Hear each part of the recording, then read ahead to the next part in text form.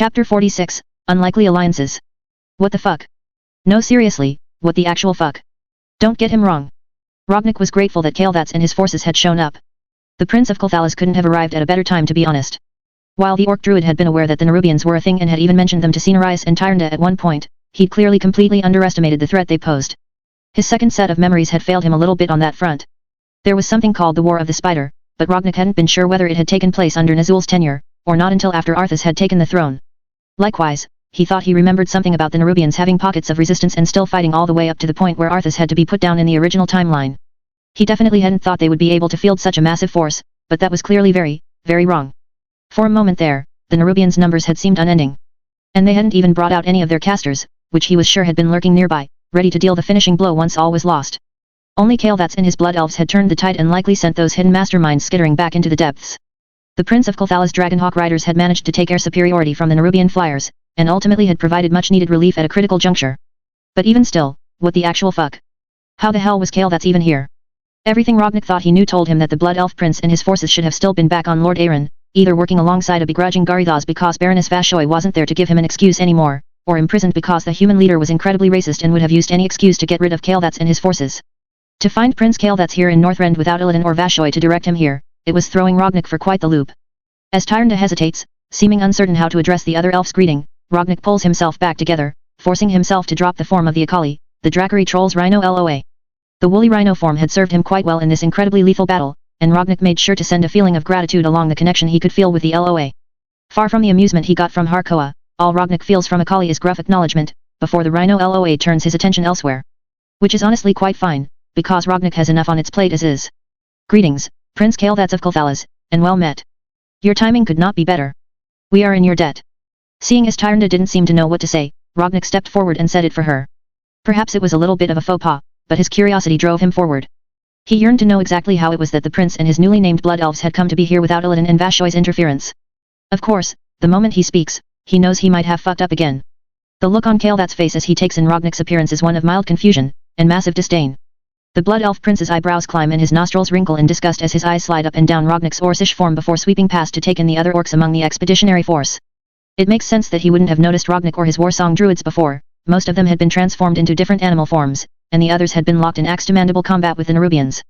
After a moment, Kael'thas marshals himself, what looks like centuries of political experience causing him to turn his instinctive sneer of disgust into a cold, unfeeling smile. But the hatred and anger is still present in his eyes, even as his tone proves to be exceptionally icy. An orc, druid. Well now, never did I think I would see the day. When the prophet told us that we would find our vengeance here in Northrend, he did not mention that our allies would have orcs among them. Then again, I can see why he would hold such a thing back. And just like that, Kael'thas has unknowingly answered Rognik's most burning questions in one fell swoop. The prophet. Of course. Medivh. The former guardian of Tyrus Fal had apparently been busy, even after Archimonde's defeat. The same man who had prompted both Jaina and Thrall to cross the ocean and settle on Kalimdor had apparently had a hand in bringing Kael'thas and his blood elves to Northrend as well. Smiling slightly, Rognik inclines his head. I know who you speak of, thanks to my Warkif. He is fond of riddles and vague statements, isn't he? But, his words are nevertheless reliable, as contradictory as it might seem.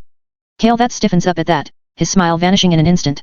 At first Rognik thinks it might be because he spoke so casually with the elven prince, his familiarity striking a nerve with the stuck-up blood elf. But, no, that's not it. You're Warkif, you said? So the rumors are true. The horde walks Azeroth once more, does it? Here, Kael'thas sneers, his eyes glowing flinty. I'd heard tell that the orcs used the chaos caused by the scourge to escape their camps and flee across the sea. But never had I thought you would find an open-armed welcome from our ancient kin in Kalimdor. Tell me, Night Elves? Do you know what these creatures are capable of? Do you know of their crimes? Ah. Right. Shit. Rognik was honestly kind of terrible at this diplomacy thing, wasn't he? As everyone on both sides bristles, he finds himself grimacing. On the one hand, Kael'thas was a snooty asshole who would have only become snootier and more of an asshole with time, especially if he'd wound up signing on with Illidan like in Rognik's other memories. On the other hand, the prince was incredibly loyal to his people if nothing else. So loyal in fact, that it would drive him mad in his pursuit of a way to save what remained of his people from the terrible fate of the wretched. He and Arthas shared some parallels there in fact. In seeking to cure his people, Kael'thas would eventually be slain and then resurrected into a puppet for the Legion, much in the same way that Arthas had been tricked into losing his soul to Frostmourne and becoming a puppet of Nazul. The difference here was, Kael'thas wasn't too far gone just yet. There was still a chance for him to go down a different path. His descent into madness started here in Northrend, when he along with Illidan and Vashoi failed to stop Arthas from becoming the Lich King. If he were to succeed instead of fail, then he would not have reason to flee to Outlands, and maybe his future could still be salvaged. On top of all of that, Kael'thas had every reason to hate Rognik's people. Long before Arthas and the Scourge cut a swathe through the heart of Kulthalas and perverted the sun well, during the events of the Second War, Warkif Orgrim Doomhammer and his Orcish horde had rampaged through the High Elf lands, ultimately forcing them to retreat behind a shield that covered the whole of Silver Moon City, and nothing else. Countless High Elves had died to Orgrim's horde, so frankly, Kael'thas had every right to be distrustful and hateful here and now. That said, if there was one thing this attack showed, it was that they needed him and his Blood Elf forces. We know them well, Prince. As if on cue, Tyrande finally speaks, stepping up alongside Rognik and placing a hand on his shoulder. Blinking in surprise at the support, he watches on as the High Priestess of Elune stares down her nose at the Prince of Kulthalas. We know them to be honorable warriors and stalwart defenders of the forests of Kalimdor. And we know them to be victims of the Burning Legion, survivors of atrocities committed against their people on another world long ago. Ah, now there was an opportunity. Kael'thas looks confused, but Tyrande falls silent, clearly meaning for Rognik to take over from here. And with her words, he actually sees exactly how he might. Clearing his throat, he speaks not as some politician, but from the heart. Channeling the same feelings as he had so long ago when he'd spoken to the Warsong clan on the edge of Ashenvale Forest, he tries his best to find common ground with the Prince of Kulthalas. She's right. What the old horde did to your people was wrong, Prince Kael'thas. There is no denying that. But long before my people came to your forests, we were a peaceful, if savage race. We lived on our own world, rather simply, with no thoughts of conquest or war in our minds. And then the Legion came and turned us into what you and yours faced during the Second War. They fed the orcs demon blood and tied my people to them via a blood curse set by the pit fiend Manoroth. Rognik pauses and hefts his axe pointedly. A pit fiend I am proud to say was slain with this very blade less than a year ago now. Kael'thas looks at the axe, and then back at Rognik. He doesn't look wholly convinced, but he also doesn't speak, seeming to mull over Rognik's words. Taking that as a good sign, he hurries to try and reinforce whatever gains he might be making with the Elven Prince. I was born here on Azeroth, shortly after my people arrived through the Dark Portal. So was my Warkif. I will not try to deny that much of the new horde is made up of the old, but my people know that they've made mistakes. We strive to make up for those mistakes every single day. My fellow druids especially work to heal the land and tend to the forests, to bolster nature itself. We lost Draenor to the Legion, but we will not let the demons have Azeroth as well. Nor will we allow ourselves to be used as their patsies ever again. There's another long pause on Kael'thas' part at that, before finally the Prince of Kulthalas flicks his fingers out rather dismissively, offering up a cold smile. I am not here to rehash the past. Nor am I here for the Legion. No, my people and I were told that the Scourge's true master can be found in these frozen wastes. Tell me, did the prophet speak true? Beside Rognik, Tyrande bristles on his behalf, likely offended for his and his people's sake at Kael'thas' rather cavalier attitude when brought face to face with their suffering. But Rognik recognizes that the haughty Elven Prince is actually offering an olive branch of peace in a way, for all that he's as standoffish as ever. Truth be told, this was the best they were going to get. This time, it's Rognik who places a hand on Tyrande's shoulder, keeping the High Priestess from speaking up in his defense once more. As Tyrande goes still at his touch, Rognik nods to Kael'thas, his face solemn. Yes. There is an entity in Northrend called the Lich King. It is he who commands the Scourge, on behalf of the Burning Legion. It was he who lured Arthas Menethil to Northrend in order to corrupt and twist the human prince into a monster. It was he who made Arthas his champion and sent him back home to lay waste to Lord Aaron and Kulthalas alike. There's movement among the Blood Elf forces at that. Elves exchange glances, shifting from foot to foot in anticipation. This was why they were here after all. Vengeance was all that was left for many of them. And maybe, just maybe, if they actually got the vengeance they sought this time around, things could be different. Maybe they could be better. Kael'thas has the most pronounced reaction of all, letting out a slow sigh as he accepts Rognik's words. Frankly, the Orc Druid considers it a good sign that the Elven Prince isn't immediately calling him out and doubting whether he speaks truly or not. That Kael'thas is willing to trust him must mean something good, right? The prophet also assured us that this Lich King would be weakened. Dying even. And yet, we come upon you under severe attack by a truly massive amount of his forces. What exactly is the situation here? Ah. Of course Medivh hadn't told them everything. The man couldn't help but be vague, could he? Rolling his shoulders, Rognik grimaces and gestures to Tyrande. Arthas Menethil is dead, killed at the hands of High Priestess Tyrande Whisperwind here over half a year ago. More importantly, his rune blade, Frostmourne, was shattered at the same time. Frostmourne was apparently very important to the Lich King's power.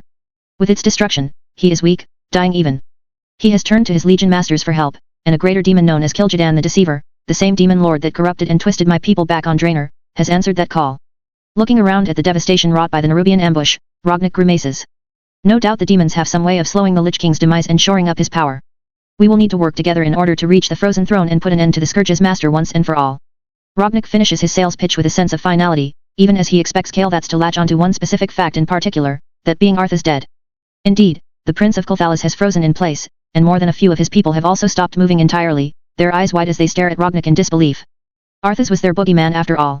The traitor prince had destroyed their entire way of life. And yet, Kael'thas surprises Robnik by not immediately demanding more information. Instead, once again showing that he has centuries of political experience and diplomatic acumen backing him up, the elven prince takes this information in, and finally nods. You are correct. My blood elves and I will join your expedition. Frankly, with the number of betrayals we've suffered in recent times at the hands of humans, perhaps it is only fitting we fight alongside orcs and our ancient elven kin instead. Ah. It sounded like something had happened with Garithos after all, despite the absence of Baroness Vashoy and her Naga. Robnik very carefully doesn't mention that the current Lich King is technically a remnant of an orc spirit. If all goes well, then Kael'thas never needs to know Azul's true identity. Honestly, it's not that important anyways. Smiling at Kael'thas, Robnik gives a single nod. Welcome aboard. The elven prince reluctantly nods back, his decision to join them clearly not without reservations. But at least the elf was reasonable enough to recognize that hard times made for strange bedfellows. Chapter 47, Long Lost Kin. Contrary to what most might believe, vengeance was not the only thing that drove Kael'thas' son's Strider forward at this point. As much as he might have wanted to dedicate all of his resources towards tracking down Arthas Menethil and making the bastard pay for what he did to Silvermoon and Kael's people, there were more important things to be done. Or so Kael'thas had thought. But then, he'd tried to set aside his vengeance and fury.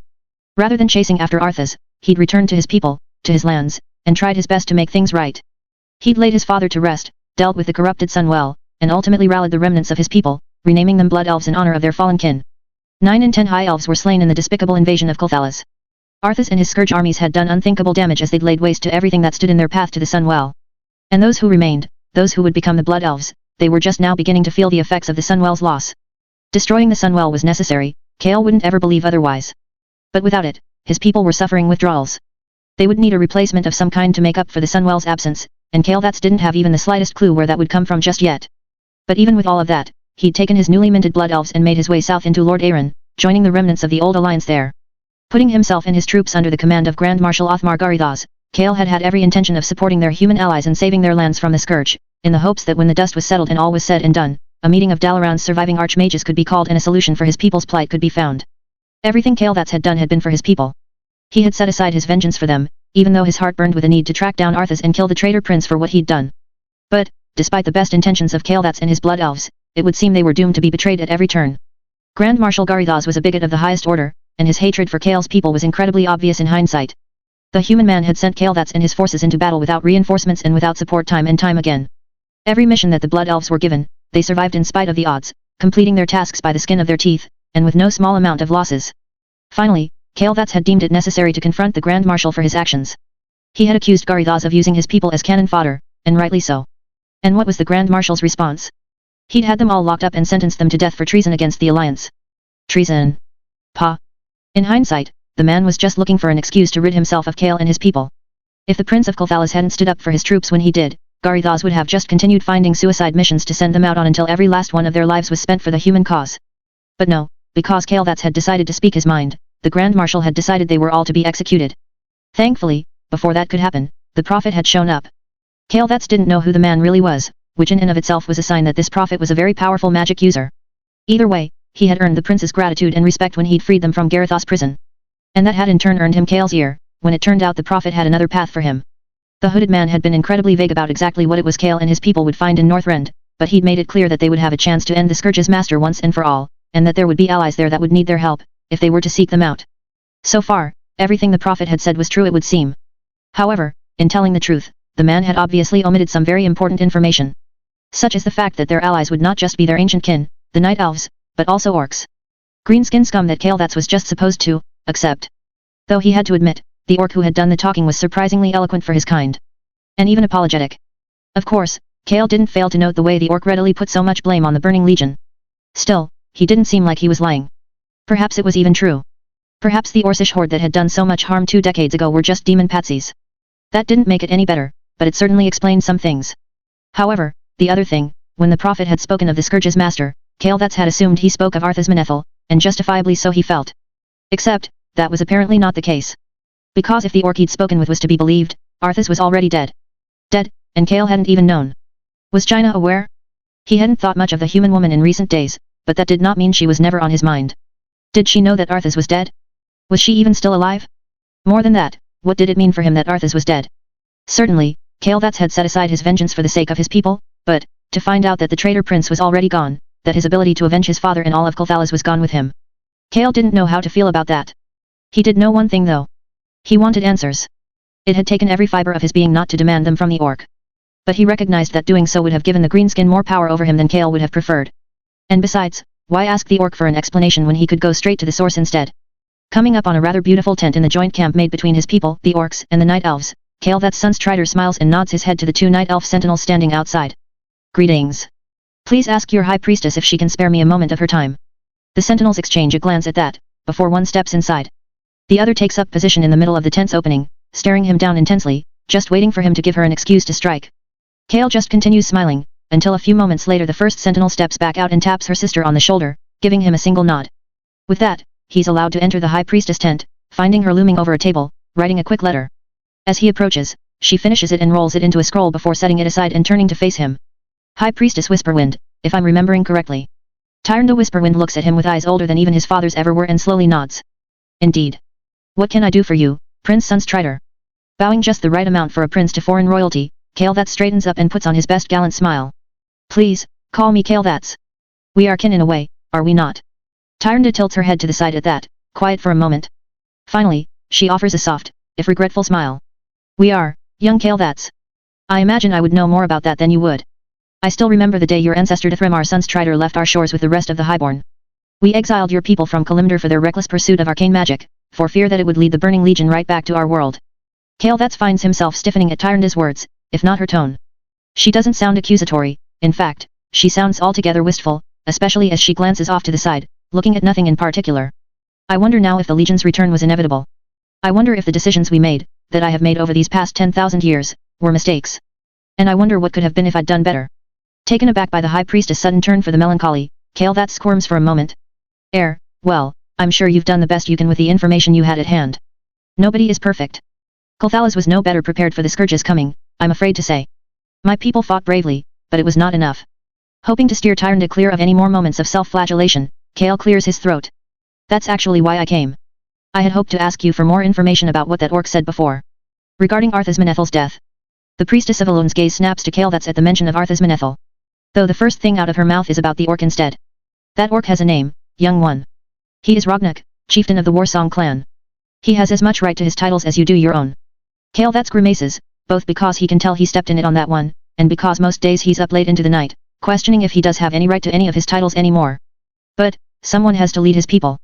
Someone has to try to save what remains of Kulthalas. Of course. My apologies. Tyrande softens a bit, pulling back minutely, before frowning again. What is it you would like to know regarding Arthasmanethel's death? Finally. Kale that's tries not to be too eager about it, but he can't help leaning in just a bit. I wish to know the circumstances that led to his demise. Did he die badly, at least? Did he die screaming? For a moment, he thinks he might need to rein it in, but before he can apologize for his exuberance, Tyrande Whisperwind's face splits into a frankly terrifying smile. She looks off again, this time clearly reminiscing as she answers him. The human prince died like the dog he was, Prince Kale that's.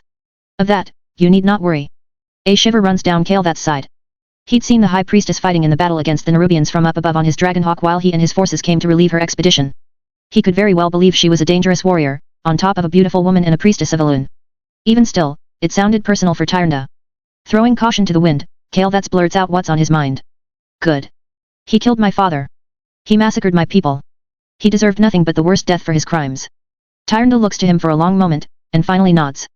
He killed someone close to me as well. And his scourge, even if he was not their commander, were responsible for the death of my mate.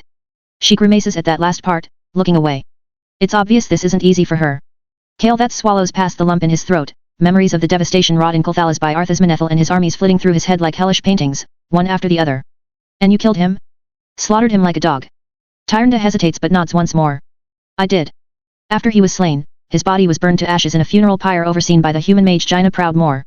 That brings Kale that's up short. His eyes widen as he stops and just stares for a long moment. I'm sorry. Did you say Jaina Proudmoore? She was there? She's on Kalimdor. Looking a little confused, Tyrande nevertheless nods yet again. Indeed. Lady Proudmoore and her troops were as crucial as Warkith Thrall and his horde in the battle for Mount Hyjal. There, Archimon the Defiler was stopped once and for all, at great cost. Mount Hyjal. Where it was said that a second well of eternity lay hidden. Where his ancestors had once drawn their arcane power, before journeying across the sea to Kulthalas.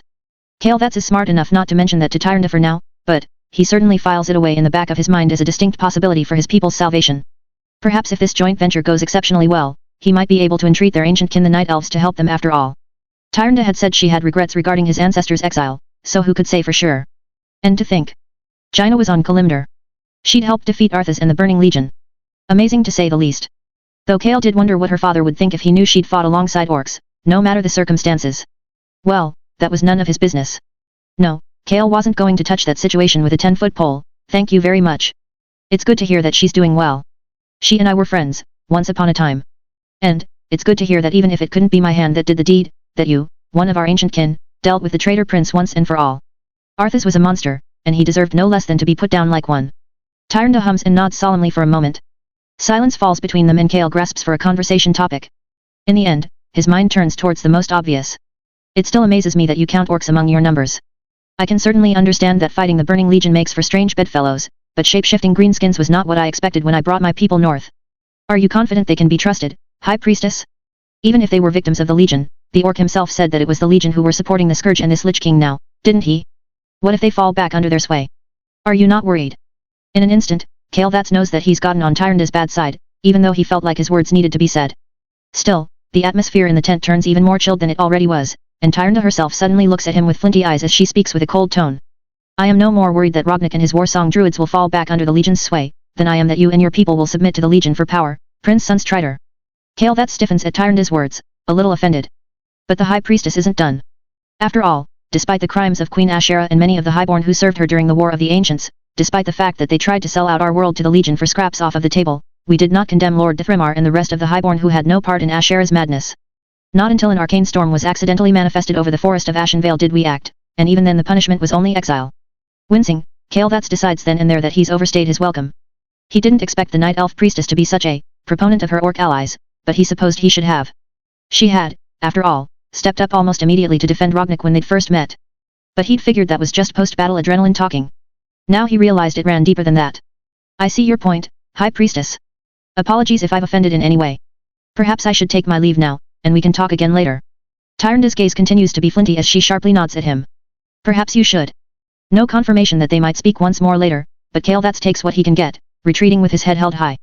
He's learned quite a lot as it is, and even if the presence of this Rognik and his fellow orcs still unsettles the prince something fierce, Kale knows for a fact that he'll sleep like a babe tonight all the same. Regardless of their current location and the likelihood that they're surrounded on all sides by their enemies, he'll sleep better than he has in months knowing that Arthas Menethil is dead in ash, and his people have, at least partially, been avenged. Now all that was left was to finish the job. Chapter 48, Battle at the Ridge. Tyrande knew that she'd let herself get much too emotional at the end of her conversation with the Sunstrider Prince. And she knew exactly what it was about Kale that had rubbed her the wrong way as well. It wasn't just that he and his kin reminded her vaguely of the Highborn, albeit a pale imitation of what his ancestor Dithramar Sunstrider and his followers had been. It was a common enough misconception, even among some of her own people, but arcane magic had not in fact been immediately outlawed following the destruction of the original Well of Eternity and the Sundering.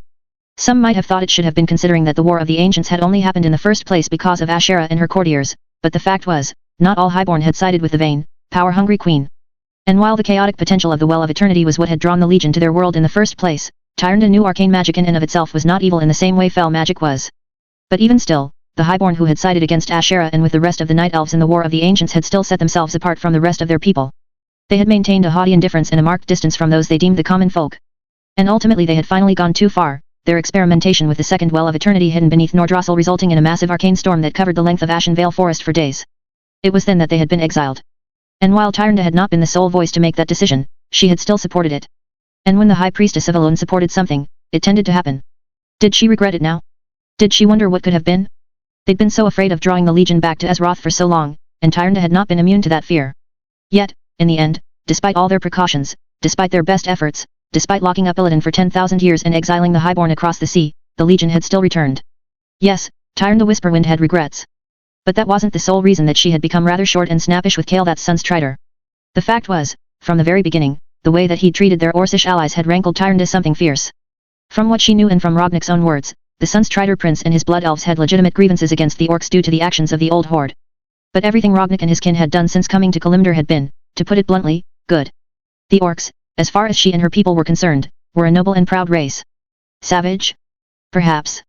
But that mattered little. From the moment they'd set foot on Kalimdor's shores, the Horde had proved themselves to be just as honorable as Broxigar the Red, the one example of their kind that Tyrande had had for the past 10,000 years. Not to mention, well, the Warsong chieftain was her daughter's lover. So yes, Tyrande was well aware that she was quite biased when it came to both Rognik and his orcs, and Prince Sunstrider and his blood elves. She was also self-aware enough to be somewhat embarrassed by her bias. As such, for the past few days since Chaos and his forces had joined the expedition, Tyrande had been keeping her distance from both him and the Warsong chieftain. Still, that wasn't a state of being that she could maintain forever. Now, as they got closer and closer to the frozen throne, they all had no choice but to move as one cohesive unit. The Nerubian ambush had been eye-opening and a learning experience for all of them. They've crept along at a snail's pace ever since, so it's not really a surprise when the warning comes much in advance this time. Enemies on the ridge. What is surprising, however, is the absence of an attack after that shouted warning. Even as everyone around her readies their weapons and looks to the ridge, Tyrande does the same. She immediately sees them. A fresh force of Nerubians crawl all over the ridge directly ahead of them. By all rights, the frozen throne is just a few short hours past this ridge. If they can win this next battle, they might be able to deal with the Lich King before the day's end. Perhaps that is why the Scourge do not immediately charge. Perhaps that is why they do not immediately go on the offensive. Maybe they're scared. Afraid that the living might have a feint in place, one that would allow them to strike from behind and cut off the head of the snake if the Scourge dared to overextend. They don't, to be clear. The idea had been raised, but ultimately deemed unfeasible.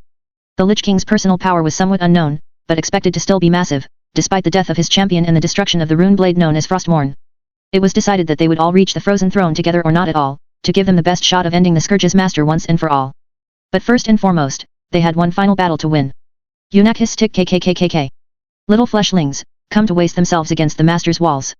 Tyrande stiffens as a truly massive Nerubian, perhaps the biggest she's ever seen, looms over the side of the ridge at all of them. Flaring his insect-like wings, the Nerubian does what must be their equivalent of a laugh. Malevolent and evil, the sound washes over the area. I am Anubarak, last king of Azjil Nerub, Major Domo to the Lich King. Crypt Lord. You, all of you, will die here as we did. The might of the Nerubian Empire could not stand up against my master's power. What chance do you all have? Tyrande's eyes narrow as her hands tighten around her bow. A small feeling of pity cuts through her disgust and hatred for the undead monstrosity in front of her.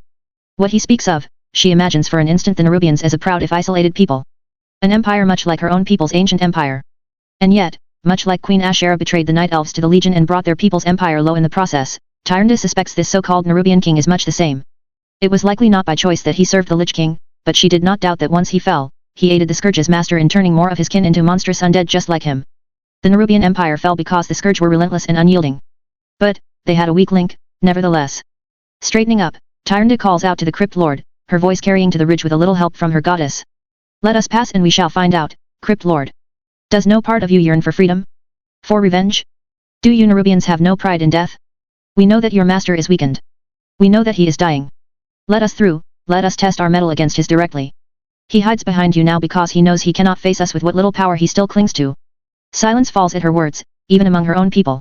Tyrande feels the back of her neck heat up a little bit as she feels incredulous eyes from numerous members of the expedition fall upon her.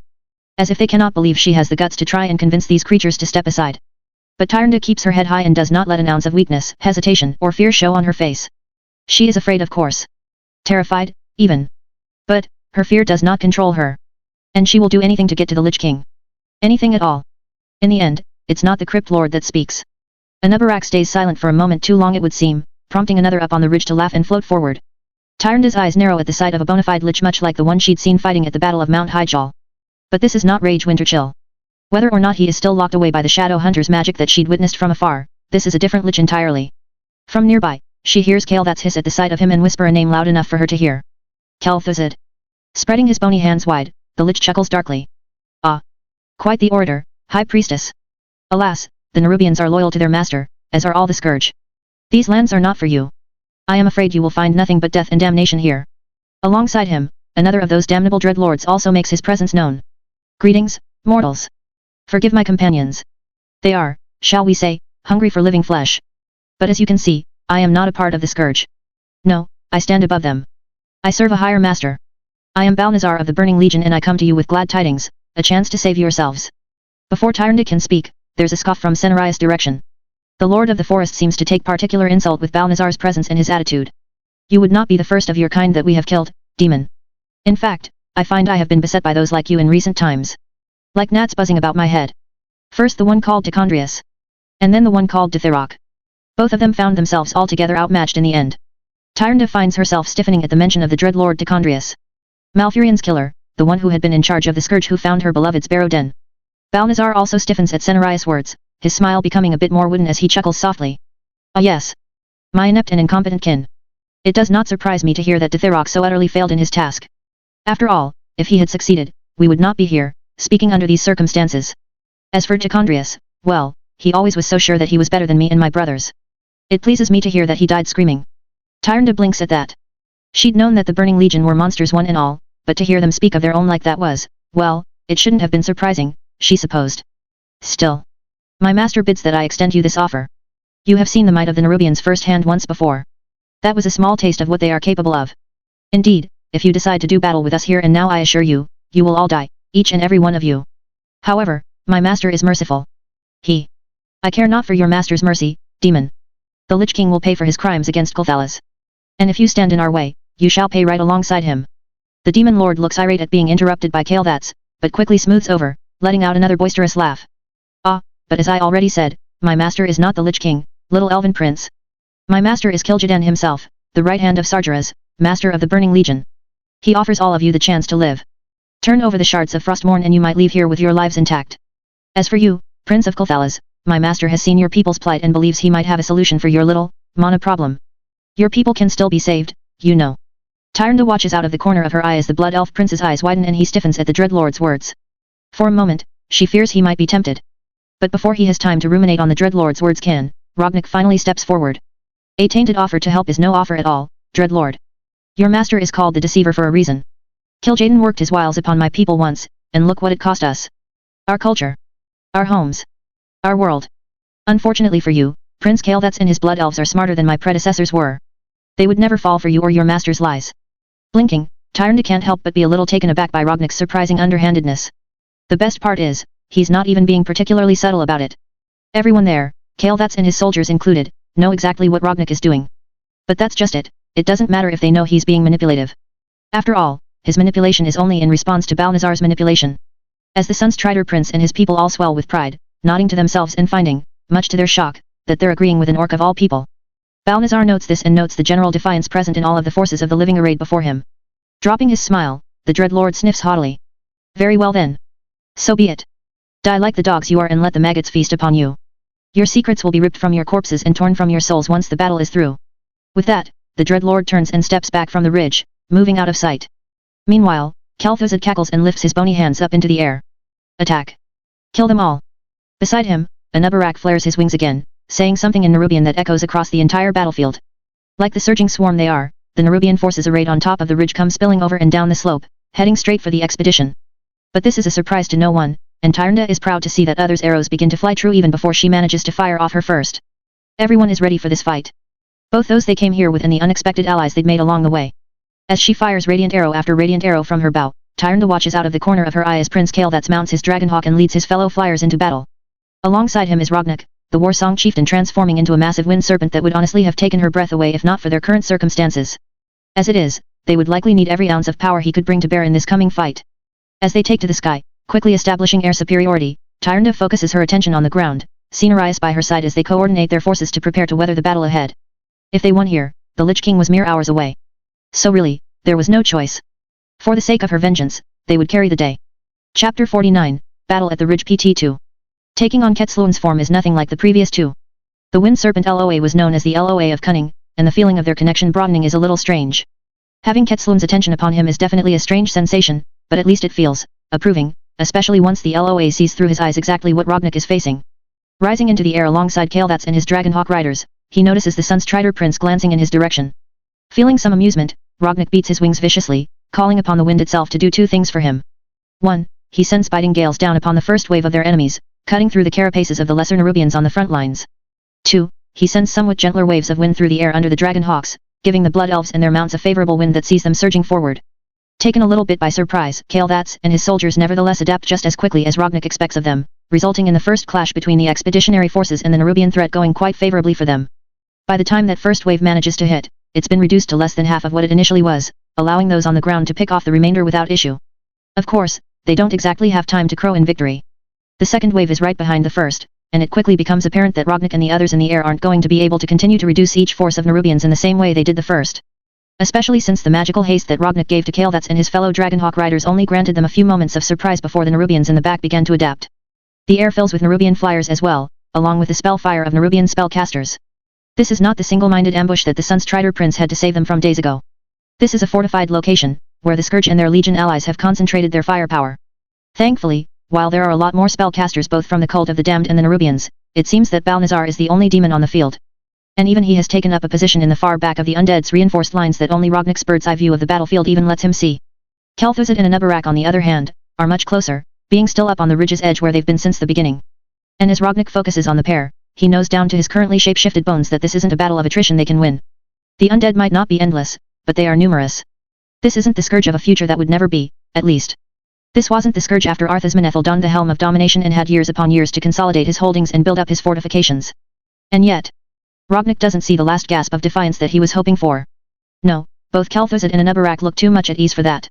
Not that it's that easy for Rognek to read the Nerubian Crypt Lord's facial expressions in the first place, but considering the way the Nerubian king is all but lounging up on the ridge, he's clearly not feeling pressed. And Kel'Thuzad is barely doing anything beyond casting a frighteningly powerful frostbolt every once in a while.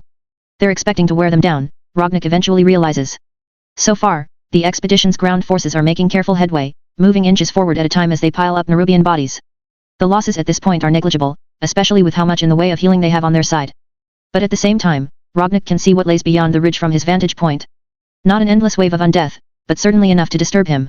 Enough to make him realize that they think they can outlast them. Is that it? Or do they have something else up their sleeve? Rognek stiffens in the process of slicing his way through another dozen or so Nerubian flyers, tearing the airborne undead creatures apart with his massive talons and summoning up more wind to completely disrupt their flying and further enhance the capabilities of his allies. Ketzluan's form was powerful, but it did mean he had a voice in the back of his head, ready to speak up whenever it struck the wind serpent LOA's fancy. I'm glad you're enjoying the physical nature of my form, young druid. But consider this, you currently embody all of my traits. And it's not my physical form that I consider my greatest asset. Look closer. Think about who it is you're facing. Rognek narrows his eyes at that and does as he's told. Ketzluan is right, after all. He has taken the form of the LOA of cunning, and with that, much like with Akali and Harkoa, that's having a mental influence on him as well. He's seeing things more clearly, viewing things through the lens of a strategist even though he's truthfully never been much of one. With his bird's eye view of the entire battlefield, Rognek finds himself recognizing what's really happening. The expeditionary force is winning, there's no doubt about that. So why are the enemy leaders so unconcerned? Well, it turns out Kel'Thuzad is not just standing there casting a frostbolt ever so often. It takes Rognek focusing on the floating lich's teeth to see it, seeing as the bastard doesn't have lips, but they're moving. Kel'Thuzad is speaking. What he's saying, Rognek doesn't know. But now that he's actually looking for it, he sees that while the lich's one hand does shoot out every once in a while to fire off another frostbolt, his other hand is pointed towards the ground, to the snow under his floating form. No, not to the snow. Under the snow. Rognek's transformed eyesight focuses in and he sees something he's not sure how he missed before. A flowing of energy is traversing across the ground as the living ground forces fight their way through the Nerubians beneath the ridge. Carefully hidden among the spiky rocks that make up the ridge is a trail of sorts. And through that trail, power is crawling its way back up. Yes, now you begin to see, little druid. Look closer. Something is wrong. Sacrifices, Rognek belatedly realizes. Only then does he truly see it. The living have taken some casualties by this point, but not many. However, none of those casualties have been risen as undead. Despite the massive amount of enemy spellcasters on the field, not one necromancer was taking the time to reach out and add insult to injury by resurrecting their dead. Why? Well, it was quickly becoming clear just why that was. There was a spell in the works. A ritual, it would seem. But Kel'Thuzad wasn't the ritual caster. He was merely a conduit, as were many of the other spellcasters, now that Rognek knew what to look for. All of them were handicapping themselves, splitting their focus between the battle and whatever it was they were truly up to. There were multiple flows of power moving back behind enemy lines, drawing energy not just from the scant few deaths that the expedition had suffered so far, but also from the Nerubian fodder that was being slaughtered en masse. And all of that power was flowing back towards Balnazar, the Dread Lord standing far behind enemy lines, his eyes glowing with fell green magic and his clawed hands aloft now, covered in a mixture of both necromantic death magic and demonic fell magic alike. All of this, Rognek takes in within a split second. It's as though time itself has frozen to allow him to properly process everything he's seeing. A gift from Ketzluan no doubt, though the wind serpent LOA isn't done whispering advice into his ear.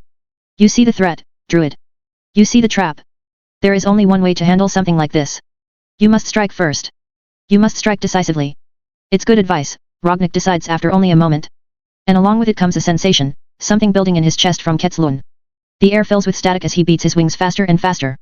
Power expands within him, lightning itself dancing around his rib cage. His eyes spark and shine with barely contained power, as Rognek points his maw in the direction of Balnazar's ritual, intending to disrupt and end it before he and Kel'Thuzad can manage to bring whatever they're planning to fruition. Unfortunately, part of gathering up enough power to stop such a thing is making yourself very obvious and very visible. Rognik doesn't see Kel'Thuzad notice his actions, nor does he get to see the Lich's reaction, but he definitely gets to hear it as the undead's panicked words suddenly echo across the battlefield. The Wind Serpent. It's targeting Lord Balnazar. Stop it. But it's too late for that. Rognik can't help but think with vicious satisfaction. He opens his maw and blinding lightning gathers in his jaws, coming up from his chest, eager to be expelled. And so it flies, exploding forth in a nice, straight, crackling beam of raw power, heading straight for a startled and surprised-looking Balnazar. For a moment, the Dreadlord's widened eyes are all Rognik sees, and then, much to everyone's shock, the beam is intercepted by an unlikely source. An Ubarak has lifted himself up at Kel'Thuzad exclamation, and thrown himself upwards on massive, heavy wings. Rognik hadn't even known the Crypt Lord could fly, but now he does because that's exactly what an Ubarak does. The Nerubian king flies directly into the path of the beam, taking it directly on his powerful carapace. A massive cracking sound echoes across the battlefield as an Ubarak's carapace shatters and Rognik's beam of raw lightning shoots into the Crypt Lord underneath, burrowing through flesh. For a brief moment, it looks like it might not matter. It looks like he might go straight through the Nerubian and still manage to reach his original target. But no, the beam is dissipated and weakened enough that when it hits the other side of an Ubarak's body, striking his carapace from the inside this time, it doesn't make it through. As his borrowed power runs out, Rognik can only watch in dismay as an Ubarak's smoking corpse falls back to the snow below. Dismay, because he can see the malevolent smile on Balnazar's face as the Dreadlord takes those upraised claws of his and slams them down into the ground at his feet. Kel'Thuzad, also seeing this, lets out a wicked cackle. Yes. Yes. Now you shall see. Now you shall all see. Northrend belongs only to the dead and the damned. The ritual comes to fruition long before Rognik can hope to gather up another blast of energy. He can only watch helplessly as something begins tearing its way out of the ice. Only then does he see what they were truly up to. Only then does he find out what they hid under the snow. Behold! Even the dragons themselves serve the Lich King. Rognik didn't have time to beat himself up over it, but he remembered this. Saphiron was one of the oldest members of the Blue Dragon Flight, and one of Arthas Menethel's earlier victims from what Rognik's past life told him. However, with Arthas' death, Rognik had put the ancient Blue Dragon out of his mind. After all, what was the likelihood that without Arthas and Frostmourne, they would be able to raise such a powerful dragon as a Bone Wyrm? As it turned out, the likelihood was fairly high when you added one of the more powerful Nathrazim to the mix. Balnazar's assistance was crucial to getting this done, Rognik could imagine, because the Saphiron that came out of the ice wasn't just glowing blue with frost and necromantic magic. No, its eyes blazed with a familiar sickly green as well, and its claws were coated in fel. As an Ubarak's corpse is hitting the ground, Saphiron is leaving it. The titanic Bone Wyrm lets out a cry that echoes across the entire battlefield, before lunging forward and sending Rognik, Kel'Thuzad, and all of the other Dragonhawk riders scattering to the sides to avoid it. In the face of such a massive creature, they would have to form up and take it down together. However, even with that said, there would undeniably be losses. Not even in Ketzluan's form would Rognik be able to tank such a monster for long. Look. Ketzluan's warning is the only reason he sees it. So focused on how they're going to fight this thing in the skies, Rognik almost misses that Saphiron isn't trying for any of them. Rather, as the expedition's flyers all scatter in every direction, Saphiron turns its focus towards the ground. And as glowing green begins building in its open maw, Rognik sees in an instant that those on the ground, rallied around Tyrande and Cenarius, they don't see what's coming. They're much too distracted by what's right in front of them. Rognik doesn't want to see what sort of damage Saphiron's breath will do, especially when the Bone Wyrm is infused with fel magic. In an instant, he turns downwards and begins diving, panicking as he looks for a solution. Only one option, in the end. Ketzluan is right. The Wind Serpent LOA puts forth an idea in Rognik. Rognik heeds it, for what other choice does he have? As he drops through the air like a speeding arrow, he discards the form of the Wind Serpent LOA, foregoing his wings and the ability of flight. Transforming back into himself for only a moment, Rognik then reaches for another of the Drakari LOA, and thankfully, feels the form he's hoping to take answer his call. As he drops, Saphiron's fel-infused breath leaves the hulking Bone Wyrm's immense maw, flying through the air directly towards Tyrande, Cenarius, and the vast majority of their healers, both druids and priestesses. Finally noticing it, the High Priestess of Elune and Lord of the Forest both look up, too late to do anything about it, their eyes widening as the wave of fel-infused frost breath hurtles through the air towards them. However, just before it can hit, Rognik is there. Not as himself, or he wouldn't have been able to do much at all besides die with them. No, as he lands in front of them, Rognik towers over the grouped healers, having taken the hulking, immense form of Mamtoth, the mammoth LOA of the Drakari Empire. This will hurt, young one. In comparison to Ketzluan's hissing whispers, Mamtoth's tone is more exacting and firm. Rognik is reminded of a future that would never be, where the mammoth LOA would destroy himself, his temple, and all of the worshippers present when he learned of his followers' plans. In the end, the mammoth LOA was not unwilling to make the sacrifice play. And neither was Rognik. Still, Mamtoth is right. Saphiron's breath does hurt, even as it slams into Rognik's shaggy side, hitting him hard and damn near bowling him over into the group of healers he's trying to protect. But Rognik sets himself in place and takes every last bit of it all the same. He stands his ground, and he tanks the blow. But not without costs. Mamtoth's roar of pain echoes through Rognik's psyche, and even as the last of the fel-infused frost breath comes to an end, Rognik finds himself collapsing back and rapidly shrinking as his connection to the mammoth LOA is subsequently severed, the power lost to him. He can only hope Mamtoth is not too hurt, but it's clear he won't be able to change back into the mammoth LOA anytime soon. Landing in the snow, feeling absolutely gutted, Rognik can only stare up at the sky as Sapphire flies past overhead, crying out in triumph and swiping down a few of Kael'thas's flyers at the same time. Meanwhile, Cenarius and Tyrande are almost immediately at his sides, their power washing over him. Felfire tries to cling to him, but his form has shrunk so much and they get to him fast enough that the worst of it cannot manage to find purchase on his body. Even still, when he tries to lift himself to his feet, he damn near fails. It takes Maiev and Natia's combined efforts after the pair of wardens rush up to pull him into a standing position. It's then that he sees Tyrande looking at him, and then to the hulking bone Wirm, Sapphire has flown off into the distance, but even now turns around for another pass. Retreat. Fall back. Rognik's eyes widen as the High Priestess gives the order. The Night Elves in the expedition immediately move to follow it, but his orcs all pause, their honor and pride warring with good sense as they hesitate. But, looking at the state of the battlefield, Rognik realizes that Tyrande is right. Anubarak might be dead, but there are still plenty of Nerubian ground troops. On top of that, Kel'Thuzad, Balnazar, and all the other enemy spellcasters are no longer splitting their focus. They're free to exert their full magical might on the battlefield now. And even if it was all of that, Rognik would have been a proponent for continuing the fight. But Sapphire is fast approaching again, and in the end, Tyrande's choice is the only one to be made. Fall back. Cover the healer's retreat.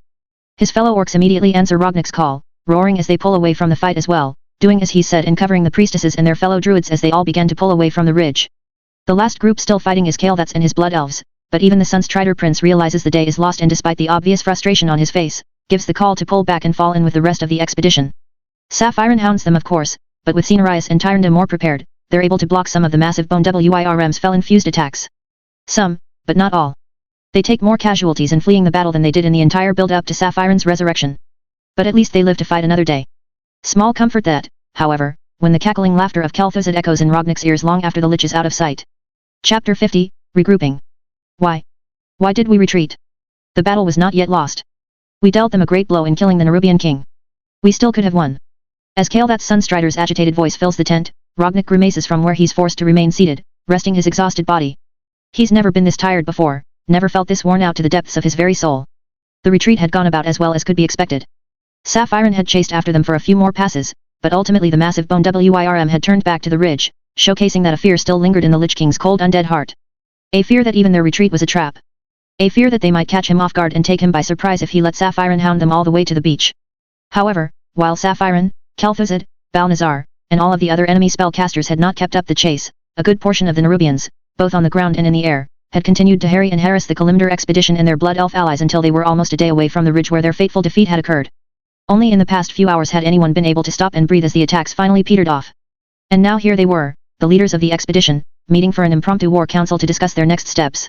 But before that could happen, the Sunstrider Prince seemed intent on airing his grievances and making it clear what he thought of their decision to retreat. Rognik's nostrils flare instinctively as his Orcish pride demands that he get up and match Kael'thas's provocation with some chest thumping of his own. But he's too damn tired at the moment, so instead he just sits there and stews in his feelings, letting the others in the room give their own responses to the Blood Elf Prince. Cenarius is first to speak, the Lord of the Forest sighing as he shakes his head. But at what cost, young one? Even if we had prevailed, how many would have been lost?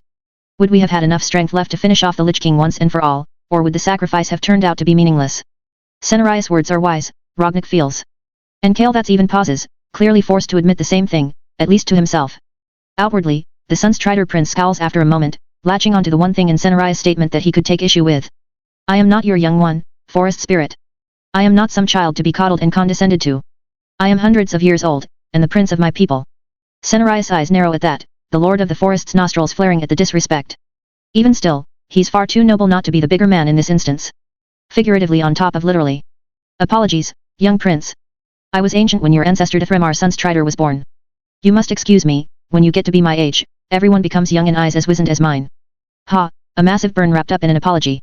Yeah, that was about Cenarius' speed. Rognik wished he had the strength to chuckle over it, but perhaps it was for the best he didn't, it would only have antagonized Kael'thas further. Bristling, the prince can't find fault with Cenarius' apology, so of course he pivots back around to his original issue. Even still, we could have won. I and my fellow Dragonhawk riders were ready to do battle with the bone Wirm. We might have taken losses, yes, but I fully believe we could have prevailed. The call for a retreat was too damn early. Answering that particular boast is a scoff from the Watcher's corner, as Maiev steps forward, arms crossed over her chest. The warden shakes her head and snorts derisively at Kael'thas's words. Oh. Because from what I saw, that blasted monstrosity killed half a dozen of your riders the very first time it focused on them after that initial breath attack. Your people would have died to the last, Prince. That bone WIRM wasn't something any of us could have anticipated. Frankly, it looked like it was made from the largest dragon I've ever seen.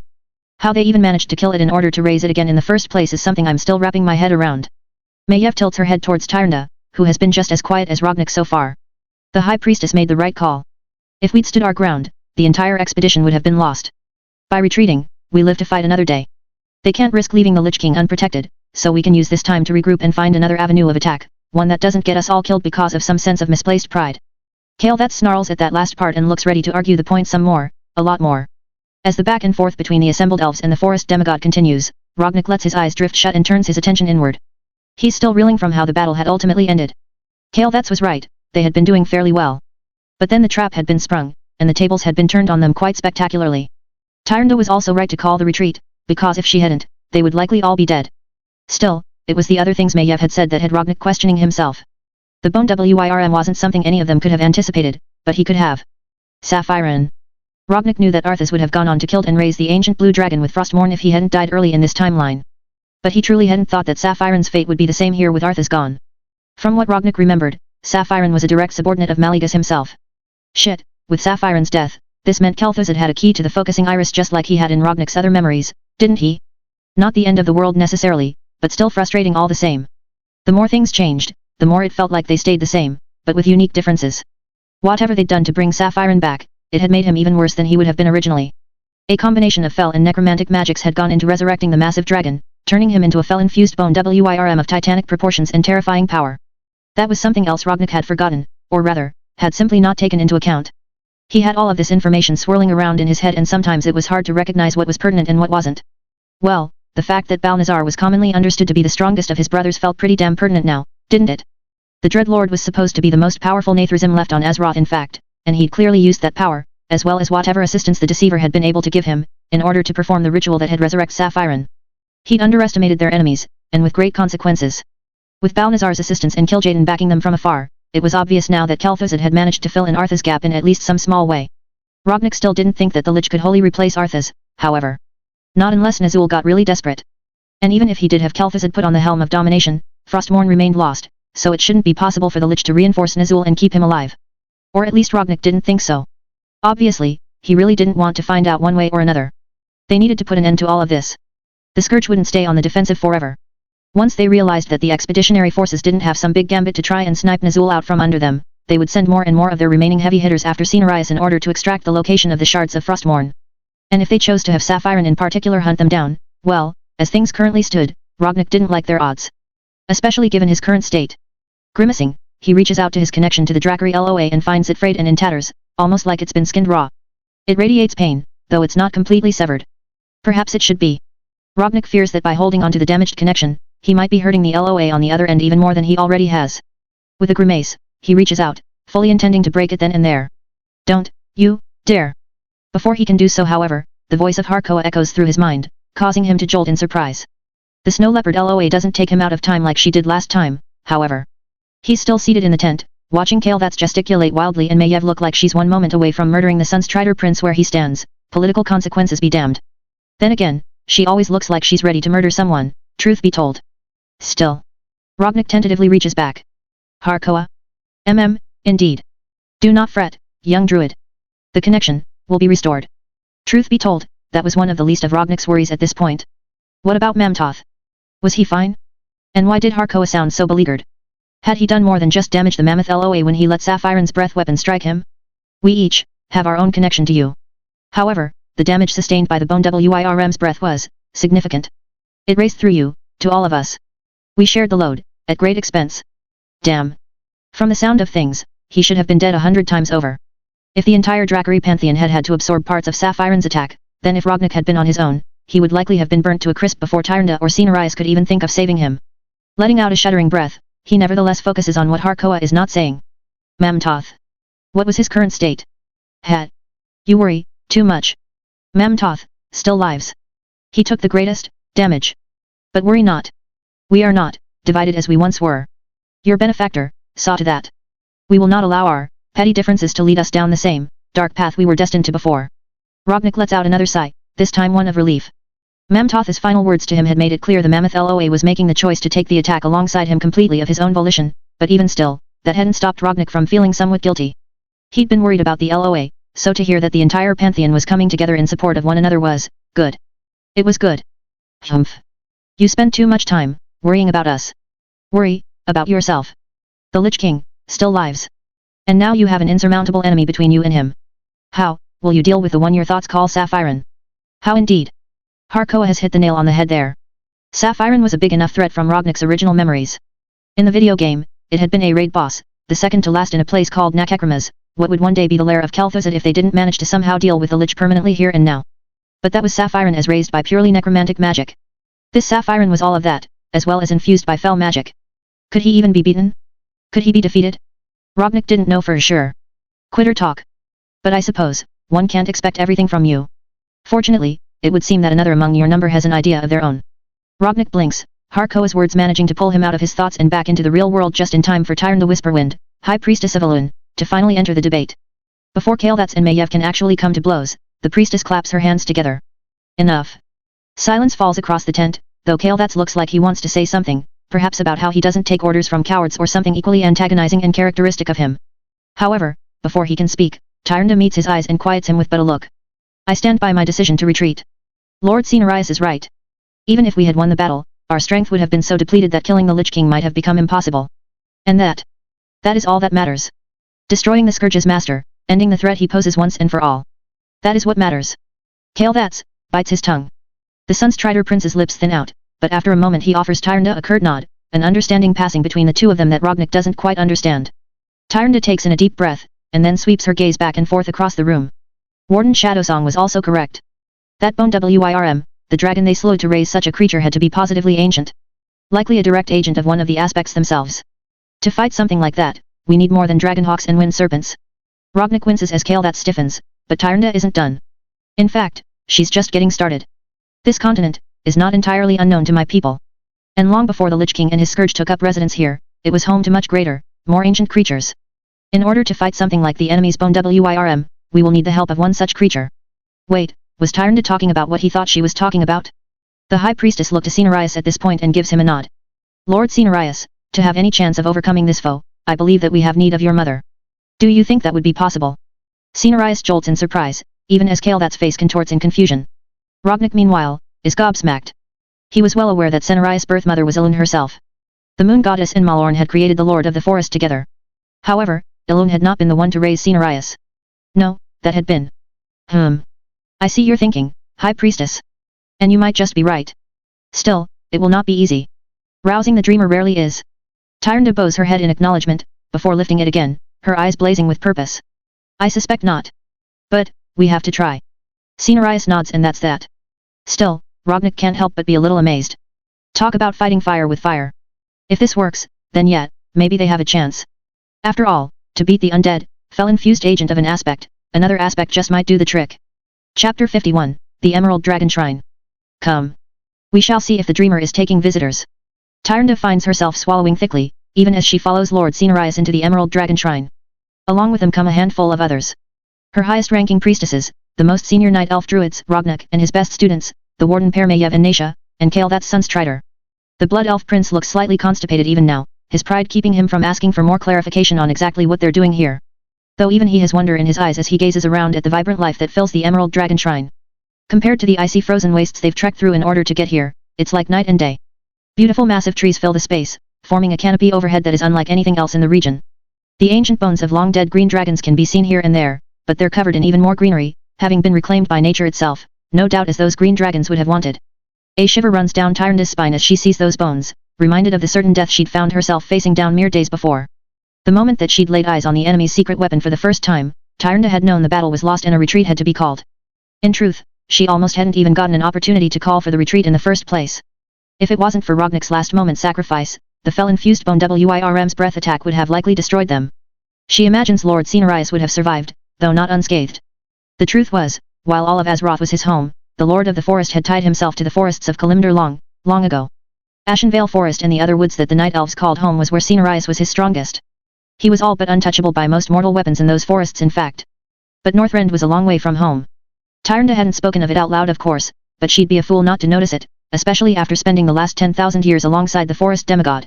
Here in this frozen waste, Cenarius was weaker. Not incredibly so, but he still didn't have access to his full power.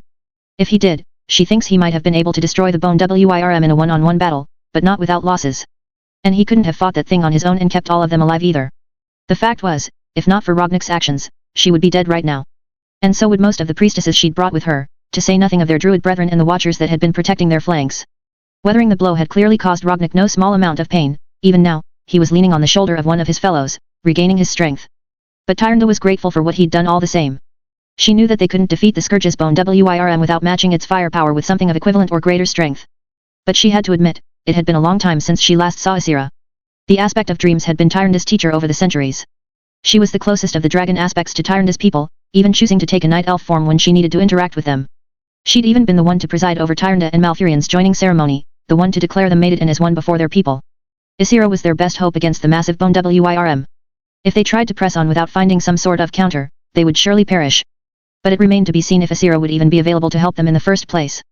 Lord Cenarius. When Alistros said that you were sighted approaching the dragon shrine, I almost didn't believe him. Tyrande blinks as what appears to be a night elf comes running up. But of course, she immediately recognizes that this is not the case. Dressed in druidic robes and wielding a staff covered in leafy greenery, the female night elf is not a night elf at all, she's a green dragon in disguise. One that Cenarius greets warmly and with familiarity. Nishara, keeper of the garden. It is good to see you again. Just as it was good to see Alistros flying overhead, keeping a watchful eye over the dragon shrine's surroundings as we approached. Unfortunately, this is not a social call, as much as I might wish it to be so. Nishara blanches at the grave tone Cenarius takes, her eyes flicking past him. She gives a small nod to Tyrande, one that Tyrande returns, but as her gaze falls over the rest of their party, she becomes more and more bewildered by what she sees. Finally, she looks back to Cenarius and lets out a shuddering breath. No, I suppose it's quite obvious that it is not. What seems to be the matter, Lord Cenarius? The Lord of the Forest's tone remains deeply grave as he explains the situation in full to the garden keeper. As he speaks on the powerful necromancer that has taken root in the northern reaches of Northrend, as he talks about the Lich King and the forces arrayed to protect him, one of Tyrande's hands clenches at her side, spasming in and out of a fist that shakes with raw fury. She'd been careful not to speak until it was the proper time at that impromptu war council a few days back. Not because she was trying to make everyone happy or let them all get their reservations and anger out before bringing up her plan, no, she hadn't spoken until the time was right because if she'd spoken early, she knows she would have blown up in rage and anger. The Sunstrider Prince was not entirely wrong to be angry or upset. Tyrande understood exactly where he was coming from. All too well, in fact. Did he think she wanted to run away? Did he think she enjoyed having to set back their goals in Northrend by turning and marching in the opposite direction? No, what Tyrande wanted more than anything was to dole out justice. What she wanted was her vengeance against the Lich King. To end the Scourge's master once and for all. Justice for her mate. Justice for Illidan. That was what Tyrande wanted. Hearing Kael'thas speak as though she were a coward, or as though she wasn't just as committed to seeing the Lich King dead as he was, had been infuriating. But Tyrande was supposed to be more than just her fury. She was supposed to be above such things. So she'd let the others put the Sunstrider Prince in her place. Though, the High Priestess was a little surprised that Maiev stood up for her. The two women had never really gotten along, not since 10,000 years before, when Maiev had designs on Malfurion but Tyrande was the one who actually won him. And yet, it would seem the Warden had put that in the past. Or at least could differentiate between her personal feelings and what was right in front of her. Either way, her support had been appreciated. Now here they were. And as Lord Cenarius' tale to Nishara comes to a close, as the demigod finishes describing the events that led them to the Emerald Dragon Shrine, Tyrande straightens up, waiting expectantly for Nishara's response. The garden keeper presses her lips together thinly and looks around at them all once more before letting out another sigh. I do not know if you will find the assistance you seek here, Lord Cenarius. The dreamer, she slumbers. And based on previous patterns, she likely will for quite some time. It was just over a decade ago that she woke last and spent her strength on the Battle of Grim Battle. At this, Nishara's eyes slide over to Rognik and his students. Tyrande blinks as she watches the Orc Druids all collectively stiffen. Rognik in particular seems to gather himself, pushing off of the other Orc he's leaning against and looking as though he's ready to once again apologize for the past actions of his people. Tyrande's not sure what it says that she's beginning to recognize that look on the Orc's face whenever something like this comes up. However, before Rognik can speak, Cenarius intercedes. Ah yes. The fight against the Destroyer. I have been remiss in introducing my companions. Apologies, Garden Keeper. You know High Priestess Whisperwind of course. As well there is Warden Shadowsong, of the Watchers. Prince Kael'thas Sunstrider, of Kulthalas, and Chieftain Rognik of the Warsong clan, my student. The disguised green dragon's eyes widen at this, even as Rognik straightens up a bit, throwing a look filled with gratitude in Cenarius' direction. The Lord of the Forest merely smiles as he waves a hand of branches. Everyone here is devoted to seeing the scourge threat ended once and for all, Nishra. And I believe my mother, once she understands what exactly we're facing, will agree that her assistance is necessary. Please, take us to her. To her credit, the keeper of the Emerald Dragon Shrine only hesitates for a moment longer before bowing her head. Of course, Lord Cenarius. I would never dream of keeping you from your mother. I just wished to temper expectations. She might not be capable of being roused at this point in time. Cenarius hums, acknowledging Nishra's words. I understand. Allow me to deal with that. Wordlessly, the disguised green dragon turns and leads them deeper into the beautiful, verdant green valley. Tyrande has never been to the Emerald Dream herself, but she's had it described to her by her mate and seen glimpses of it in other ways. Even this place is but a pale imitation, but it still manages to be a place of extreme beauty, despite being nothing more than a shadow of the dream. Eventually, they come to the heart of the Dragon Shrine, and there, before them is the dreamer. Just like that. Except, not quite.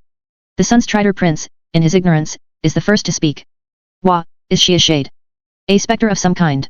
Looking back over his shoulder, Cenarius chuckles good-naturedly. No, young prince. The aspect of nature straddles the line between this world and the next. She is the mother of dreams, the Emerald Queen. While she sleeps, she resides within the Emerald Dream, a reflection of Azeroth in its purest form. And while she resides there, her corporeal form becomes as you see it now, completely untouchable. Indeed, it is as Cenarius says. Ysera slumbers and the dragon aspect's massive form is transparent, almost like it's not even there. Tyrande can understand why the prince asked if she was a specter. By all rights, Ysera is positively see-through at the moment.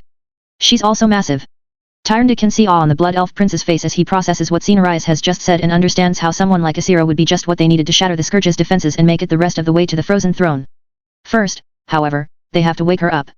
Nishra the Garden Keeper stands off to the side, biting her lower lip as she leans in close to Ysera's massive translucent head. Milady, apologies, but your son is here to see you. Lord Cenarius hoped to speak with you on a matter of grave importance. There's a brief pause before Ysera twitches and for a brief moment Tyrande wonders if that might just be enough. But then the slumbering aspect snorts, shakes her head, and curls up even tighter, never once opening her eyes or becoming any more corporeal than she currently is. Nishra sighs and looks to Cenarius, shaking her head. Apologies, Lord Cenarius. If you wish to try yourself, perhaps the sound of your voice will rouse here. Nodding, the Lord of the Forest steps forward. His branch-like hands reach out and brush against the incorporeal form of his slumbering adoptive mother. Mother, it is I. We have need of you. If you cannot help us, I fear we must return to our task alone, and risk being lost in the process. Please, Dreamer. I beseech you, open your eyes. Once again, silence falls as everyone pauses and waits with bated breath. Will this do the trick? Will Cenarius' voice and touch be what rouses Ysera from her slumber? But again, there's no true response. Ysera's transparent body continues to rise and fall as the slumbering dragon aspect breathes in and out, but not even Cenarius' direct presence at her side is enough to wake her. Tyrande watches as Cenarius frowns, deep in thought for a moment. And then, something must have signaled her, because Nishra blanches from where she stood off to the side. Lord Cenarius, I'm not sure that's the best idea. The dreamer has not been sleeping entirely peacefully of late. I fear that trying to forcibly rouse her will only manifest her nightmares in her place. It's only after the Garden Keeper speaks that Tyrande and the others all begin to feel what Cenarius is doing. There's a thrumming in the air, as though he's calling upon every bit of nature in the Dragon Shrine. Reaching out, the Lord of the Forest frowns, his expression one of deep concentration as he shakes his head. It is necessary. Nishra, to her credit, makes no move to stop him. But the disguised green dragon does wring her hands a bit in front of her, even as Cenarius grimaces, reaching for something that only he can seem to see. And then he pulls, seemingly pulling on the dreamer's very essence itself. However, when he rears back a moment later, it's not Ysera who comes with him. It's not the dreamer who is roused from her slumber, at least, not truly. It's just as Nishra had warned, Tyrande realizes in horror. Ysera herself remains curled up on the ground of the Emerald Dragon Shrine, still slumbering away in her transparent visage. But suddenly growing between her and her adoptive son, forcing Cenarius to backpedal rapidly, is a massive draconic shadow. A shade of nightmare in the form of the sleeping dragon aspect. It towers over them all, very awake as it looks down at them, and lets out one massive draconic roar. To arms. Cenarius' voice is solid and commanding as he prepares for battle and urges all of them to do the same. But Tyrande has known the Forest Lord for more than 10,000 years. Certainly long enough to note something in his tone she's not sure she's ever heard before. Panic. Just a hint of panic. Blanching, Tyrande calls upon her goddess light as her fellow priestesses do the same, as the warden pair draws their weapons, as Kael'thas Sunstrider calls upon his arcane might, and as both Night Elf and Orc Druids ready themselves for a fight. But even as all that happens, Tyrande can't help the pit suddenly forming in the depths of her stomach. Had she brought them away from one massive draconic threat, only to lead them to their deaths at the claws and fangs of another? Chapter 52, The Emerald Dragon Shrine PT2. Damn it all, leave me. Protect the priestesses. Rognak hadn't thought there would be a fight here. The Emerald Dragon Shrine might have been a hostile place in his memories, but that was for other reasons entirely. If he had known there would be grave danger, he might have argued for them to bring more of their forces. Then again, that probably wouldn't have gone over well, not with Cenarius nor with the Dragon Shrine's defenders. As it is, the few Orc Druids that Rognik had brought with him split down the middle, 2 of them rushing forward to follow his orders while the one currently helping him to remain standing hesitates for a moment. Chieftain, I. With far more effort than he should have had to expand, Rognik lets out a bestial growl as he shoves the other orc away from him, standing on his own. Enough. I can stand on my own. Go to the priestesses. They're the only ones who seem to be able to hurt that thing, so they cannot be allowed to fall. Yes, chieftain. And with that, he's left alone, standing in the back of the large, verdant green clearing, huffing with exertion just to remain on his feet. Damn it all, tanking Sapphire's fell-infused frost breath had done a number on him. Sure, it might have been Mamtotha's body that had taken the brunt of the blow, but that was just why Rognik was still alive. It didn't mean he was anywhere near ready for physical combat just yet. At the same time though, he was still an orc. And orcs did not sit out fights. They did not cower at the back of a battle, avoiding it at all costs. Not if they were true orcs. That way lay the cowards of their race. The likes of Gul'dan and his so-called Shadow Council. Snorting angrily, Rognik draws upon the raw fury that courses through him as he compares himself to those mewling, conniving weaklings that had damn near driven his race to ruin. If it wasn't for him and Thrall, the orcs would still be suffering the consequences of Gul'dan and his warlock's decisions. Using that fury, Rognik remains standing, but he knows mere emotion won't keep him on his feet forever. Instead, he reaches for nature itself and feels vines and roots sprout up from below his feet, wrapping around his body. He plants himself in place, literally. In a few moments, it's done. He can no longer move without ripping himself free of the wooden brace he's made, but he can at least stay on his feet. At the same time, Rognik takes in the battle progressing in front of him. For the most part at least, everyone is holding their own against Asira's shade. The massive draconic shadow swings its tail to and fro, it swipes with its claws and lungs forward with a maw full of black teeth. Worse still, it proves almost impossible to hem in.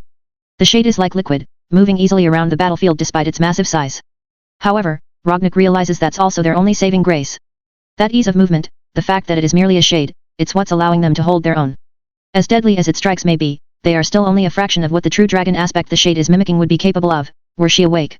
Even still, the only things that seem to hurt it even a little bit are Tyranda's blazing arrows of radiant moonlight and the holy light of Elune cast from her fellow priestesses of the moon. Everyone else is stuck doing all they can to keep the shade of Asira off of those priestesses' backs, while at the same time steering clear of nasty claws and fangs of shadow. As Rognik takes this all in, he grimaces, considering his options. He can't move forward, not in his current state. Nor can he take on the form of an animal, not with how raw his connection still is to the Drakari Loa. Even still, he has some strength to him. His arms are doing better than his legs at this point, and he slowly unslings Wolf Song from his back, hefting it in his hand experimentally. The weight feels good enough while he's braced by the roots and vines wrapped around his legs and lower back. And it's that brace that gives him an idea. See, he's a big fan of throwing his axe sometimes. It had worked pretty well with Fondrel Staghelm anyways. But that had been a one-time thing. Once he threw it, he couldn't expect it to come back. Or could he?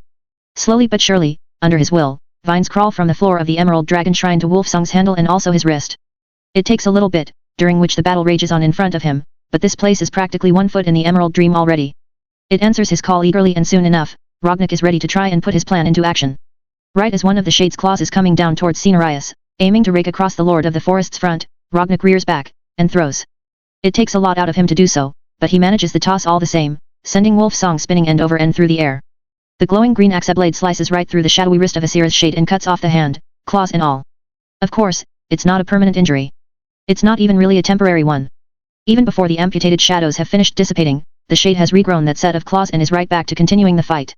Rognik's attack blocked 1 blow out of 100, so perhaps it's not all that surprising that the shade of Asira doesn't even react to his interference, not even to so much as glance in his direction.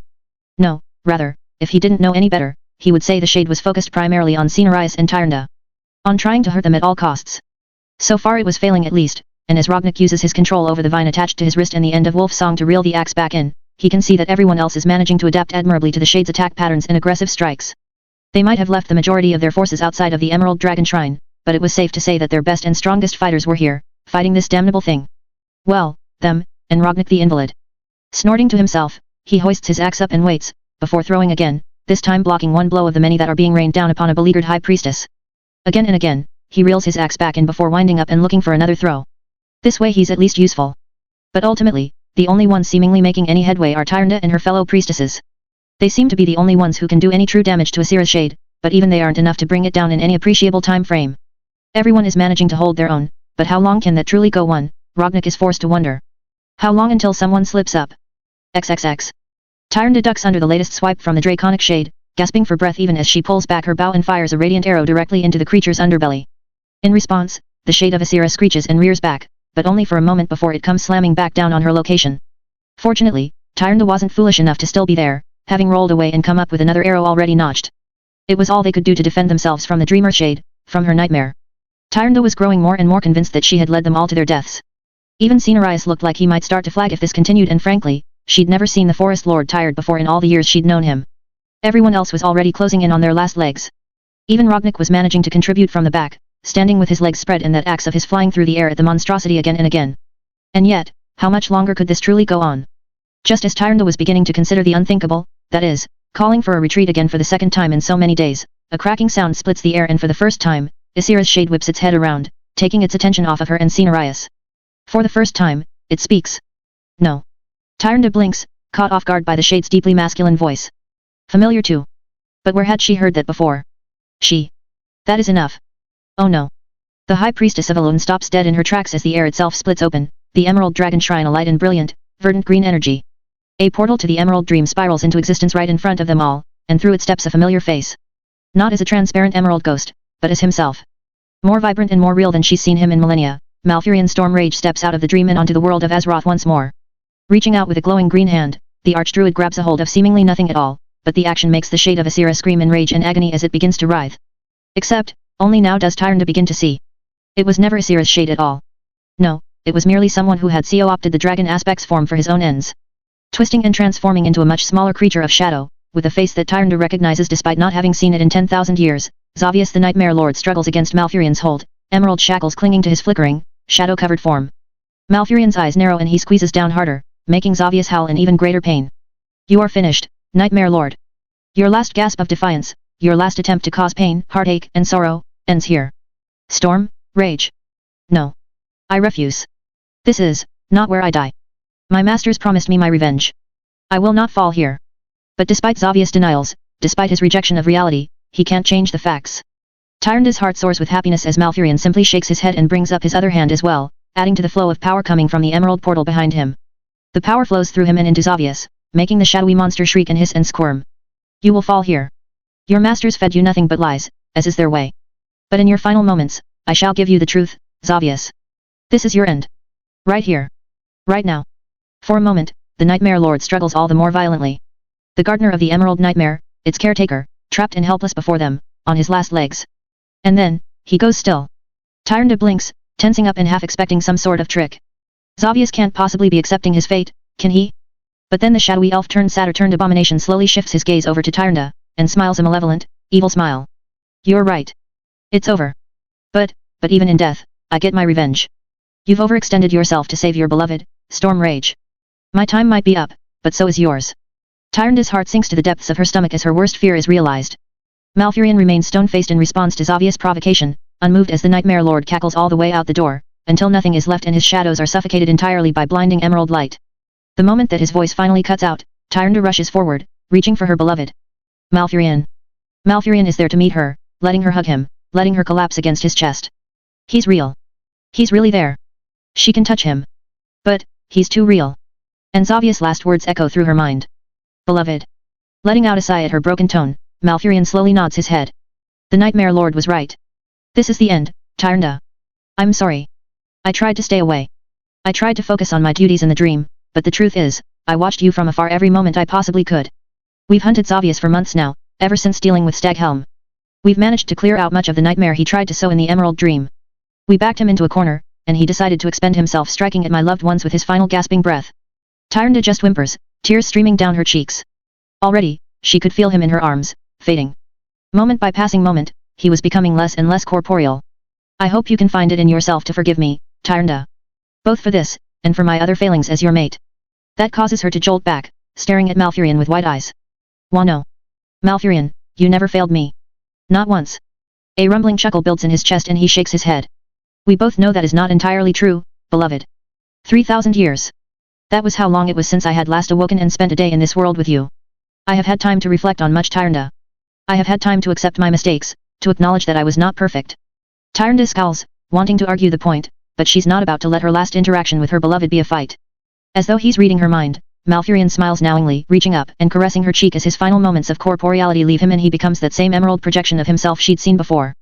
I will never truly be gone, Tyrande. I become one with the dream now. And I promise, I shall protect it well in death as I did in life. And in doing so I know I will protect you as well.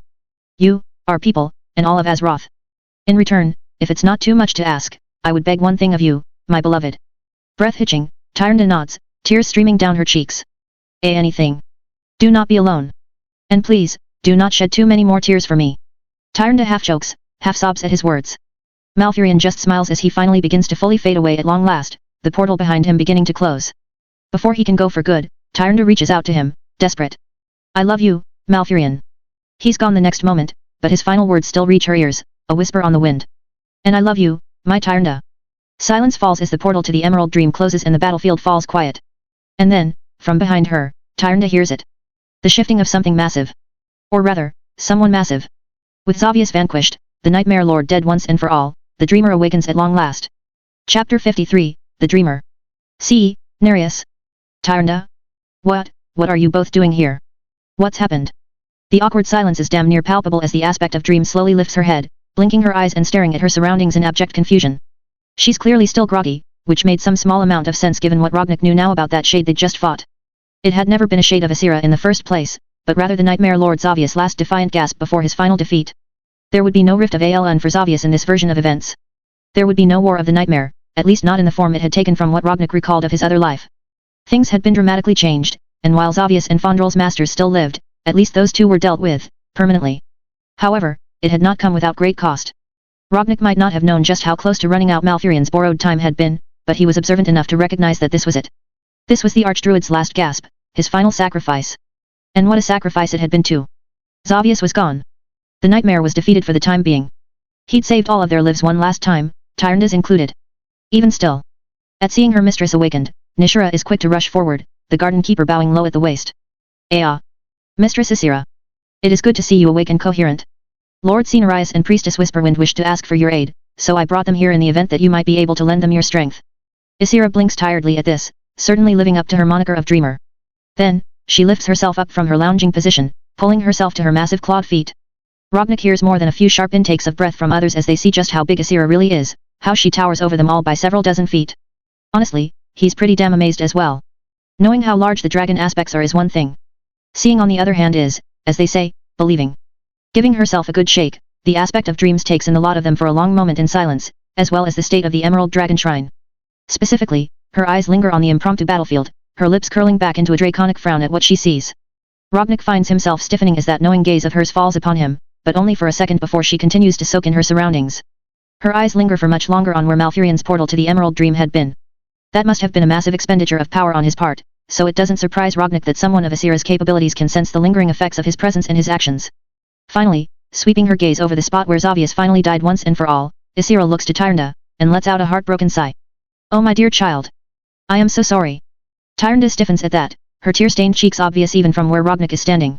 He doesn't think anyone begrudges her those tears, however. Not even Kale that son's traitor. But then to be fair, the Blood Elf Prince is much too busy gaping at Asira's full glory, his eyes wide and his mouth open in awe now that the dreamer is fully corporeal and no longer a literal transparent shadow of her true strength. After a moment of silence, Cenarius steps forward. Lady Asira, it is as Keeper Nishira said. We have need of you. Azeroth has need of you. Asira seems reluctant to tear her gaze away from Tyrande for a moment, but ultimately she does so, turning to her adoptive son, warmth in both her eyes and her tone as she regards the Lord of the Forest. Cenarius. What seems to be the problem? What has caused you to lead these mortals here, to this place? There's an ever so slight tone of reproach in her affectionate voice. Not enough to make it seem like a true admonishment, but enough to see Cenarius stiffen slightly in response. Still, the forest demigod holds his head high. The Lich King, milady. And his defenders, the Scourge. Asira frowns, and Cenarius is quick to explain everything.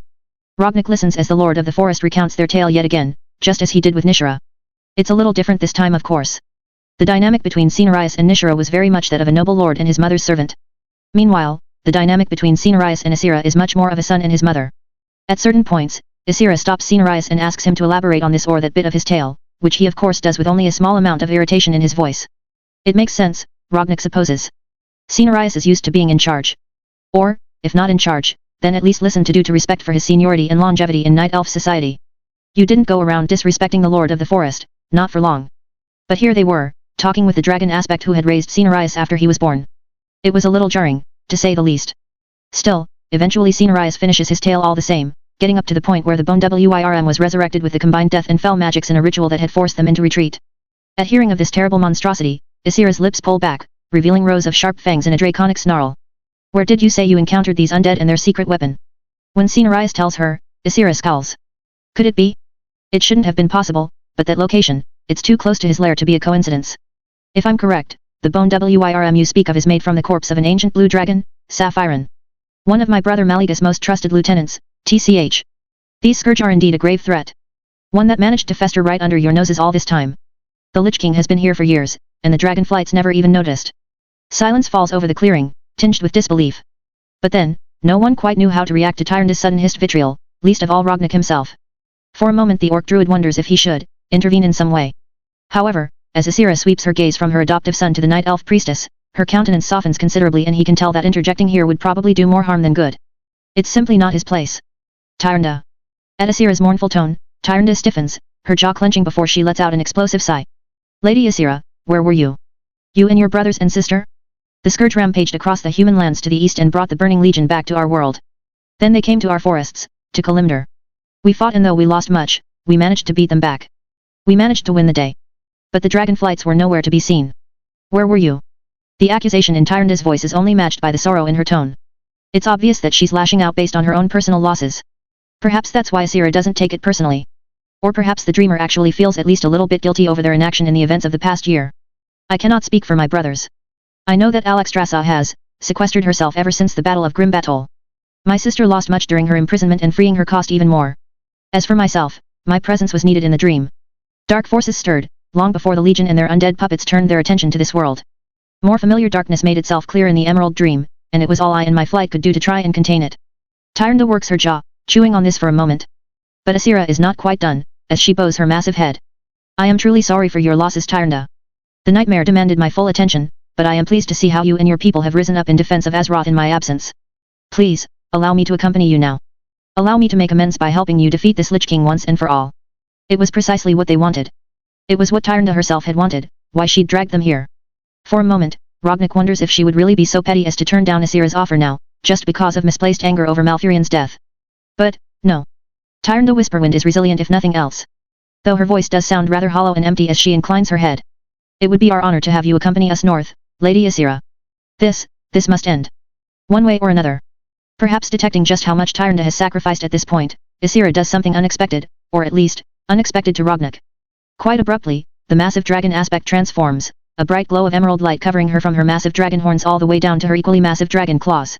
Rognik and everyone else in the clearing is forced to cover their eyes from the sudden unexpected brightness, and when it clears up and they can look again, Isira is gone, replaced by a night elf woman with familiar dragon horns and verdant green armor. Of course, said armor exposes her upper chest and abdomen, but Rognik isn't about to mention the somewhat revealing state of her attire. Nor is anyone else, it would seem. Everyone watches wordlessly as the dreamer steps forward and takes Tyranda in her arms, holding her tightly and causing the priestess of Elune to stiffen up for a moment before melting into her mentor's embrace. As Tyranda's body shakes with sobs, Isira whispers soothing nothings into the night elf's ear, rubbing circles into her back all the while. It's a moment of triumph tinged with loss and sorrow.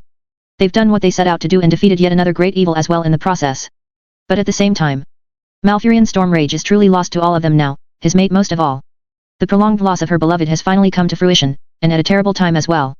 Rognik doesn't consider it his place to go to Tyranda and comfort her. Instead, with the help of his fellow orcs, he unroots himself from the forest floor of the Emerald Dragon Shrine and begins the trek back out into the frozen wastes. It's time for them to head north once more. XXX. You are the one they call Rognik, yes. Hesitating only for a moment as he registers Isira's presence by his side, Rognik blinks and then nods, a little surprised that the dragon aspect is willing to interact with him at all. I am. Aspect of dreams, I would apologize for my people's crimes against your sister. What the Dragon Maw clan did to the Dragon Queen was. He cuts himself off as Isira waves a hand dismissively, surprising him greatly. Seeing this surprise, Isira gives him a slanted look. What the Dragon Maw clan did to my sister, her consorts, and their children was unconscionable and horrific. Every last one of those orcs who engaged in such actions against the Dragon Queen deserves death. I fully believe that. However, you are not of the Dragon Maw clan, are you, Rognik? Rognik works his jaw for a moment before shaking his head. No, Lady Isira. Nor is the Dragon Maw clan part of your new horde, is it? This was also true. Though Rognik suspected he would have a much harder time convincing Thrall to keep the Dragon Maw out of the horde than he had with warlocks and undead. Except, from what his memories told him, the Dragon Maw clan didn't respect the Horde anyways, not even when a warmonger like Garrosh became Warkif. Under thrall, they would never ask to join the Horde to begin with. He doesn't say any of that though, he just focuses on keeping things simple. They are not, Lady Asira. As far as I know, what is left of the Dragon Maw remains on the eastern continent. Indeed. Suddenly, Asira reaches out. Rognik's eyes widen as the aspect of dreams places a hand filled with glowing emerald energy upon his shoulder. All of a sudden, his still healing body feels great. More than that, the frayed and tattered connection between him and the Drakari Loa suddenly comes alive once more, strengthened and even broadened by Asira's touch. Staring at her with those same wide eyes, Rognik opens and closes his mouth like a fish, unsure what to say. In response, Asira chuckles throatily. Cenarius has told me much about you, young Rognik. However, I was not told by Cenarius or alone what had transpired to ensure your conception until after I and my brothers saved my sister from captivity at the hands of your people. I must confess, I was a little relieved when I initially found out that this outsider had not included me in his efforts to make an Orcish druid. I imagine I was too draconic for his tastes. Now, however, I find myself feeling slightly left out. Rognik stiffens as Asira suddenly leans in closer, a peculiar look in her gaze. He's reminded that, for all she spent much of her time sleeping, Asira did do her best to get the job done once she was awake, didn't she? I am told you have much information in that head of yours, young orc. More even than the outsider gave to any of your patrons when he made his deals with them. I have to wonder, is any of that information applicable to me or my kin? Suddenly, Asira seeking him out makes a lot more sense. Suddenly, her healing of his body and his connection to the Drakari Pantheon feels a little bit like a bribe. And yet, as he stares at her with his mouth slightly agape, Rognik finds himself thinking of half a dozen things right off the bat that he could tell her. No, that he should tell her. Azeroth is a death world. And from this point on, almost every other year there's another apocalypse. Now, some of Rognik's actions have curtailed these occurrences. However, he can't be everywhere at once. Nor will he try to be. All he can do is focus on his people and his loved ones and make sure they stay safe. But, while he might be just one orc, he's currently looking at one of the dragon aspects, a powerful being who not only has siblings just as powerful as her, but an entire flight of dragons backing her up. Slowly, a big Orcish grin begins to spread across Rognik's face as he looks at Asira. In response, the disguised dragon aspect pulls back just a little bit, slightly taken aback. But Rognik just chuckles and nods. There is much I would like to tell you, Lady Asira. Perhaps more than you want to hear, even. But I will tell you it all the same. She gives him a considering look for a moment before nodding her head for him to begin speaking. And so Rognik tells the aspect of nature everything that he can as they make their way northward once more. This time however, the expedition is not just a band of elves and orcs and one lord of the forest who's very far from home. No, this time around, as they once again begin to approach the frozen throne, they do so with the Emerald Queen and several dozen green dragons at their back. This time around, they were playing for keeps. Chapter 54, The Frozen Throne. Kael'thas could admit when he was wrong. Especially in the privacy of his own thoughts. And he had been wrong where the High Priestess of Elune was concerned. Doubting Tyrn the Whisperwind's courage had been a grave mistake on his part. Now. Abominations, one and all. Your threat to this world ends today, monsters. As the aspect of dreams transforms into her full draconic glory and takes to the air, a dozen of her fellow green dragons do the same, prompting Kael'thas to kick in on the sides of his dragonhawk and call out to his fellow riders. Everyone. Enforce the green dragons. This time we shall carry the day. A cheer rises up from his people, both the ground forces and the dragonhawk riders lifting into the air on all sides of him. Perhaps they aren't the main aerial strength of the expeditionary force anymore, but Kael'thas can't honestly bring himself to care all that much. No, after what he's seen, he's just happy that the massive fuck-off green dragon is on their side, instead of against them. Fighting even a shadow of Asira's strength had been taxing in the extreme, though the Sunstrider Prince still didn't know for sure if that had actually been her, or someone else. Truth be told, it was all a little bit confusing to him. He was confident he was missing some serious context there, and while he'd been able to put some of it together by just staying quiet and listening in, he was still not entirely sure what had been going on between Tyrn the Whisperwind and the male night elf who had ultimately vanished without a trace after saving their lives. One thing was for sure, however, this time around, they were the ones with the secret weapon. As they all fly forward, Kael'thas is treated to the sight of Asira opening her massive draconic maw and breathing out emerald flames all over the ridge that they'd first been stymied at. The Nerubians just starting to pour over said ridge shriek and squeal as they burn, and the smell of burning insects along with the sound of popping carapaces fills the air. There are still plenty of the larger, hulking Nerubian creatures, their spider lords, but the one called King is nowhere to be seen, having been killed in the last battle and apparently not re-risen again since. Not that Kael'thas knew how that worked. Perhaps bringing a Nubarak back was simply beyond their capabilities at this point in time. Either way, there's no denying that the battle is incredibly one-sided in their favor. As Kael'thas directs his Dragonhawk riders to reinforce and support Asira and her dragons wherever possible, throwing around his own magic and casting spell after spell on the enemy spellcasters down below, he feels a surge of confidence welling up inside of him. Today was the day they won. Their victory was all but assured. Even that orc was giving it his all. Kael'thas had not failed to notice Rognik's weakness after their first battle at this ridge. How blocking the bone Wyrm's fell-infused frost breath had apparently left him utterly debilitated and weak in the days that followed as they'd retreated. And yet, that weakness has left the Orc Druid now. More than that, if anything he seems stronger than before. One moment, the Orc is a massive snow leopard with glowing blue eyes and glowing blue claws. The next he's a huge woolly rhino with red eyes and a red glow about his horn. After that he takes on the form of the wind serpent he used in their first battle here, and then the mammoth he used to block the bone Wyrm's breath attack. Then, a truly titanic snake that winds its way across the battlefield, and finally a huge polar bear that shreds through Nerubians like the bugs they are. He switches from form to form like it's nothing, alternating between them one after the other in the blink of an eye. Whatever weakness he'd been suffering from before has been healed, and to Kael'thas's surprise, he finds himself pleased by that fact. As much as the Sunstrider Prince's hatred for the Orcish horde and the atrocities they committed against his people persists, Kael'thas can admit, at least in the privacy of his own mind, that Rognik might just be one of the good ones. Even in the Emerald Dragon Shrine, while he was still weakened, the Orc had sought to help them in their fight. He had an honor to him that Kael'thas could acknowledge, to himself, anyways. The battle is a one-sided slaughter this time around to be sure, but Kael'thas keeps his head on a swivel all the same. And when it finally comes, he's as ready as he's going to be.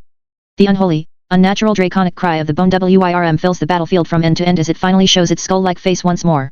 Taking to the sky on wings that shouldn't have been capable of supporting it, the skeletal creature's eyes glow with the sickly green of fell magic, its mouth and claws also giving off that disgusting green tone. Malevolence can be seen in every inch of the creature's visage as it flies towards them, and Kael'thas readies his magic, even as he calls for his fellow Dragonhawk riders to prepare themselves. But while power begins collecting in its maw, it is not the largest creature in the sky anymore. Not even remotely. Begone, foul abomination. The perversion of my brother's agent ends now. Before the bone Wyrm can unleash its devastating breath attack, Ysera comes down on it from above, the massive dragon aspect's claws sliding right into those glowing eye sockets and under the skeletal undead's neck. She yanks the fell-infused bone Wyrm's head back, letting its breath attack expel harmlessly into the sky right past her face. Her waiting face, Kael'thas realizes, because as soon as the bone Wyrm is through unleashing its breath, Ysera yanks its jaws apart and returns the favor. Emerald flames straight from the aspect's maw pour down into the bone Wyrm's skeletal form, coursing through every last inch of the titanic creature. Kael'thas can only gape at the sight, watching in amazement as Ysera proceeds to take the bone Wyrm to the ground, driving it into the ice and snow with her far greater weight and power. Though, as the snow settles and the cloud formed by the impact fades away, Kael'thas sees that even then the bone Wyrm continues to struggle, continues to thrash. It gives off corrosive fel from its every pore, scalding Ysera's scales, burning her flesh. Still she doesn't let up, but even then, there's no reason for them to just watch, is there? Forward. Assist the aspect. For Quel Thalas. For Silver Moon. For the Sun Well. Kael'thas and his people rush forward, as do their allies among the Night Elves and the Orcs. Pushing up onto the ridge at long last, they work together, magics of all kinds alongside forged weapons and bestial claws and fangs lashing out at the thrashing, writhing bone Wyrm. Together they do it. Together, they end this thing once and for all. A feeling of pride wells up inside of Kael'thas as the bone Wyrm is reduced to so few bone shards that it will likely never be used for such nefarious purposes again. That signals the end of the battle. Oh sure, the threat is not completely vanquished with the bone Wyrm's death. There are still dozens if not hundreds of human necromancers and Nerubian spellcasters, alongside hundreds if not thousands of Nerubian warriors. But with the green dragon flight on their side, with Ysera herself on the field, the battle is a foregone conclusion. Their enemies do not retreat, however. What would be the point? There is nowhere else to run through now. When their master dies, they'll die with him, or so Kael'thas assumes. Either way, their victory is assured, and within the hour, it's done. That said, Kael'thas takes one last look across the battlefield from his aerial view before descending to join the others on the ground for an impromptu war council. Before he's even dismounted his dragon hawk, he speaks up with a snarl. The Lich and the Demon Lord weren't here. Kel'Thuzad and Balnazar, did they flee? Did anyone see them? Frowning, there are a chorus of negative replies, with Tyrande shaking her head. They were never here to begin with, I think. I do not know why, but I suspect they have one last trick up their sleeves, perhaps just before the Frozen Throne. We must proceed, but we should do so cautiously. Kael'thas nods, and then to show his support and to give his tacit apology for his previous words, he gives Tyrande a salute and a nod of his head. By your command, High Priestess. The Priestess of Elune looks startled for a moment, and doubly so when his people follow suit, saluting Tyrande one after the other. She actually blushes when everyone else also follows Kael'thas' lead, though some of them are grinning like they're doing it to tease her more than show her the respect she deserves. Even still, after a moment, Tyrande lets out an explosive breath and nods, her determination and resolve etched into every inch of her beautiful features. Very well. Let it be done. With the way clear, they turn their attention north and begin the final leg of the journey to the Frozen Throne. Kael'thas won't lie, he's positively vibrating with excitement as he and his fellow Dragonhawk riders scout ahead. They make good time, even those who are down on the ground moving at speed towards their ultimate destination. What would have normally been a few more hours turns out to be half of that, despite the High Priestess' words about caution. Even still, Kael'thas keeps those words in mind, and when he sees their missing adversaries waiting for them at the base of a massive citadel of dark metal, he does the wise thing and turns back, rather than trying to take the handful of scouts he has with him to attack alone. As such, it's all of them who approach Kel'Thuzad and Balnazar, standing at the foot of a massive staircase. Kel'Thuzad stands alongside night elves, orcs, and dragons as well as one forest demigod, and finds himself feeling surprising at home with these as his allies. Whatever trick Kel'Thuzad has up his sleeve, whatever gambit the scheming demon lord Balnazar is planning to pull here, he's not afraid. Because he knows that he and his allies will be able to handle it. Of course, it helps that Kel'Thuzad has been reduced to a ranting, raving madman by his success. If the Lich were still capable of spittle, Kel'Thuzad is sure it would be flying everywhere as the floating undead howls in fury at them. Fools, all of you. Do you think you have won? Do you think yourselves victorious? This is not the end, but merely the beginning. The Scourge will not fail here. The Lich King will not fall. You have walked right into our final trap. While you all spent your strength fighting my bone WIRM, preparations were finished. Now the Deceiver himself stands ready to descend upon this world with the full strength of his demonic legions. For a moment, Kel'Thuzad's glowing eye sockets meet Kel'Thuzad's gaze and the Lich points a bony finger in his direction, cackling at him in particular. Foolish elf. You should have taken our offer while you had the chance. Now you and your people will die right alongside all of the others. Yes. Yes. Lord Kil'jaeden comes. The Lord of Flame Urk. Kel'Thuzad blinks, as demonic claws suddenly cut Kel'Thuzad off, literally. Balnazar's clawed hand suddenly sticks out the front of the Lich's skull, forcibly stopping his teeth from clacking together any further. And then, with a blast of fell magic, he burns the Lich to a crisp, incinerating his skeleton in sickly green flames right there on the spot. Kel'Thuzad's dying scream takes Kel'Thuzad aback, even as he finds himself reaching for his own magic, tensing up as his allies do the same. Why? Why would the Demon Lord suddenly betray Kel'Thuzad like that? What game was Balnazar playing here? Cenarius is the first to speak, his tone incredulous as he peers at Balnazar in confusion. Surely you must not think you can change sides, demon. What is the meaning of this? Brushing bone fragments off of his hand, Balnazar just laughs. The meaning? Just a little bit of cleanup before the end, Forest Lord. Kel'Thuzad's service to the Burning Legion has not yet come to a close, you see. The Lich's phylactery has already been procured for my master and sent on to the Twisting Nether. Alas, Kel'Thuzad would never have abandoned the Lich King willingly. Here, Balnazar shrugs and smiles guilelessly. Fanatics, right? What can you do? As everyone blinks at that, the Demon Lord rolls his shoulders. Convincing him that Kil'jaeden intended to expend enough effort to come to this miserable world where Archimonde had already so spectacularly failed was a good lie though, don't you think? Ah, but the loss of the Lich King truly is regrettable. Still, perhaps it was impossible to salvage the situation, once Frostmourne was shattered. Perhaps this was always going to be the end. Balnazar pauses at that, and then tilts his head to the side, sweeping his gaze back and forth across the nonplussed army standing before him. He seems supremely unconcerned to be facing down so much firepower. In fact, he even smiles as his gaze seems to linger on Kel'Thuzad in particular for a brief moment. Or was Kale just imagining things? I do wonder though, how you intend to deal with the aftermath of the Lich King's demise. Destroying their master will not destroy the Scourge. Rather, the tide of undead that will wash over Azeroth once the Lich King is killed once and for all, it will be rather glorious.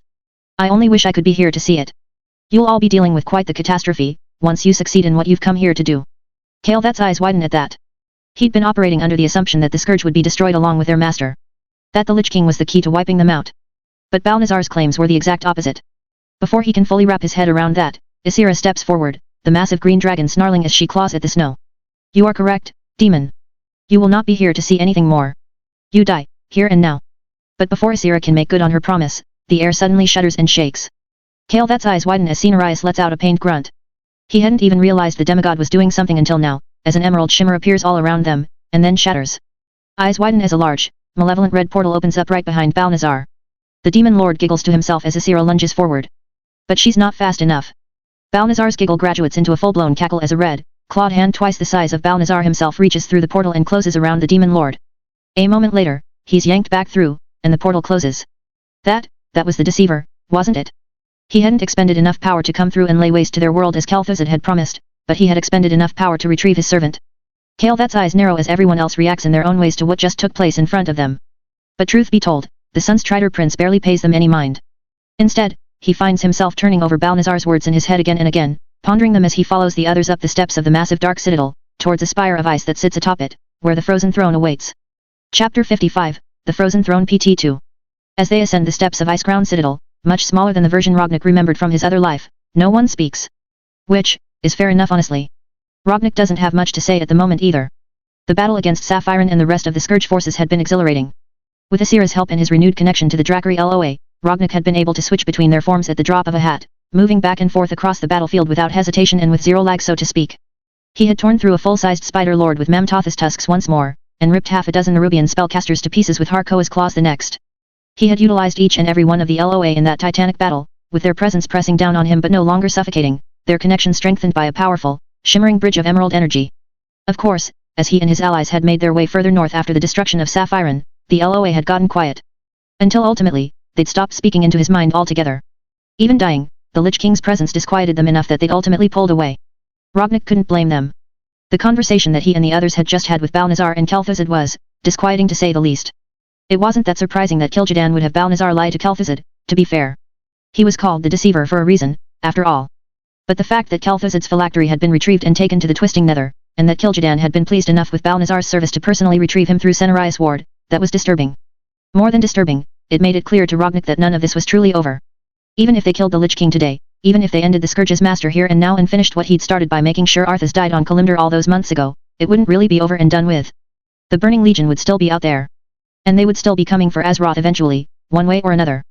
But then, that was the way this universe worked, didn't it? Rognik had always known as much, though perhaps he hadn't truly thought too deeply about it, nor had he wanted to acknowledge it. Azeroth was but a microcosm of the grander whole, and the grander whole was death and destruction on a massive scale. Frankly, the world Rognik now found himself firmly connected to in a myriad of ways was probably the best place to be in a universe that had otherwise gone completely dark from Legion interference and void corruption. And yet, even then, Azeroth was still a death world, with 100 different things that wanted to kill him, and a dozen big bads who all wanted their fair share of the pie. Unfortunately, as far as they were all concerned, their fair share was all of it.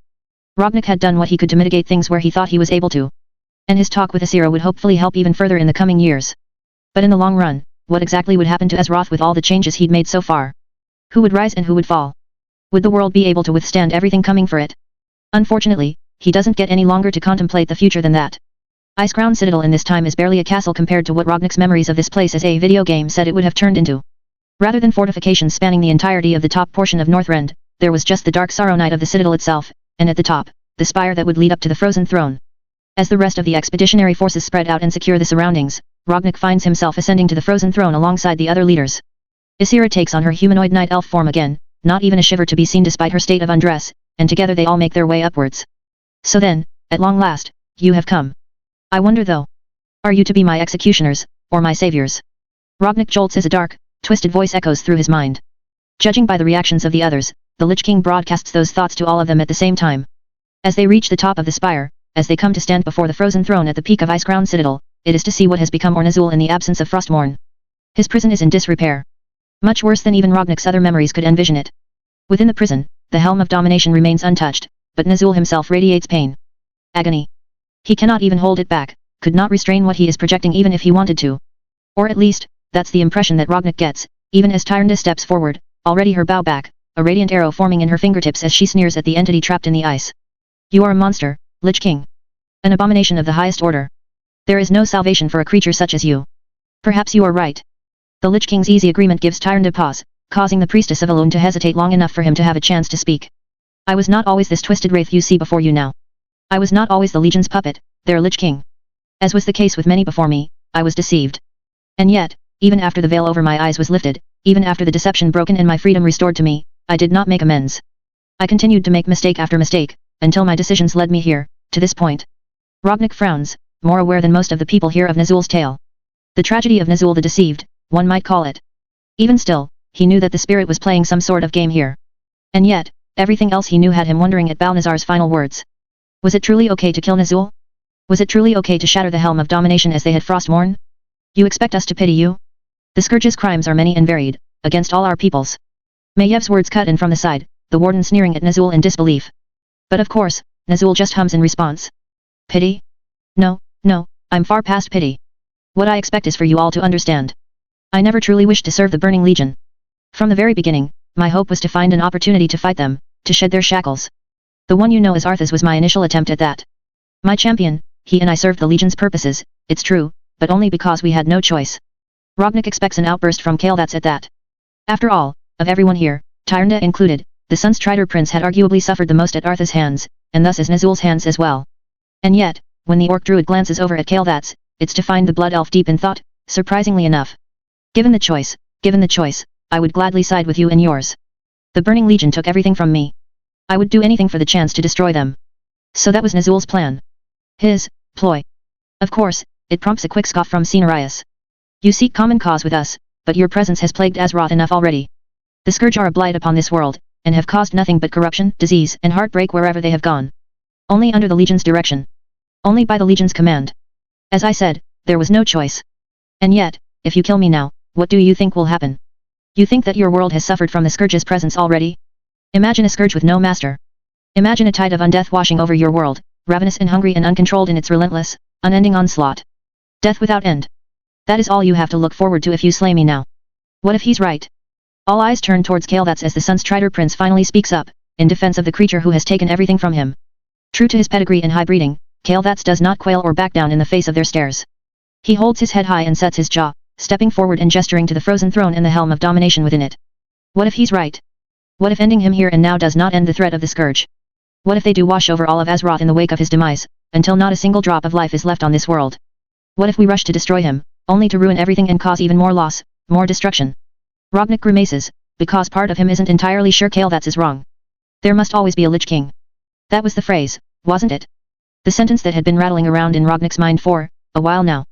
Ever since before they even came to Northrend, in fact. But, who then? Seizing upon Kael'thas' support, Nazul speaks again. Yes, though it will not be as easy as merely letting me live.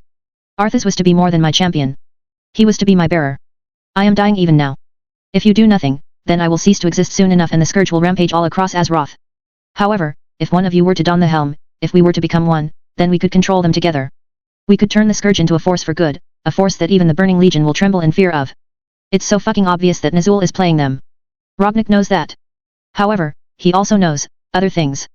Things that leave him considering the dead orcs offer all the same. What if this is it? What if this is the only way to secure Azeroth's future? Someone taking the helm for themselves and making the ultimate sacrifice several years earlier could give them a leg up on what was coming for them. Except there was no Balver here to make that sacrifice. Would it have to be Rognik? Was this his purpose? Was this as far as he went? I'll do it. And again, Kael'thas draws everyone's attention, Rognik's most of all. The Sun's Strider Prince has a look of pure determination and resolve on his face as he looks around at all of them. I know more than most the pain the Scourge have caused. And I must admit, I fear what more damage they can bring to Azeroth. I wish to see my people prosper. I wish to see them rebuild. If that means I must don the helm, then so be it. All I ask is that in return, you help my people. You help the Blood Elves avoid their wretched fate. He's talking as though it's already decided. Then again, maybe it is. Rognik doesn't see another way. He doesn't see another option. There must always be a Lich King. There. Enough. Isira's commanding voice cuts through the fog that Rognik hadn't even noticed descending over his thoughts. The dragon aspect steps forward and swipes a hand through the air, dispelling an effect that none of them had honestly realized had been cast upon them. An insidious spell, perhaps based on proximity, which had come along with the Lich King's whispering voice in their minds. As the Mistress of Dreams breaks the enthrallment, Nazul hisses, his presence rearing back even if he himself is still trapped in the helm which is in turn trapped in the frozen throne. All of them, Kael'thas included, pull away from the ice, which now radiates such malevolence that Rognik isn't sure how they didn't feel it before. Stepping forward, the dreamer sneers at Nazul's hissing anger.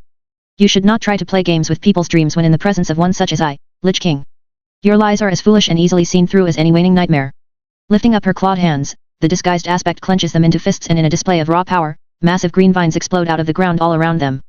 Despite this being the cold, frozen wastes of Northrond's northmost point, despite them being at the top of Icecrown Citadel, Isira's power over nature is manifest even here. No. You must not. I am not Akh. Nazul screams as the massive vines thrust into the frozen throne, shattering the ice and sending the helm of domination scattering down the steps to their feet. With the spell broken, however, Kael'thas pulls away from the thing in disgust and hatred, and so do all the others. All of the others, save for Tyrande. Rognik had wondered why the priestess of Elune had fallen silent early on. He'd thought when Isira dispelled the Lich King's enthrallment that she had merely been caught up in it, same as all of them. Now though? Now he knows better, because it's not the Lich King that Tyrande found herself caught up by. Eyes blazing with radiant moonlight, Tyrande Whisperwind, chosen of Elune, steps forward and picks up the helm of domination. But not to wear it. Not to don it. As she holds it before her, a gasp and a shudder make their way through Tyrande's body as she becomes a proper, full conduit for her goddess. A beam of searing, radiant moonbeam shatters the dark clouds overhead and slices down through the air, pounding into the center of the platform and encompassing both Tyrande and the helm of domination in its radius. No. My vengeance. My vengeance. Nazul's final words echo from the helm, even as his essence is seemingly purified. Rognik watches as the ghostly spirit of an old, weathered, Orcish shaman slowly coalesces in the beam of radiant moonlight, appearing opposite of Tyrande as the high priestess continues to hold onto the helm with both hands. For a brief moment, the orc shaman looks at the helm, and then away, at all of them. And as he slowly fades from view, he smiles, finally allowed to rest at long last. In the wake of this, Rognik isn't sure how to feel. More than anything though, he's afraid for a moment. Afraid that Elune will, using Tyrande as a conduit, destroy the Helm of Domination in the same way she destroyed Frostmourne all those months ago. And he's worried, because there are certain memories that he doesn't want to find out the truth of. Certain memories that his second life tells him he doesn't want to learn the canonicity of. His heart leaps into his throat as Tyrande raises the Helm of Domination further up into the air, and then he blinks, because rather than tearing it apart, the High Priestess of Elune lets it go. Suddenly floating on its own, the helm begins to drift upwards, carried on rays of moonlight higher and higher into the shining, starry night sky. Stepping out of the moonbeam, Tyrande turns to face them all, but the blinding white glow of her eyes along with the reverberation in her voice make it clear that it's not the Night Elf Priestess doing the talking. The Helm of Domination will be taken far from Azeroth, to make sure that it can never be used to harm your world ever again. And that's that. No discussion. No debate. But then to be fair, she is a fucking moon goddess. The light fades from Tyrande's eyes a moment later and she nearly collapses, but Rognik and Cenarius are both quick on the draw, the two rushing forward to keep her on her feet. As she clings to them both, Rognik finds himself looking over her shoulder up at the steadily retreating beam of moonlight and the captured helm within it. As it vanishes into the distance, on a course for Azeroth's moon, Rognik is left wondering what this could possibly mean for the future. Kale that's, meanwhile, voices the question on many of their minds. It was, all a lie? One last trick? I was so confident he was right. That he was telling the truth about the threat that the Scourge posed, but in the end, he was just trying to save himself, wasn't he? Stepping up to the Blood Elf Prince, Ysera places a hand on his shoulder, looking from him to all of them as she shakes her head with a soft smile. The Scourge are not entirely vanquished, but they are not the threat that the Lich King would have liked us to see them as. They are no more a danger to life on Azeroth than any of the other myriad threats that the people of this world face. They will be dealt with in time, through the tenacity that each and every one of you has shown to reach this place today. The people of Azeroth are made of hardy stock, and one day the Scourge will be gone, and you and your descendants will remain. As they all unconsciously straighten up a little at that, even Rognik feeling pride swelling in his chest at her words, Ysera's smile grows into a savage grin. And while the Scourge might not be gone, you can rest easy knowing that it is by all of your actions that this world suffers the presence of one less Lich King after today. And that, my mortal friends, makes Azeroth all the brighter of a place. She's right, Rognik realizes. And bolstered by her confidence, he thrusts a fist into the air and lets out an Orcish roar, startling the others for a moment before they all laugh and thrust their fists into the air as well, even Kale that's Sun's Strider, a wide grin on the Blood Elf Prince's face as he does it. Chapter 56, The Emerald Party. It's finished, beloved. The Lich King is defeated. Kneeling there in a seemingly random spot of the Emerald Dragon Shrine, Tyrande Whisperwind smiles softly as she brushes her fingers through the grass in front of her. This was where Malfurion's Storm Rage had manifested for the last time. Where they'd shared their final moment together only a few days ago. Strangely enough, it feels like it happened 5 minutes ago and a lifetime ago, both at the same time. Still, as far as points of contact go, it was the best Tyrande was going to get here in Northrend. After the death of the Lich King and the confiscation of the Helm of Domination, they had made their way back to the Emerald Dragon Shrine. Celebration was in order, but the frozen wastes of Icecrown were somehow much more foreboding than the frozen wastes of Dragonblight. Everyone was perfectly happy spending the necessary time to travel back down to the southern shores of the continent in order to get away from that citadel of dark metal. A monument to the Lich King's evil if ever there was one. Ysera had assured them that it would be dealt with in time, and frankly, Tyrande believed her. After all, Northrend was home to not just the Green Dragon Flight, but all of the others as well. There was just no way that they would let such a terrible thing remain, not now that they knew about it. As for Tyrande herself, while the others had begun celebrating their triumph over the Scourge's master outside of the Emerald Dragon Shrine, Tyrande had begged off in order to come here and say one last goodbye. It wasn't just what Malfurion deserved, but also what the Priestess of Elune needed. She'd had her vengeance. She could finally put this all to rest. For a long moment, Tyrande stares down at the grass where her beloved had stood upon his last manifestation on Azeroth. Her fingers remain curled through the verdant foliage. And then finally, she lets out a low breath and pulls her hand back. A weight leaves her chest and the High Priestess of Elune is left feeling surprisingly light as she slowly rises to her feet. Tyrande. No sooner has she done so than Ysera's familiar voice calls out to her, causing Tyrande to turn and regard the aspect of dreams as she approaches in her humanoid form. Smiling, wiping an errant bit of moisture from under her eye, Tyrande bows her head. Lady Ysera. Coming to a stop before her, Ysera reaches out and places one hand on Tyrande's shoulder, the other coming up to tuck under the priestess' chin, lifting her head. Once upon a time, the dragon aspect had been Tyrande's teacher. But it had been centuries since they last spoke. And yet, Ysera looks upon her with fondness in her gaze, showing no sign of being upset that Tyrande and Cenarius came and disrupted her slumber, begging her to join them on their quest. We are alone, Tyrande. Alone and unobserved. I think we can set aside formalities for the evening, don't you? I count you as my friend, and I hope you can see me the same way. Tyrande resists the urge to scoff. That is hard for her, in the same way it's hard for her to treat the Lord of the Forest with anything less than the reverence he deserves. Both Ysera and Cenarius were old when Tyrande was still young, and wise when she was but a mewling child trying to make her way in the world. Both of them had been there for her all her life, teaching her, advising her, and comforting her through every trial and tribulation. Still, Isira is right. They are alone. So, smiling softly, Tyrande bobs her head in a nod. Of course. Isira. Leaving off any formal form of address certainly feels strange, but it doesn't necessarily feel wrong. Isira's widening smile makes it feel quite right in fact, as the dragon aspect's gaze flickers past her to where she'd been kneeling for a moment. Have you finished your business here, my friend? Glancing back at the nondescript spot of grass, no sign that it was any more important than any of the other grass around it, Tyrande lets out a watery chuckle. I have. With that, Isira places an arm around her shoulders and sweeps her away, guiding her through the winding paths of the Emerald Dragon Shrine and taking Tyrande, for all intents and purposes, on a walk. For a brief time, they do so in companionable silence, Tyrande simply basking in her mentor and friend's presence. But finally, Isira speaks. I know how much it hurts to lose the one you love, Tyrande. I know how it feels as though a piece of yourself has been cut out of you and set on fire, and that to move on without that piece feels all but impossible. Tyrande lets out a shuddering breath at that, well aware that Isira has suffered her own fair share of loss throughout her incredibly long life. Of course, things were a little different for the two of them. Isira was a dragon and at the end of the day, dragons tended not to have singular mates. Especially not the aspects, who were said to have many consorts by which they made sure that clutches of fresh eggs were fertilized. That did not mean Isira loved her consorts or any of the others in her flight any less to be fair, but it did mean she didn't fully grasp Tyrande's experience, the High Priestess having loved the same man for over 10,000 years. And yet, Malfurion will always be a part of me. I don't think I could set him aside if I tried. And while I've lost him, I have not lost our love. Our memories together. Isira blinks at that, the dragon aspect looking slightly surprised. I am pleased to hear you say as much, Tyrande. From what Cenarius had said, the Lady of Dreams trails off, no doubt feeling a little embarrassed to have accidentally thrown her adoptive son under the bus. But Tyrande isn't offended, nor is she upset that her loved ones have been talking about her behind her back. That was just what loved ones did, it showed how much they cared. Still, looking down at her hands for a moment, Tyrande chuckles. I feel, strangely at peace with everything if I'm being honest. Yes, Malfurion is gone. So is Illidan. I will always miss the Storm Rage brothers. My mate. My friend. Despite 10,000 years, it still feels like they were taken from me far too soon. Left unsaid is that Illidan's imprisonment meant he spent those 10,000 years in less than stellar conditions. And Tyrande would have to live with her guilt for her part in that. But his final words rung in her ears all the same. To never stop fighting. Clenching her hands into fists, Tyrande looks up at the starry night sky overhead, remembering for a moment how it felt to be a conduit for her goddess. Ilun and she had been one in a way that had never happened before, and would likely never happen again. It had not just been Ilun who had taken over and possessed Tyrande, but rather, a seamless melding, in which priestess and goddess were unified in their purpose. The Lich King had died, the spirit used to make the malevolent entity purified out of the helm entirely. And then the helm was removed, never to be worn by a denizen of Azeroth ever again. It had been a lot of power, but Tyrande found that she did not long for more of it. Rather, she had used it alongside Ilun for its purpose, and now felt, at peace.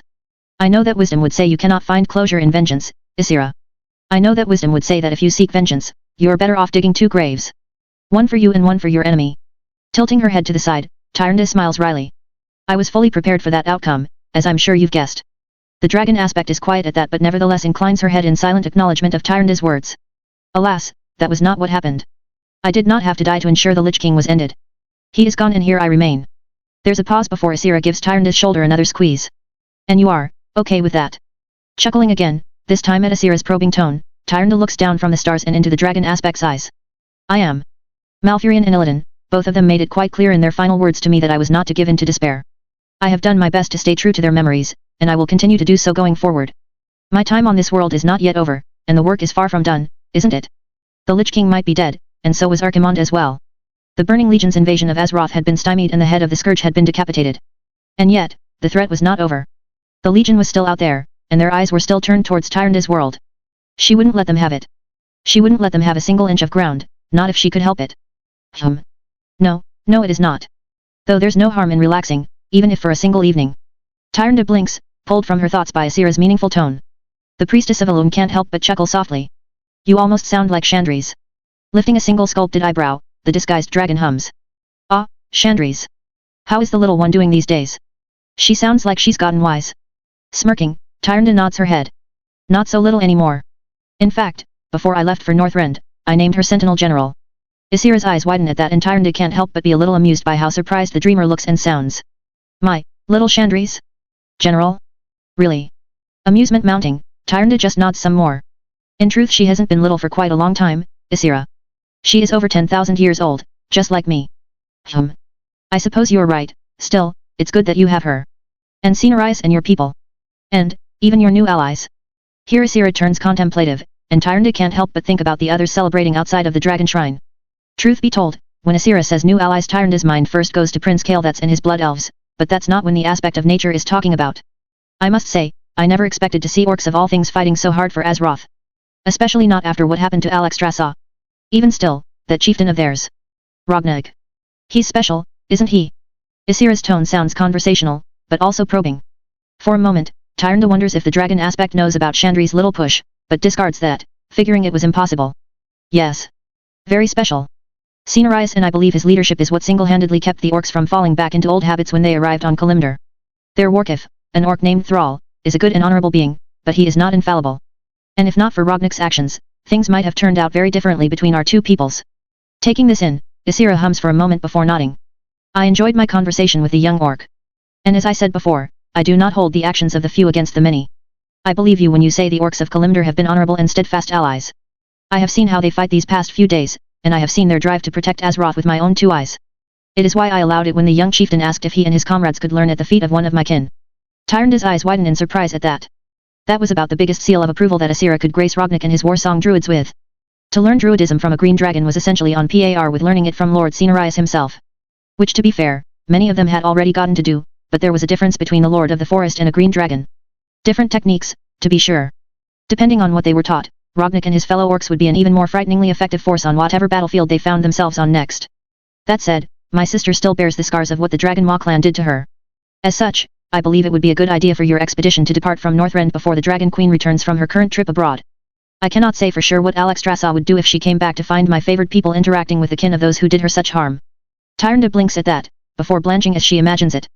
Fully turning towards Asira, she bows at the waist to the dragon aspect. Thank you for your advice, Lady Asira. We shall set sail as soon as possible. But Asira just laughs and pulls Tyrande up by her shoulders, shaking her head. It's all right. The situation is not yet dire. And don't get me wrong, the valor of your new allies is not in question. I admire what the young chieftain and his clan have achieved so far. Asira keeps on walking and Tyrande follows her, a companionable silence falling between them yet again. Until finally, the aspect of dreams breaks it once more. I still find myself worrying about you, Tyrande. I understand that it will be some time before you are ready to love again the way you loved Malfurion. Perhaps it will never happen. Even still, we all have our needs, don't we? Do be sure not to neglect yours. Tyrande's eyes damn near bulge out of her skull at that insinuation.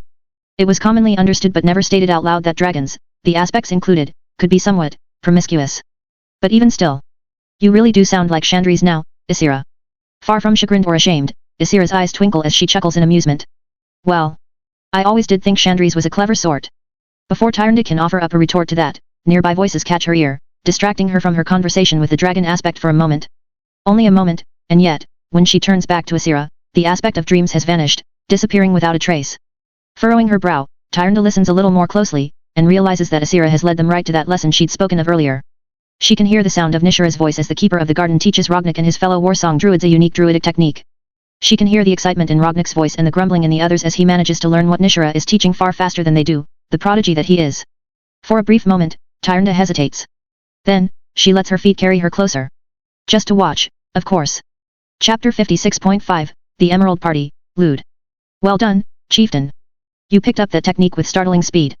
As the Emerald Dragon Shrine's garden keeper bows her head in his direction, the other warsong druids around him all grumble a little bit. Humph, to be expected of the chieftain. Is there anything he can't pick up fast? He's always been like this. Way too fast on the uptake.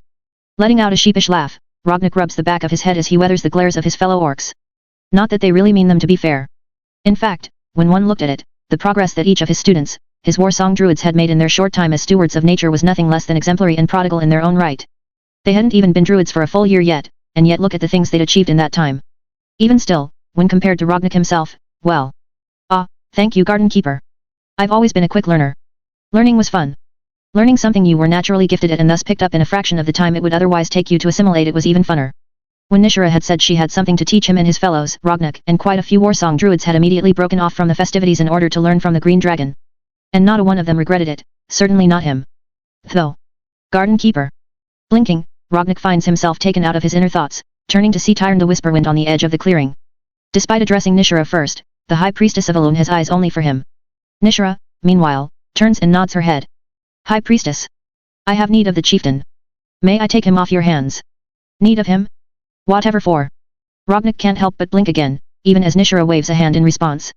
He already has the basics of what I was teaching mastered. At this point he will likely only be a disruption to this class if he remains. Please, feel free. And suddenly, just like that, Rognik finds himself traded from one woman to the other without so much as a by your leave or either of them asking him what he would have preferred. Not that he minded all that much. As he walks away from his fellows over to Tyrande, he can't deny that his curiosity is piqued. But rather than say anything to him, Tyrande just gives him a nod and turns away, leading him out of the clearing. Rognik follows her in silence, quietly wondering what this is even all about. But it seems like she wants to tell him in private, so he stays quiet as they traverse the Emerald Dragon Shrine. It really isn't anything like he remembers from his second life. It's much larger than the video game made it out to be and filled with winding twisting paths through overgrown foliage. Not that Rognik is in any danger of getting lost. He would be a poor excuse for a druid if that could happen. Regardless, they eventually arrive at their destination it seems, because Tyrande leads him to a small hollow hidden beneath a massive tree. When she turns to face him, Rognik finds himself going still at the look in her eyes. No doubt my daughter has spoken to you about what she would have you and I do together. Rognik swallows hard, wondering for a moment if Tyrande has brought him here to kill him. Okay, so maybe that's a little silly, but forgive him, because he's certainly not expecting what actually happens next. That is, the High Priestess of Elune reaches up and pulls down one side of her dress, and then the other, exposing more and more of her elven flesh than Rognik is anticipating, by far. I understand that Chandris has only my best interests in heart. She is a dutiful daughter, isn't she? The words won't come out of his mouth as Tyrande Whisperwind of all people strips naked before him. When Chandris had first brought up the idea and Tyrande had quickly left the area, Rognik had been amused at his night elf lover's expense, he wouldn't lie. The very idea that someone like Tyrande would go for someone like him, it was ludicrous. And yet. Understand this, chieftain. I am not looking for someone to replace my lost mate. You are not Malfurion Stormrage. But, you impressed my daughter enough to keep her coming back for more. So I am offering you the chance to impress me as well. Physically. No more than that. If that is not good enough for you, speak and this will end now. End now? After she's already shown him everything? Still, Rognik is an orc at the end of the day. More than that. Chandris had made him promise he would take the opportunity, especially if it showed up right in front of him. Instead of speaking, he merely nods, giving his assent as Tyrande watches him. Seeing this, the High Priestess perks up, and moves. Tyrande stalks over to him, wearing her nudity like she's completely clothed, as imperious as he's ever seen her, as composed and graceful as she's ever been around him. Her hand comes up and presses into his chest, and she slowly turns him around with that palm, making him walk back deeper into the undergrowth, past her discarded dress. The grass disappears, to be replaced solely by freshly churned, dark soil. His heavy feet push into it, but it's not muddy, it's earthy and strong. At a certain point, Tyrande decides they've gone far enough. The light has dimmed to the point where they would barely be able to see each other if not for their own respective gifts. Rognik has no problem seeing in the dark as a druid, truth be told, and he somehow imagines that the moon goddess doesn't allow her chosen to go blind in darkness either. Regardless, Tyrande's palm on his chest suddenly becomes a forceful push, and Rognik lets it send him to his backside.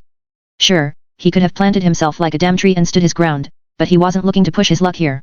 If all Tyrande wanted from him was physical pleasure, then that was what he would give her. It was the least he could do, considering he still blamed himself at least partially for both Malfurion and Illidan's deaths. Not to mention, Chandris had asked it of him. Landing on his back in the soft soil of the undergrowth, Rognik grunts, watching as Tyrande moves over him, straddling his tree trunk waist. Crouching down, the naked night elf reaches for his robes, pulling them open and removing his loincloth. Rognik isn't ashamed of his body's reaction as his throbbing, green, Orcish cock comes flying up right off the bat, already well on its way to full mast. His huge dick stands up almost perfectly straight with only a slight droop that is rapidly being corrected moment by moment. But then to be fair, you try staying soft when Tyrande Whisperwind herself strips naked right in front of you and then propositions you for some no strings attached, no emotions, no love type monkey sex. To her credit, Tyrande barely misses a beat. While she does pause for a moment at his size, the High Priestess quickly rallies, kneeling down and straddling his legs as she takes his cock in both hands. Her eyes glow slightly in the darkness of the hollow, and Rognik can see the way her lips quirk up into something of a smirk. This monster has been inside of my adoptive daughter and Lady Proudmoore, has it? It's a wonder that either of them still lives. Rognik flushes at Tyrande's praise. Never in a million years did he think that he would have Elune's High Priestess complimenting his dick size. And yet, here they are. Frankly, he's wondering if Tyrande is going to need any help getting ready for him. How is she possibly going to get wet enough to take his cock inside of her? Visions of the High Priestess suddenly turning around and plopping her cunt down on his face before ordering him to lick dance through his head for a moment. If Tyrande actually decides to engage him in a 69, he just might die from shock. But no, that doesn't happen. Nor does she put his cock anywhere near her mouth.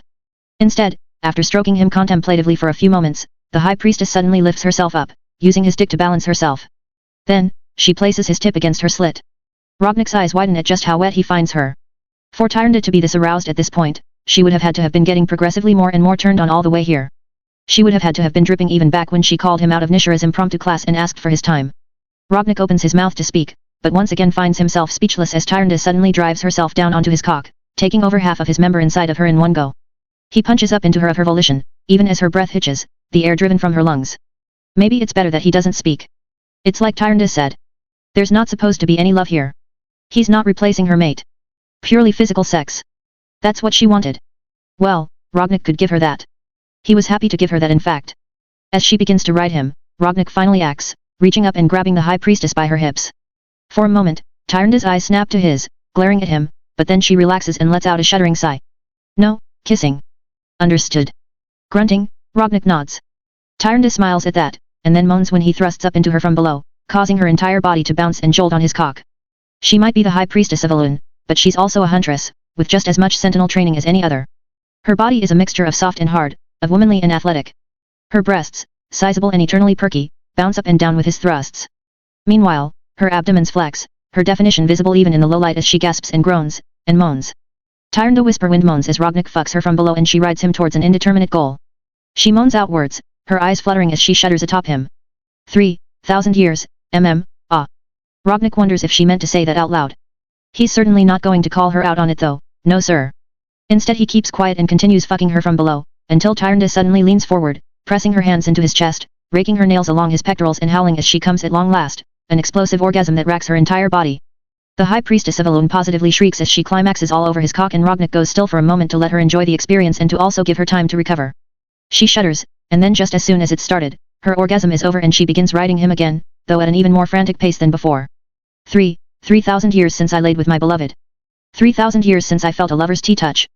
Her nails dig harshly into his flesh, drawing blood as Rognik grunts beneath her. Tyrande's eyes snap wide open, and she looks him directly in the eye. Malfurion asked that I try not to be alone. He asked me to shed no further tears for him. And yet, this still feels like a betrayal. Something in Tyrande's face twists and she snarls. For a moment, Rognik doesn't know if she's going to attack him or flee the scene. In the end though, it's neither.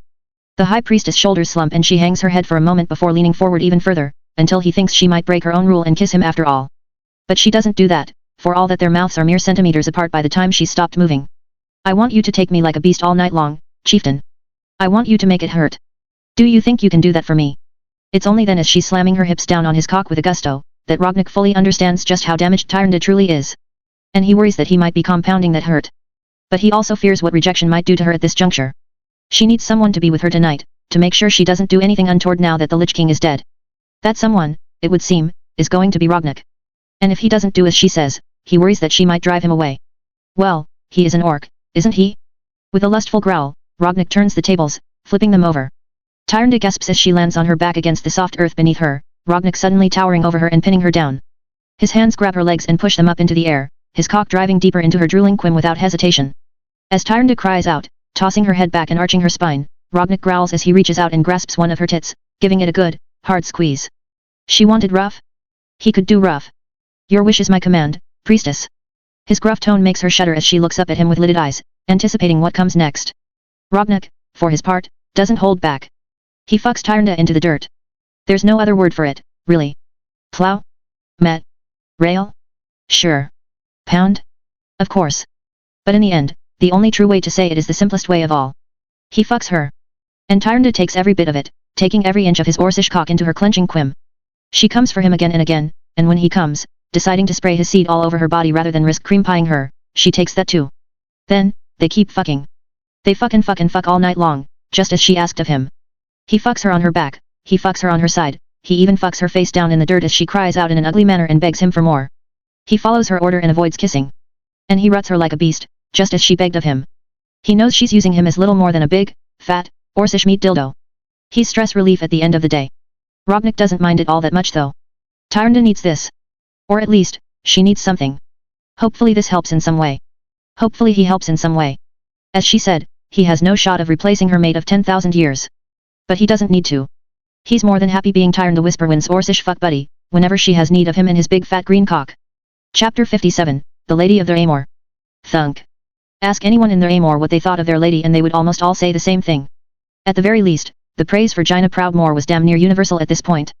Not only had Jaina produced results beyond even the naysayers' wildest dreams, but she'd also led them all with a grace and poise befitting a noble lady and the daughter of Kul Tira's Lord Admiral. Thunk. Even those who might have had negative things to say about her decisions to ally and then make peace with the orcs, Tauren, and trolls, were forced to admit, rather begrudgingly, that she was a competent stateswoman and leader. The construction of the Amor Isle, a burgeoning island city that even now saw daily growth, was a testament to all of Lady Proudmoore's success. Thunk. Indeed, her greatest detractors could still acknowledge that Jaina comported herself with nobility in everything she did. Which is why it would probably confound and baffle any of Thermore's citizens if they were to see their ruler now. If they were to see the Lady Jaina Proudmoore slowly thumping her forehead into her desk in a rather undignified fashion, they would likely have wondered what was wrong, and more than that, what could possibly have happened to leave her in such a state. Fortunately for Jaina's reputation and image as a competent, poised, and graceful ruler, there was no one else at the top of her tower save for her and one another. That didn't exactly make the human woman feel any better though, if she were being honest. How? How could this happen? A derisive snort comes from the only other woman in the room with her. Jaina's chamberlain shakes her head as she clasps her hands behind her back and tilts her head to the side consideringly. Well, Lady Proudmoore. If you need an explanation of how things work, when a boy and girl love each other very much, I'm given to understand that they come together and... Please stop tea-talking. Letting out a whimper, Jaina waves a hand frantically in her chamberlain's direction. She doesn't bother to threaten to fire the other woman or anything like that. They don't exactly have that kind of relationship. No, in fact. Jaina's chamberlain isn't really just her chamberlain at all. It was pretty wild but, well, Jaina's closest advisor these days, the woman who left her side so rarely, was in fact Egwene, former guardian of Tirisfal. The story of how that came to be was in and of itself a long and convoluted tale that ultimately culminated in Egwene trying to sacrifice herself in order to save Jaina's life and help her defeat some warlocks and their demon master. Ultimately, Egwene had survived even that, and Jaina had offered her a place in their Amor, which even now she was still shocked the guardian had accepted. Of course, right now Jaina was starting to regret offering Egwene that spot.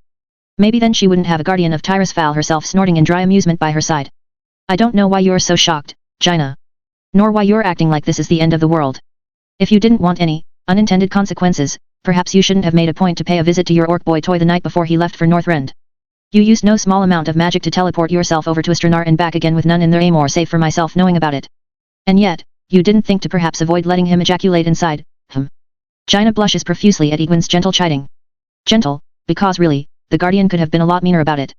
If anything, Egwene was being downright nice, despite her own vague distaste for orcs. It wasn't even anything personal as far as the older woman was concerned.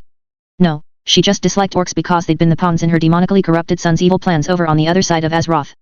Regardless, Jaina lets out another groan and finally lifts her head from her desk, once again glancing at the results of the arcane spell floating in the air in front of her face.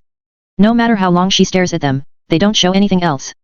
And seeing as she's already performed the spell half a dozen times with the exact same results each and every time, she's pretty sure they're not going to change either. She's pregnant. And Rognik is undeniably the father.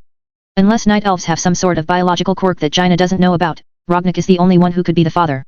As if reading her mind, Egwene hums and pipes up again. You're quite sure that it's the orc who knocked you up, yes? Sputtering at the guardian's crass language, Jaina nevertheless sheepishly nods her head. Why yes. Rognik is the only man I've been with for quite some time. As much as she and Chandris had enjoyed their time together along with Rognik, Jaina was pretty sure that Chandris couldn't get her pregnant. And that left just Rognik. Right. Well, I suppose all that's left to do is inform the orc he's going to be a father. Jaina groans and lets her head fall forward again. Thunk. Do you think I haven't thought about that? I'm not sure how to go about it, to be honest. Making a curious noise in the back of her throat, Egwene hums. Not sure how to go about it. You just send him a message. Are you a mage or aren't you? Lifting her head, Jaina shoots a scowl in the guardian's direction. Nothing quite like this conversation to diminish her overwhelming reverence for the older spellcaster. Of course. I'll just shoot him a spell. Never mind that I've never been to Northrend and can't open a portal there, never mind that I have no idea whether he's in the middle of battle against the Lich King and the Scourge right now or what. No, I'll just fire off a spell missive and hope that it doesn't distract him at a critical juncture or leave him convinced that he has to return to Kalimdor immediately with the job half done. Egwene raises an eyebrow at that. Is that really the excuse you're going with, Jaina? Blushing again, Jaina averts her gaze. Yes. Yes, it was the excuse she was going with, thank you very much. This whole situation, it was a mess. Not necessarily a bad one, but she still found herself in somewhat of a panic. Part of her had very much wanted to go on the expedition to Northrend if she were being honest. Arthas might be dead, but his master still lived, or whatever you would call the Lich King's corrupt, abominable existence. The fact was, the Lich King was a problem that needed to be taken care of sooner rather than later. Jaina accepted that, just as she'd ultimately accepted that she would not be one of those who would be taking care of it. Her place was here on Kalimdor. More specifically, her place was in their Amor, helping to build the small, burgeoning Isle nation into something that they could all be proud of. Did she wish she could go running off on an adventure with Rognik and leave everything in the hands of others like High Priestess Whisperwind had done? Of course she did. But she couldn't. As much as Jaina trusted her lieutenants, The Amor was at a critical juncture and needed all hands on deck. Not like the Night Elves and their ancient civilization, where capable subordinates like Brawl Bearmantle and Chandri's Feathermoon could be counted on to hold down the ship while Tyrande and Cinerise went gallivanting off to the frozen north. In the end, it was a good thing she hadn't gone north. Rognik and the Northrend expedition had been gone for over 2 months now, and Jaina would not like to imagine how she would feel if she found out about her condition up there in the frozen wastes, surrounded by who knew what sort of undead threats. Ultimately, it was for the best that she wasn't in Northrend right now. That still left her rather uncertain of what to do, exactly. She was pregnant with Rognik's child. He deserved to know, preferably as soon as possible. But she didn't want to risk destabilizing his mental state at what might be a crucial moment in the Northrend campaign. She didn't want to risk him losing his life because he was distracted by news of impending fatherhood. And, admittedly, part of Jaina was scared. Scared that Rognik might already be lost. They'd had no contact since the fleet left. No word whatsoever. What if Rognik was dead? What if they'd failed? Obviously Jaina would want to know, to be able to prepare for the Lich King's eventual coming if nothing else. But, she was also afraid and not entirely certain that her heart could take it if Rognik was lost before even finding out he was to be a father. You're going in circles, Jaina. Startling, Jaina looks up at Egwene Olishly, the other woman having moved closer to place a hand on her shoulder. Giving it a comforting squeeze, Egwene sighs. So then. You've already decided you won't use magic to get in contact with your orc lover, for fear of risking his life. Fine. So why not just, write him a letter instead? Jaina slowly blinks at that. Write him, a letter. Rolling her eyes, Egwene waves a hand through the air. Obviously getting it to Northrend might not be in the cards, but you could send it to that new orc city to the north, yes? Orgrimmar, I think they're calling it. I believe your chieftain and the Horde's Warkif are friends, are they not? Send a letter to Thrall for Rognik when he gets back, if you're that unwilling to contact the orc who put a bun in your oven directly. Jaina flushes once again at Egwene, choice of words. The former guardian of Tyrus Fowl was downright irreverent when they were alone together. As Jaina's chamberlain, she was actually perfect at her job. As an advisor, she was an endless font of wisdom. But when it was just the two of them, Egwene did not bother censoring herself. The younger woman suspected this was at least partially because of the respect and reverence that Jaina had shown her from the start. In the beginning, Jaina had addressed Egwene as Magna, and deferred to the more powerful and far more experienced spellcaster in all things. This had very much annoyed Egwene, to the point that she had dropped all semblance of civility and propriety when they were alone together. Even still. That's an excellent idea. If I write a letter and give it to Thrall to hand off to Rognik, then the moment Rognik returns, he'll be able to read it and come see me as soon as possible. Then we can talk. Egwene hums at that, even as she pulls her hand from Jaina's shoulder and waves it nonchalantly. In a casual display of arcane power, the guardian summons an inkwell, quill, and parchment, all three gently landing in front of Jaina for her to use. Jaina bites her lower lip, looking at the quill like it's a snake for a moment, but in the end, she snatches it up, dips it in the inkwell, and begins writing. Almost immediately she crumples up the first sheet of parchment and tosses it to the side. Fortunately, Egwene had the foresight to float over an entire sheaf of parchment and Jaina is able to start in on the next attempt without delay. Too flowery. Smiling somewhat fondly at her charge, Egwene just shakes her head and steps away, leaving Jaina to it. Meanwhile, Jaina finds herself going through parchment after parchment, desperate to get the words right and finding it almost impossible. At the same time, her hand slides down beneath the desk, coming to rest on her abdomen. She's not quite showing yet, but given the travel time to Northrend, Rognik and the expeditionary fleet might have only just made it to the northern continent, meaning that they were still a few months away from returning home, depending on how long their mission took them. By the time Rognik returned, Jaina would likely be visibly pregnant. The thought brings a smile to her face, because she knows deep down inside that Rognik will be excited to be a father. Hopefully Chandris won't be too jealous. Unless the Sentinel General is hiding something from her, but Jaina doesn't think so. Then again, Jaina hasn't told Chandris just yet. She probably should. Grimacing as she finishes the letter to Rognik and sets it aside, sealed and ready to be sent off to Orgrimmar, Jaina settles in to write Chandris a letter as well. And yes, sure, she could have just sent the Night Elf a magical missive and it probably would have been fine seeing as they were on the same continent, but Jaina was committed to this letter thing now. Though, as she finishes Chandris' letter as well, Jaina finds herself hesitating to put the inkwell and quill away. There is one more person who should be informed of Jaina's pregnancy. One more person who, above all else, deserves to know. Jaina doesn't know how they would react. Perhaps not very well. But even still, she doesn't think she could keep it from them. They had a right to know. Letting out an explosive breath, Jaina settles in and writes a third and final letter. This one she doesn't spend 100 attempts on.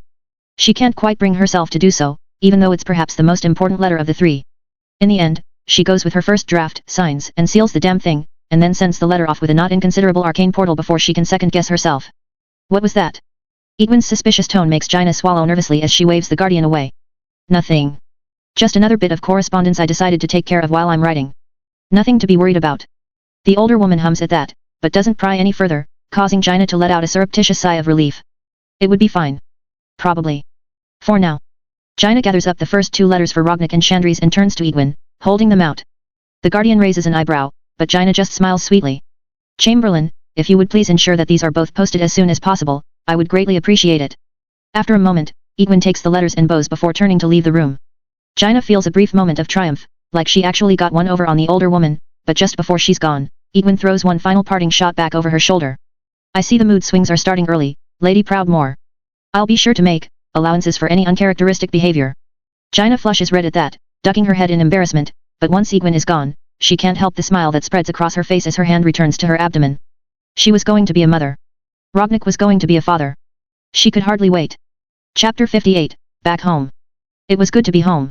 As Rognik and his fellow warsong druids all wing down from the sky towards the Horde capital, he can't help but reflect at how strange it is to call Orgrimmar home. Not least of which because he had another lifetime of memories trying to tell him that it was simply a point of interest in some video game that his other self had sunk way too much time into. And yet, it was actually fairly easy to differentiate his Orgrimmar from that Orgrimmar. While both cities were nestled in the same series of valleys surrounded by high craggly mountains, that was about where the similarities came to an end. The influence of druidism on Orcish culture could be seen everywhere in this new Orgrimmar. Rather than having all of its valleys exposed to the sky, much of it was covered in a thick canopy of greenery, massive trees grown by druid magic properly providing shade from the heavy sun beating down overhead. No more was this canopy thicker than in the Valley of Strength, where the Warsong Grove stands proud even now. It fills Rognik's heart with joy to see that everything looks like it's been just fine in his absence. Better than fine even, because everywhere he looks, he sees progress. Not that that's too surprising. It's been months since they left for Northrend. Months spent at sea going both to Northrend and coming back. In fact, more of their time had been spent traveling than in the actual campaign against the Lich King. Traversing the frozen continent and having to go back and forth as they'd faced setbacks and then a resurgence in strength had taken weeks, but chronologically, it was the shortest part of their trip, even if mentally, it felt like it had been the longest. Yet, it's good to be home. Though, there are still things that weighed on Rognik's mind. For one, there was Kale that's in his blood elves.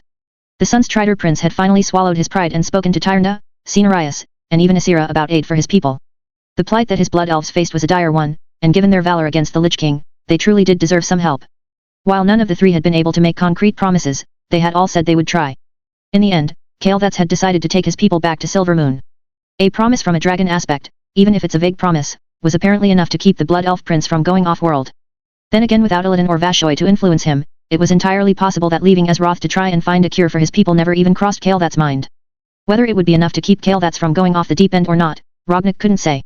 Would the Sunstrider Prince be a hero in this world, when his second set of memories had largely defined Kael'thas by his villainy? Or was he predestined to fall and hopefully just not take his people with him?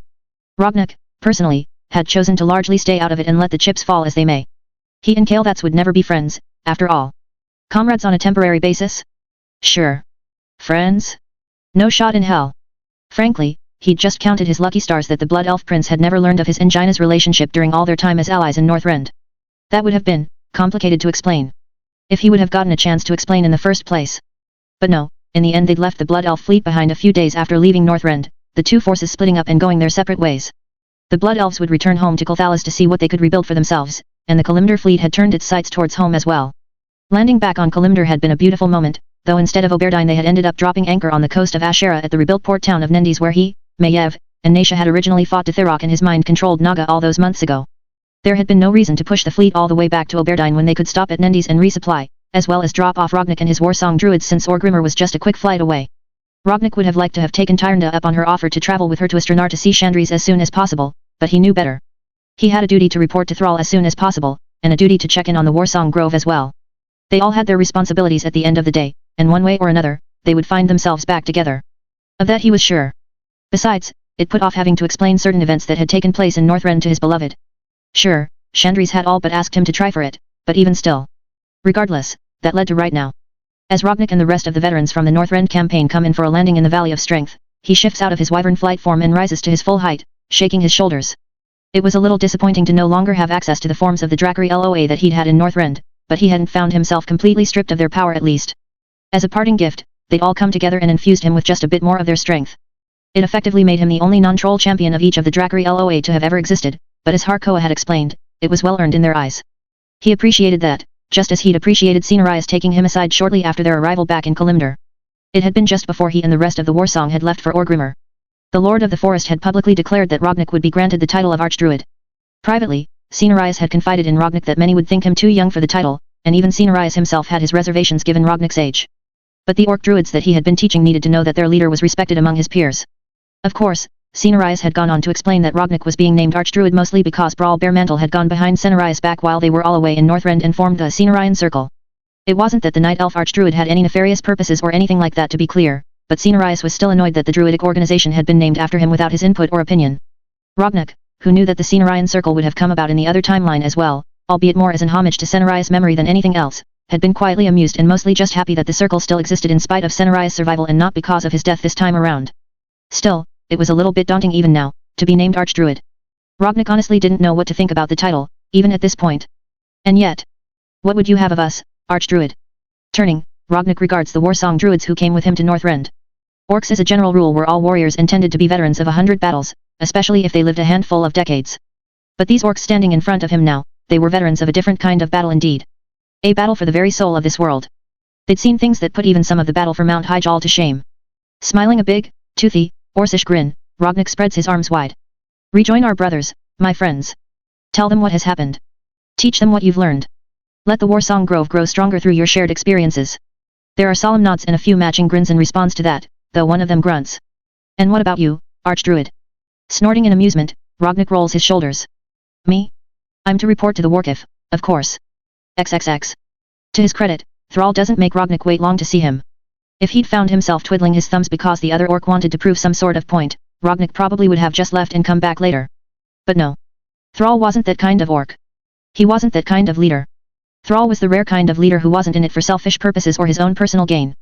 He had ambitions, yes, but those ambitions generally revolved around their people and rebuilding the Horde into something that they could all be proud of. Thrall was the sort of leader who saw leadership for what it truly was, a responsibility and a duty. A weight upon his shoulders that kept him in check every damn day. It was why Rognik was so happy to leave the title of Warkif in Thrall's capable enough hands. Sure, his memories told him of the ways Thrall might misstep, of the mistakes that the other orc might make, but so long as Rognik was there to help him when he stumbled, he figured it would be fine. Regardless, Rognik waits maybe 5 minutes before being ushered into the Warkif's throne room.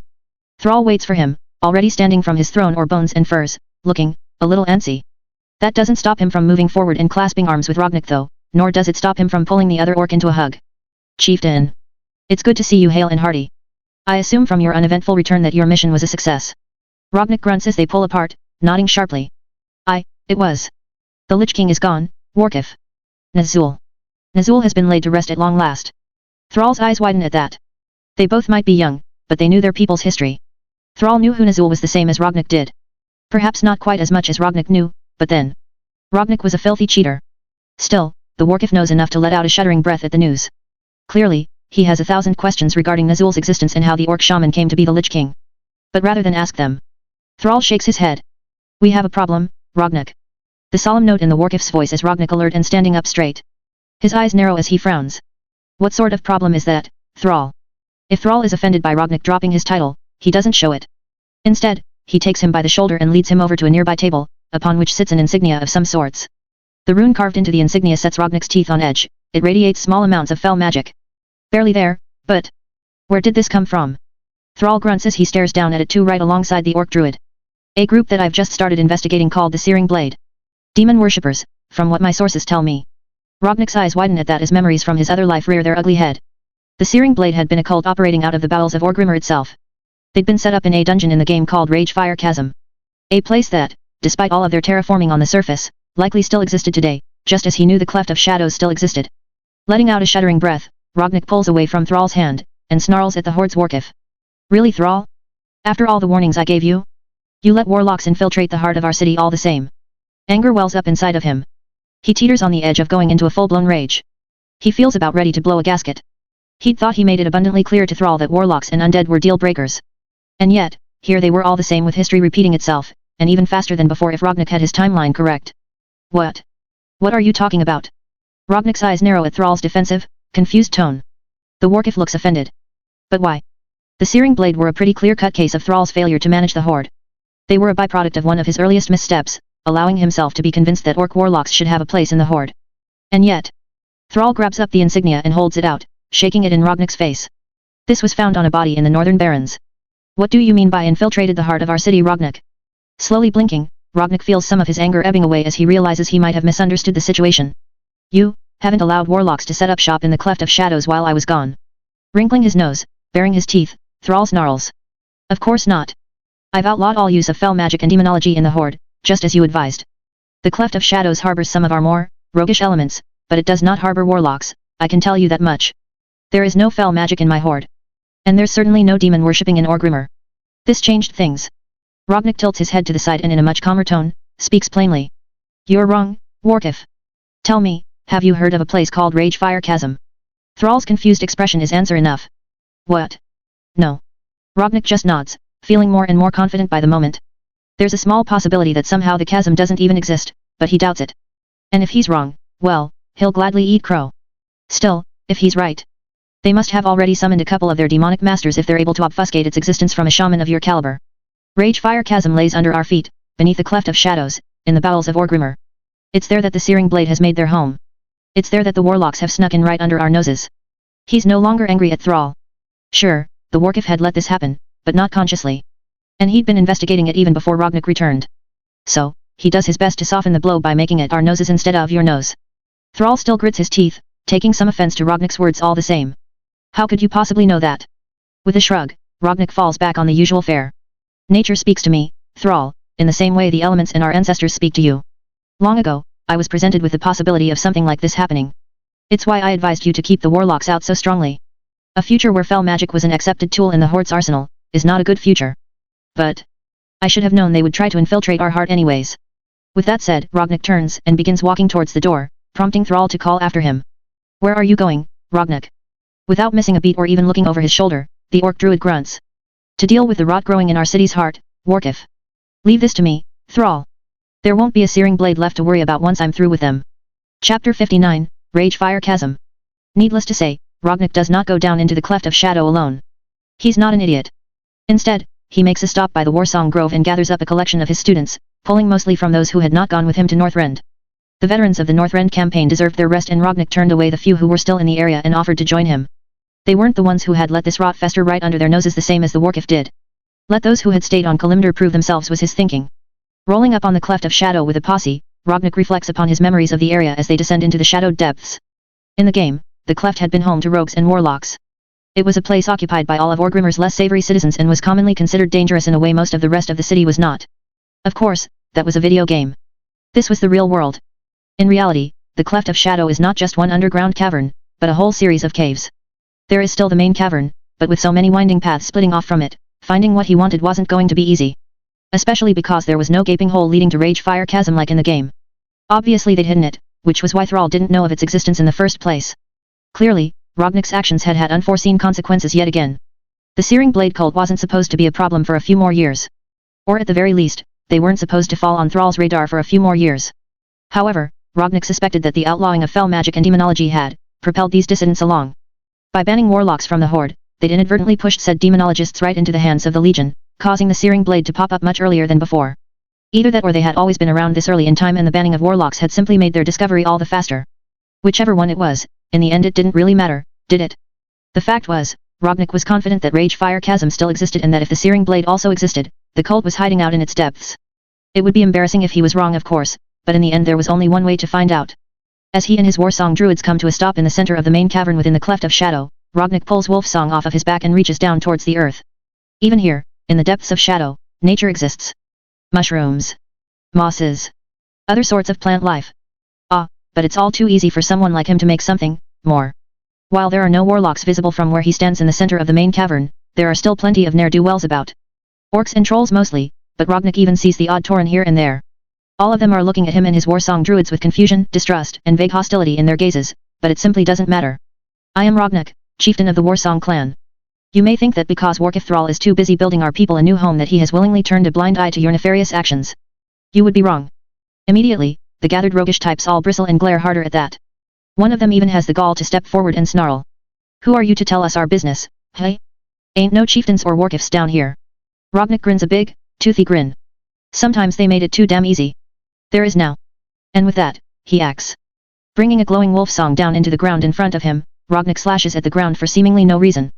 However, the nature energy wafting off of his blessed axe seeps into the earth, and a moment later the wound he makes sprouts new life as a massive tree begins to grow out of the dirt at his feet. Shouts of shock and surprise as criminals and vagabonds alike rear back abound. Especially because it's not just Rognik and his tree. The entire main cavern of the cleft comes alive with nature as roots sprout from the earth, leafy green plant life coming from every direction. His fellow druids watch in awe as the criminal elements who made the cleft their home all cry out in confusion. It takes them a moment to realize he's not actually attacking them. At least not directly.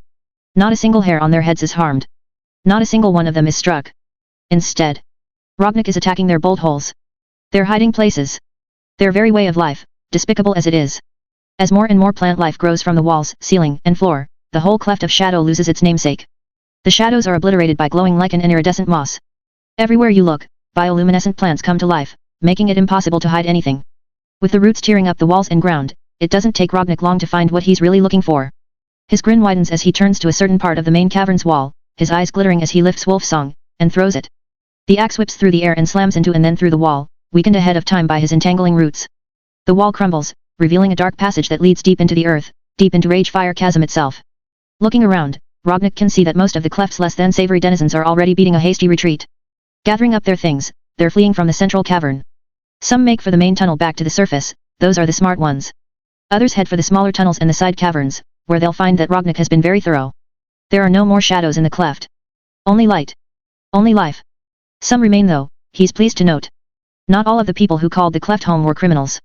Some were just trying to get by, and given its location, the cleft was a cheap place to live.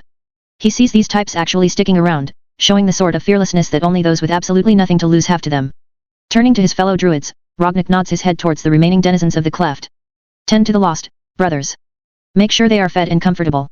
Show them how to appreciate what this cavern can now give to them and show them how to give back. His students all bow their heads in acceptance, though one does speak up, his brow furrowed. What will you be doing, chieftain? Rognik grins and turns back to the entrance to Ragefire Chasm. Taking out the trash. Then, yanking Wolf Song back into his hand via vine, he hoists his trusty axe up onto his shoulder and descends into the chasm's depths. Suffer not the warlock to live. Slay the demon. Purge fell from this world wherever it was found. These tenets were tenets Rognik was more than happy to live by. And they were tenets he would hopefully be fulfilling quite soon indeed. XXX. Intruder. What? How many? Just one, but he irk. Rognik laughs. It's not a nice laugh, but he can't help himself. He has to admit, he's more than a little pleased to be proven so dramatically right. As he rampages through Ragefire Chasm on a solo extermination mission, he does so with a massive grin on his face, and fury in his eyes. On the one hand, he's all too pleased to be proven completely and categorically right. The searing blade was hidden away in Ragefire Chasm, tucked beneath Orgrimmar like an infestation. On the other hand, he hated to be right. He hated that a bunch of filthy warlocks had managed to start a cult right under their noses. More than anything, he hated all of them and their demon-worshipping asses. As he cuts and cleaves his way through cultist after cultist, fighting deeper and deeper into the chasm, Rognik lets himself let go. He doesn't hold back even slightly. And as a result, it's not a remotely fair fight. Some of them have fell magic that they try and throw at him of course, but most of them are novices. Most of them can't do more than summon a regular old arcane fireball or try and attack him with a dagger.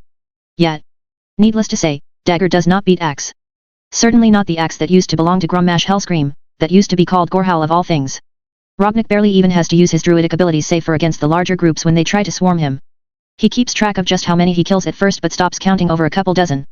Hopefully this is most of the orc warlocks left on Kalimdor concentrated here, but Rognik knows he's not that lucky. Still. You. How did you find us? Ah, and there it is. Rognik pulls himself to a stop and turns to find all three of the Searing Blade's leaders have chosen to confront him as one. How nice of them to make it easy for him. He regards the trio for a moment. His second set of memories helpfully supplies him with their names. Tarragoman the Hungerer is a Felguard, an exceedingly muscular demon with a massive fell blade in his hands. Basilan is a satyr, one of those goat-like demons that could trace their origins back to the now-deceased Nightmare Lord. And finally, last and probably least among them is the only orc. Jurgosh the Invoker. Likely their pet if Rognik had to put his money on things. Demons didn't like to share power after all, and Jurgosh had all the markings of a warlock who had gone in too deep and wound up on the wrong end of the leash. Chuckling darkly, Rognik regards the three of them quietly for a moment, watching as they all tense up upon realizing he has no intention of answering the question. Before they can attack however, he does break the silence to say something else. You know. I recently found myself in Northrend. Terribly cold place. You all wouldn't know anything about it, I suspect. He glances around at the lava pointedly, leaving them all confused at what the fuck he was even talking about. Rognik did have a point to his words though. Trust him. While I was there, I got to meet the Green Dragon Flight. And me and my comrades impressed them enough that they taught us a little trick. He lifts Wolf Song into the air, and sheathes it on his back, once again throwing the leaders of the Searing Blade for a loop. Then, he inhales deeply and opens his mouth. Tarragoman is the only one to actually manage to act, the Felguard trying at the last second to surge forward and stop him. Unfortunately for the demon, he's much too late. Out of Rognik's mouth unleashes a torrent of green flames all over the trio.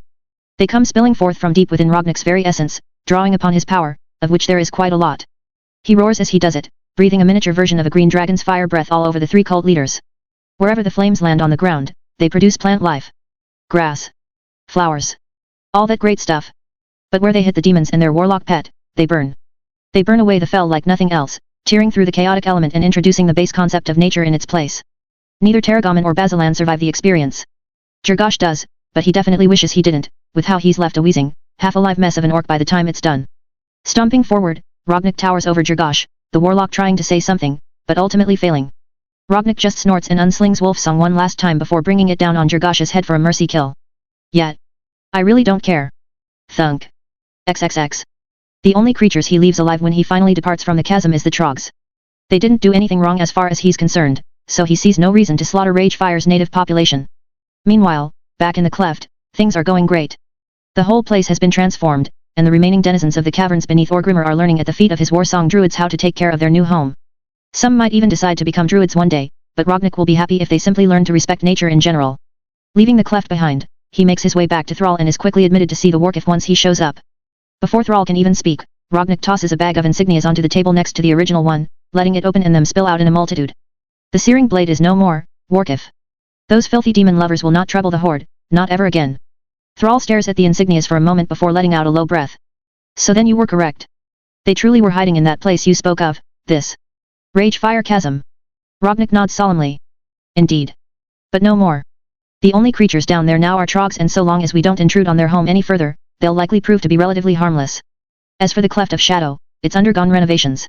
I believe my druids will be making it a second home away from the grove from now on.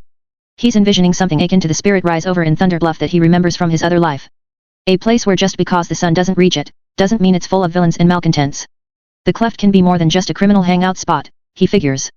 Thrall stiffens for a moment, but then relaxes, nodding his head in agreement. Very well.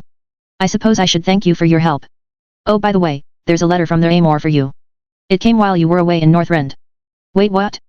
Rognek blinks olishly. Why didn't you tell me that before? Thrall just raises an eyebrow, even as he finds the letter and carries it over to hand it to Rognek. The searing blade seemed like the more pressing matter to me. Jaina Proudmoore is a powerful mage after all. Whatever she had to tell you in a letter must not be overly time-sensitive, right? Besides, once you found out about the warlocks, you left too fast for me to bring it up. Rognek can only nod at that. Thrall is right, he supposes. Not only had Rognek nearly blown a gasket and then rushed out of here as fast as he possibly could, well, Thrall was right, there was also no reason for Jaina to send a letter if it wasn't important, right? They called it snail mail for a reason in his old world. She would have just used her magic to get word to him somehow instead if it was time-sensitive, Rognek assumed. Shrugging, the Orc Druid opens up the letter and begins to read, eyes darting back and forth across the page. Then, he stops, hitting upon a certain word. His eyes widen and his countenance pales. Thrall frowns, tilting his head to the side. Rognek? Is everything okay? But even though it's a breach in decorum, Rognek doesn't answer the Warkif. He doesn't even bother saying goodbye. He turns and runs out of the room as fast as his legs will carry him, and as soon as he's under the open sky, he takes flight as a wyvern, moving as fast as his wings will carry him as well. He has to get to the Amor. He has to get to Jaina. Nothing else matters. Chapter 60, The Amor Isle. Jaina. Stand down, Orc. Lady Proudmoore isn't taking visitors right now. If you insist on forcing your way through, we will have to use force. Jaina's eyes widen as she hears Rognek's voice and then the voice of one of her guards a moment later. She exchanges a concerned glance with a nearby Edwin and then rises from her desk, rushing over to a railing to look down to the bottom floor of her tower. Rognek has clearly pushed his way in and now stands surrounded by her guards. They aren't brandishing steel yet, but their hands are on the hilts of their weapons, and so is Rognek's, the massive orc reaching for the haft of Wolfsong on his back. In the blink of an eye, Jaina teleports down to the bottom of the tower and thrusts her hands out from herself. A lesser frost wave blasts out, not enough to do any damage but enough to cause them all to stop on account of their feet being frozen in place by the small explosion of ice. Enough. It does the trick, stopping her guards and Rognek in their tracks before weapons can be drawn or blood can be shed. Looking to her guards as they easily break free of the ice, Jaina nods her head. I appreciate your help, but my orders to be left undisturbed do not extend to the chieftain of the Warsong clan. You may return to your posts. That gets some wide-eyed looks. It was something of an open secret in the Amor that Jaina had a romantic relationship with an orc. Specifically with the Warsong chieftain Rognek. However, most of Thurmor's citizens, including her guards, wouldn't know what said orc chieftain actually looked like. And of course Rognek hadn't bothered to stop and explain his identity to anyone, had he? No, from the look of things he had not. As her guards do as they're told and return to their posts, Jaina turns to Rognek, ready to give him a piece of her mind. But she stops dead because he's just as wide-eyed as her guards were, and staring right at her belly. Jaina finds herself blushing as her hands instinctively go to her bulging abdomen. She's several months along at this point and not even her most voluminous robes can hide her pregnancy bump. Most likely because the babe is a half-orc, which Jaina has to admit she's already dreading birthing. Still, she wouldn't change it for the world. That said, Jaina. When Rognik steps towards her, a hand outstretched, she's reminded that she's still pissed at him. Sniffing haughtily, the pregnant mage tosses her hair over her shoulder and pins him with a glare. We'll talk upstairs. Then she teleports back to the top floor of her tower, feeling that making Rognik ascend on his own terms was punishment enough for his transgressions. Egwin gives her a look though once she's back up top, one that has Jaina scowling a little bit and rolling her eyes. I don't want to hear anything from you. Smirking, the disguised guardian shakes her head in amusement. And to think you used to hang off my every word when we first met. Jaina colors again, feeling some level of embarrassment at the chastisement. Admittedly, the mood swings had been getting a little worse. And she has to admit, she's feeling some emotional turmoil now that Rognik is finally actually here. In the months since she sent the letter to Orgrimmar, she's had more than enough time to contemplate her decisions. The truth is the real reason that she hadn't tried to contact Rognik magically was because she was afraid. Afraid of what the future might hold. Afraid of his reaction. What if he wasn't happy? What if he didn't want to be a father, or he wanted to get Chandrese pregnant first? Jaina had received a response from Chandrese already of course, the night elf woman congratulatory in her own letter back. But she was also busy with her duties as Sentinel General and hadn't been able to make time to visit in the past few months. With time, Jaina had been able to accept and address her own insecurities, she knew that she was largely worried about nothing, and flinching back from shadows that held no danger to her. Even still. Well, if you don't want to hear anything from me, I suppose I'll take my leave so you two can discuss things in private. Jaina bites her lower lip, turning to tell Egwin that that's not necessary, to maybe apologize, but the words catch in her throat, because just past the disguised guardian, at the top of the stairs, stands Rognik. The orc still looks wide-eyed and shocked, and as he slowly makes his way forward, Jaina finds herself frozen in place while Egwin slips away before she can speak, descending down the stairs and out of view. Glancing back over his shoulder as she goes, Rognik furrows his brow and looks back to Jaina with some level of recognition in his eyes. Was that? Blinking rapidly, Jaina opens her mouth and then closes it for a moment before responding. If you mean was that Egwin, former guardian of Tyrusfal, then yes. But, how do you know?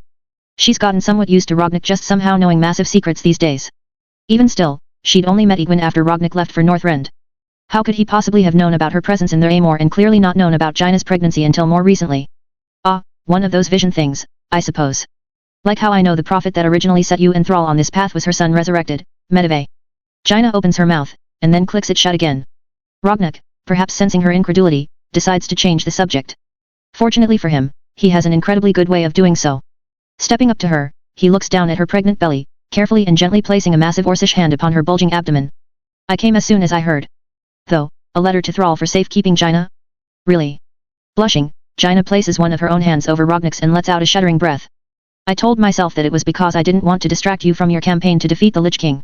I didn't want your mind to be clouded with what was going on back here when you needed to focus on the battles in front of you. But the truth is, I was just scared. Unreasonably so. Still, you're here now. I'm glad you're back, Rognik. For a long moment, Rognik looks like he wants to ask what she was precisely scared of. But Jaina is eternally grateful when he ultimately decides not to. She didn't really want to get into that sort of thing out loud if she was being honest. Instead he simply lets out an explosive sigh and nods, leaning forward to rest his forehead against hers. For a moment they rest like that, his hand still on her pregnant belly, Jaina's eyes drifting shut. But eventually her curiosity gets the better of her and she can't help but ask. You did it then? You won. Pulling back, Rognik smiles and nods. That we did. And boy do I have a story to tell you. But first, perhaps we should get you somewhere more comfortable. Jaina scowls a little at being treated like an invalid, but ultimately allows him to lead her to her bedroom, where they both sit down on the edge of her bed so she can rest her aching feet. Then Rognik tells her all about the trip to Northrend. Though admittedly he doesn't get too far into it before Jaina stops him, eyes wide.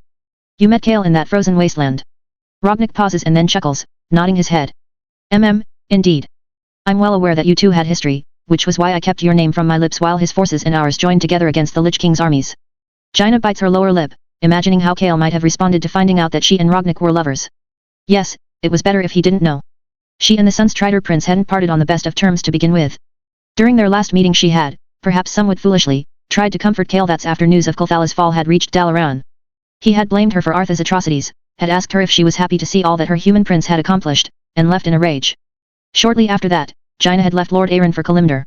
But that didn't suddenly erase their years of friendship. Jaina felt for Kale and his people quite keenly even now, but to hear that they'd gone all the way to Northrend, well, at least it sounded as though they'd gotten their vengeance in the end if Rognak and the expedition had returned successful. What happened next? Rognak proceeds to tell her. He regales her with tales of their battles, of his temporary connection to the Dracari Loa. To hear that these incredibly powerful animal spirits had lent Rognak a fraction of their might really drove home for Jaina just how dangerous the Scourge were, even with the Lich King so dramatically weakened by Frostmourn's destruction and the death of his champion. When Rognak details Sapphire's resurrection and subsequent attack, Jaina's breath catches in her throat even though the father of her baby is right in front of her, hale and hearty. When he describes how weak he was in the days following their retreat, her heart breaks for him and she sheds a few tears. Of course, she sheds even more tears when he describes what happened next, with Malfurion's final sacrifice to save Tyrande and the rest of them from Xavia's last gambit. She listens quietly as Rognak then goes on to describe their renewed offensive and what had ultimately happened between them and Kel'Thuzad and Balnazar, and then them and the Lich King. To hear that Kel'Thuzad, one of the architects of Artha's descent into madness still persisted was disappointing and frightening. But there was nothing to be done about it. Even if they hadn't managed to take the Lich with them, the Burning Legion would still be out there, a force to be reckoned with that had monstrous plans for their world. Jaina had always known it wasn't over yet. It would never be over so long as the Legion still existed. Still, when Rognak tells her of how Tyrande and alone purged the helm of domination of the Lich King's spirit and then took the dark artifact from Azeroth altogether, her heart soars. It feels like the closing of a particularly terrible chapter of their world's history. Artha's crimes against their people were finally answered for in full. Of course, afterwards Rognak tells her of what happened during the celebration at the Emerald Dragon Shrine. The orc seems nervous about how she'll react, but Jaina just laughs, patting him on the arm. I believe I agreed with Chandri's request to you before you left for Northrend, did I not? Why would you worry that I would disapprove now? Is it because I'm with child? You needn't worry, Rognak. I've long since accepted that I must share your love. Then, Jaina smirks and her eyes trail along his muscular chest for a moment. Truly, you are quite the beastly orc, aren't you? Always finding your way into yet another woman's bed. Rognak growls in response, recognizing Jaina's teasing tone. But nothing sexual comes of it, though he does take hold of her, hugging her close and leaning down to press his ear against her belly. Jaina's breath hitches as he does so, a soft smile coalescing on her lips. She was in no condition to do anything physical with her beloved, but that was okay. So long as he was here, she was happy. Still, she makes sure to smack his arm a little bit for treating her like a fragile vase or something. Which of course prompts Rognak to squawk and pull back, looking at her with a faux hurt expression. What was that for? Smirking, Jaina sniffs. You know what it was for. He pouts like a big wounded puppy, but before she can soften and pull him back into the hug, they're interrupted. Lady Proudmoore. Lady Proudmoore, ships on the horizon. Eyes widening, Jaina quickly gets to her feet while Rognak does the same. They come out of her bedroom just in time for a guard in full armor to reach the top of the tower, panting heavily and having to hold onto the railing to catch his breath. What? What's going on? My Lady Proudmoore, there's a fleet of ships on the horizon. It's the Kul Tiran fleet. What? No, that wasn't possible. Jaina rushes to the nearest window facing the sea with Rognak right on her heels. Using a bit of arcane magic to enhance her eyesight, her eyes widen as she takes in the fleet of ships all flying Kul Tira's colors, visible on the horizon. No. This was her fault. This was all her fault.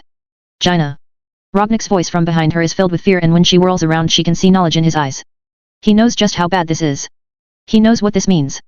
Probably from his visions of anything else, though he also looks as surprised as she is that this is happening now. Jaina's mind races and in the end she bites her lower lip, realizing what she has to do. You have to go, Rognak. Immediately. He stiffens at that, frowning. What? No. I'm not going anywhere. I'm staying right here by your side. Jaina shakes her head, tears welling up in her eyes. If my father so much as lays eyes on you, your life is forfeit. Please, you have to go. Rognak growls, his hands clenching into fists for a moment before he unclenches them and forces himself to relax. Then come with me. We'll leave together. I can carry you on my back and fly us both out of here. That won't work either. Jaina can't leave her people behind. But she can tell immediately that Rognak won't like that answer. That he won't stand for it. In the end, she only has one option. I'm sorry, beloved. Before he can reply, she reaches out and gathers her magic to herself, casting one of the more powerful spells she's cast since she found out she was pregnant.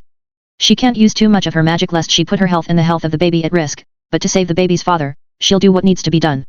A portal swirls to life just behind the Orc Druid and before Rognak can react, Jaina sends out a blast wave, hating the cry of pain that erupts from his lips as she scorches him. But more importantly, the force of the concussive wave sends him flying back through the portal, sending him back to Orgrimmar and away from danger. He can heal his burns, he wouldn't be able to heal losing his head. As the portal winks shut, Jaina turns her eyes back to the fleet, gazing at it through the window as she places a hand on her abdomen and lets out a shuddering sigh. And it had seemed like it was going to be such a lovely day too. Chapter 61, Mustering Allies. Chieftain. Chieftain, are you alright? Rognak doesn't immediately respond, lying where he landed on his back in the center of Warsong Grove. Staring up at the ceiling of interlocking verdant green branches overhead, he's not actually all that hurt or anything. Sure, There's still smoke wafting off of his body from Jaina's blast wave, but what little damage the combustive magic caused him is already being rapidly healed by the regeneration factor that his incredibly powerful connection to nature gives him. No, Rognik isn't injured. He's just stunned. This shouldn't be happening. Not this early. He's not an idiot. He knew from his other memories that eventually Jaina's father showed up with the full might of Kul Tiras behind him and made problems for both the fledgling horde and their Amor Isle. He knew that Lord Admiral Proudmoore was a problem, but by all rights, he should have been a problem for the future. They should have had years to prepare for Dalen Proudmoore's arrival, years that Rognik had hoped to use to find a way to avoid the man's death. Not that he thought Dalen Proudmoore necessarily deserved to live or anything like that, but Jaina didn't deserve to be ostracized by her homeland for his death. She didn't deserve to go through everything she went through when he forced her to stand with Thrall and the horde and see him slain by their hands. But all of a sudden, Rognik's timetables were all screwed up. Lord Admiral Proudmoore was here now, and with the Kul Tiran fleet at his back, he could do real damage to what little they'd managed to build for themselves so far. Sure, Rognik and his Warsong Druids, as well as the Horde's alliance with both their Amor and the Night Elves, had boosted the construction of both Orgrimmar and other Horde settlements far beyond what they should have been at this point in time, but even still, Rognik feared they weren't ready. More than that, he feared for Jaina herself. For the Lord Admiral of Kul Tiras to show up this early, it meant there had to be a spy in their Amor, didn't it? A spy who had perhaps taken issue with Jaina and Thrumor's truce with the Orcish Horde and sent word back to Kul Tiras as fast as they possibly could. Then, when it finally reached Kul Tiras, the Lord Admiral must have decided to come across the sea to put an end to the nascent new horde, to slaughter them in their crib before they could really get off the ground and become a true threat. And that all was bad enough, really. But more than that, even if Jaina might be able to cover up who the father of her unborn child was, she probably didn't know who the spy was. And what if they knew about her and Rognik's relationship and told Dalen Proudmoore that the baby in Jaina's belly was likely Orc spawn? Chief the Urk. I'm fine. Rognik pushes away the druids who have come to check on him, abruptly standing up with a snarl that causes them all to immediately back off. Looking around at them, he knows he just lied. He's very much not fine, and right now his blood boils like nothing else. Sure, he gets why Jaina did what she just did, but that doesn't mean he has to like it.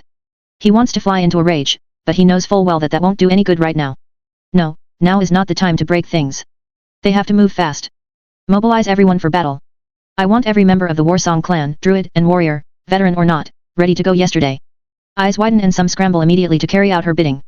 But of course, Rognik has never been like Grom. He's encouraged the asking of questions. He's avoided ruling with an iron fist. So it's not really surprising when one of his students steps forward, brow furrowed in confusion. Chieftain, everyone. It might not be surprising, but it's still irritating. Stomping over, Rognik grabs the other orc by the shoulders and doesn't hesitate to repeat himself. Yes. Everyone. The roar, coming from deep in Rognik's chest, rocks the other orc back on his feet as Rognik abruptly releases his shoulders and whips back around to the rest. Move. Then, he rushes out of the grove, following his own orders and moving as fast as his fastest animal form will take him, blitzing his way through Orgrimmar, all the way to the Valley of Wisdom where Thrall's fortress sits. This time, Rognik doesn't bother waiting for the guards to announce him. In a situation somewhat similar to how he'd forced his way past the guards in their Amor to get to see Jaina in her tower, Rognik slams one Orcish grunt against the wall with his shoulder and headbutts the other. Warkiv. He's well aware of more guards rushing in after him as he enters Thrall's throne room, only to find that the orc shaman is not alone. Standing with him talking before Rognik's entrance is someone both familiar and not to the druid. On the one hand, Rognik has never actually met the mock Nadal now in front of him before this point. However, his other memories whisper of the half-orc, half-ogre hybrid named Rexar. A beastmaster who, given what Rognik knew now, likely brought very grim tidings. Rognik? Hold. What is this? Thrall's outstretched palm stops the guards behind Rognik from trying to tackle him to the ground and grapple him into submission. Try, because Rognik was half a moment away from summoning entangling roots to stop them in their tracks and hold them at bay. Fortunately, that proves to be unnecessary. To make it even clearer that Rognik is not about to attack their Warkiv, he brings himself to a halt a dozen or so steps away from Thrall and Rexar, even as the mock Nadal beastmaster huffs, eyeing Rognik with just as much question in his gaze as Thrall is. Giving him a single nod of acknowledgement, Rognik sweeps his gaze over to Thrall. The Lord Admiral of Kul Tiras has found us. He and his fleet are arriving in their Amor as we speak and will almost certainly usurp control of the island from Jaina and her people. Thrall's eyes widen at that, and with another wave of his hand, he sends the guards back out of the room completely. Then he looks to Rexar. Beastmaster. Tell the chieftain what you told me. Rognik is pretty sure he already knows what Rexar is going to say, but he stays quiet all the same, listening with one ear while making plans in the back of his mind. I ran into humans on the coast of Durotar. They came on land in small scouting parties, but when they saw me or the trolls settled in the area, they were quick to retreat back to their boats and then back to their ships. Those vessels then went south towards their Amor. I thought the behavior strange and their armor equally odd, considering the peace we have with the humans of their Amor. The symbol was the same but the colors were off. Indeed. Their Amor Isles colors were blue and white, while Kul Tiras were green and gold. Rognik remembered that much. They would wait. Rognik pauses as he rewinds Rexar's words in his head before shaking it in confusion. They retreated? None of the humans attacked? Nor did they try to set up a fortress from which to launch raiding parties. Rexar lifts an eyebrow at that before shrugging his shoulders and shaking his head right back. No. As far as I'm aware, they did not shed any blood. They fled the moment they laid eyes on me, and the trolls I spoke to said the same. As for any attempt at permanent encampments, I would have seen such a thing. That said, they also did not respond to any attempt at communication. Their silence and their attire concerned me, which is why I came to give the Warkif my report. Rognik looks to Thrall at that, seeing that the shaman is just as worried as he is by all of this. Those were Kultirons, weren't they, Rognik? The humans that Rexar saw. More than likely. Furrowing his brow, the Warkif growls. And this idea of a fortress? Was that a vision you had? Rexar jolts at that, but Rognik doesn't mind if the Mock Nathal knows that he's a seer or whatever. Especially since he's not a real seer. Groaning, he presses the heels of his palms into his eyes, feeling a vicious headache encroaching as he tries and fails to process all of this information. There's something off here, except of course there is. Nothing about this lines up with what he remembers from his other life because this isn't the same timeline. What's happening now isn't going to be one for what he remembers. With a growl of frustration, Rognik pulls his hands away and shakes his head, both in response to Thrall and to try and clear it a little bit. I saw what could have been, but that was years from now. This is new. Still, the Kultirons are here, Thrall. And Dalen Proudmoore, Jaina's father and their Lord Admiral, he was one of the loudest in favor of slaughtering the lot of us at the end of the Second War. He didn't differentiate between warrior, woman, or child either. His vote was for all of us to die, no matter what. Fortunately he was voted down by the rest of the Alliance leaders, but if he'd gotten his way, you and I wouldn't be here today, having this conversation. Thrall processes this information, breathing in deeply and then exhaling as he slowly nods. And that is the sort of man that has come to our shores. Yes. But worse than that, he has Jaina now, more than likely. I was in her tower on the Amor when word reached us that his fleet was on the horizon. She sent me back here against my will to save me, but I don't think she has any intention of leaving her people behind. Nor am I confident she would risk a long-range teleportation, given she's currently pregnant with my child. That gets a reaction from both Thrall and Rexar, their eyes widening in shock and surprise. Rognik, meanwhile, is grimacing. He knew in his other set of memories that Jaina had ultimately left the Amor behind in her father's hands and teleported out, and yes, she'd also used short-range teleportation back at her tower. But he'd asked her to come with him and she hadn't been willing to. He could only assume that was because of her condition as well as her duty to her people. In the end, her reasoning didn't matter. What mattered was what was happening right now. Jaina was still in the Amor and Rognik was here with enough advance notice that there would be no fumbling in the dark while Thrall and Rexar and the others tried to figure out what was going on and who their enemies were. I see. Thrall's voice is suitably grave as he gives Rognik a nod, and then squares his shoulders. Rexar. I'll have need of your speed. We must mobilize the Horde immediately and act before Lord Admiral Proudmoore can make his next move. Even if that means blockading the Amor Isle. Rognik's breath hitches at that. They can't let this become a war like he remembered from his other life. But how the hell to make Dalen stand down and listen? The man hated orcs more than practically anyone else save someone like Kale, that's Sunstrider. To be fair, Rognik had managed to convince Kale to stand down and give them a chance up in Northrend, but he wasn't an idiot nor a fool. He knew full well that the only reason the Sunstrider prince had even entertained the thought of working with him to defeat the Scourge was because Rognik had Night Elves right alongside him. If the Kalimdor expeditionary force had been just Rognik and his Orc Druids, he's not sure Kale would have allied with them, even if it meant the end of the Lich King. There's nothing like that here either. No world-ending threat for them to make common cause with Dalen Proudmoore over. The demons are beaten back, the Scourge and their master are defeated. The only enemies that the Lord Admiral will find on Kalimdor are the ones he came here to fight, them. And yet, thinking of Northrend does give Rognik an idea. Jolting with his epiphany, he almost races out the door, before remembering to actually communicate with his Warkif this time around. I will go to the Night Elves and secure their aid. The fleet we used to Northrend shouldn't have had a chance to leave Nendes quite yet, so maybe we can confront the Kultirons on both land and sea and force Jaina's father to the bargaining table without the need for shed blood. Sure, Kultira's fleet was said to be supernaturally skilled, and Rognik didn't know if Dalen had brought Tidesages aboard his ships for this little invasion, but the Night Elves with their priestesses and druids should still be able to give the humans pause at sea. And the fact that they weren't orcs or trolls should hopefully keep the Kultirons from attacking them outright. If everything worked out, then a shot would never be fired. Thrall frowns at Rognik's words, looking uncertain of the possibility that all of this could be settled without battle. Still, after a pregnant pause that very nearly sees Rognik racing out the door with or without Thrall's approval, the Horde's Warkif sharply nods. Very well. Go to the Night Elves. Rexar and I shall gather the Tauren and the Trolls. Make haste, Rognik. Brandishing overwhelming firepower in an attempt to force our enemy to stand down will only work if we can move quickly enough to stop them from becoming entrenched. Rognik nods right back and is out the door a moment later, turning into a wyvern and zipping into the air. Taking flight, he turns his gaze towards Ashen Vale, pushing every bit of speed he can out of his wings as he goes. Thrall was right. This would only work if they could force Dalen Proudmoore to see reason. If he recognized that the loss of life for his people would be catastrophic unless he stopped for a moment and spoke to them, maybe he could be reasoned with. Though even as Rognik lets his heart hope, he can't help but wonder at the humans' actions so far. By this point in the invasion that Rognik recalled from his past life, Dalen was already setting up forts all along the coast of both Durotar and the Barons, and his troops were already starting fights with orcs, trolls, and Tauren in both regions. What was causing the man to take a more cautious approach this time around? Why did it sound like he was consolidating all of his forces solely on the Amor Isle, instead of being his normal antagonistic self? It didn't matter. If anything, it only meant there was more of a chance that the Lord Admiral could be reasoned with. But for that to happen, Rognak needed to do his part and get the Night Elves on board. Chapter 62, Elven Support. The moment she lays eyes on Astranar off in the distance, a smile spreads across Chandri's face. Bringing her fingers to her lips, she lets out a sharp whistle before veering the hippogriff she's currently riding down from the sky. Behind her, the rest of the formation follows suit and lets her lead them down. Rather than going in straight for a landing, Chandris takes the formation on a scenic route, allowing them all to see Astranar in all its glory from a bird's eye view for a few moments as they wing around for a while. She does so for multiple reasons, chief among them making sure she can see a proper place for all of them to land where they won't make a mess. But she also wants to give their guest a chance to see that she wasn't just telling tall tales. They pass over not just night elves, but their allies as well. Orcs and Tauren and humans alike are scattered across the city. Perhaps not in the same numbers as Chandri's people, but they're still more than visible in the sprawling night elf capital's population.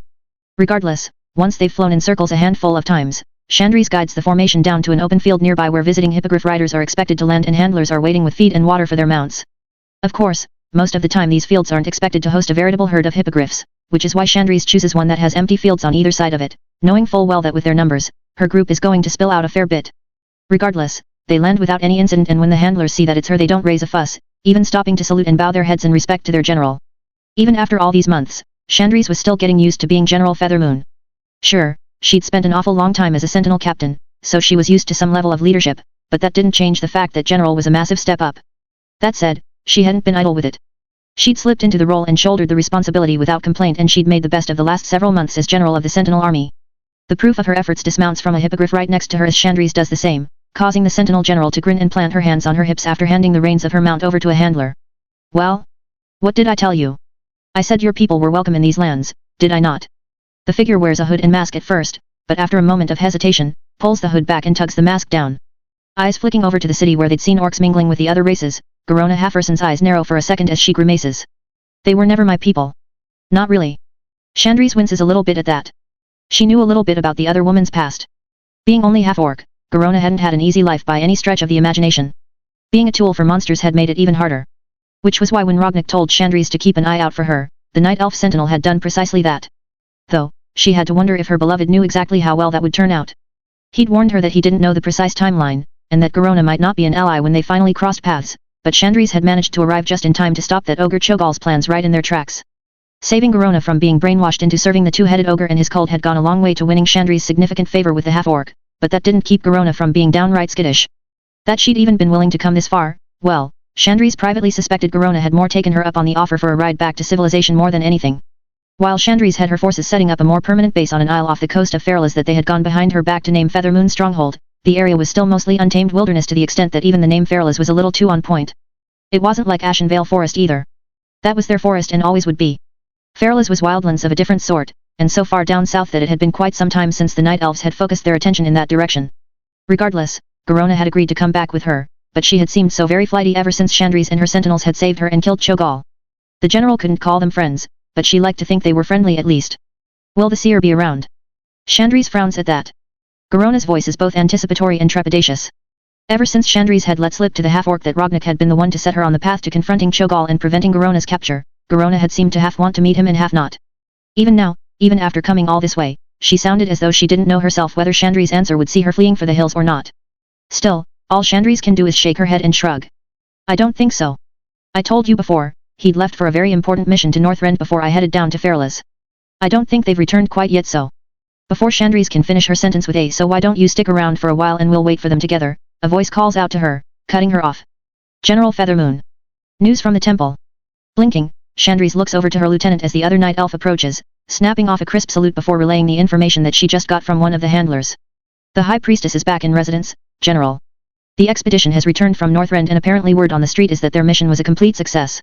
Chandri's eyes widen and she very nearly leaps out of the pen and races towards the temple right then and there. But while her body jerks in that direction, she remembers Garona's presence at the last second and turns towards the half-orc, mouth open to tell her that the seer might just be back on the continent after all.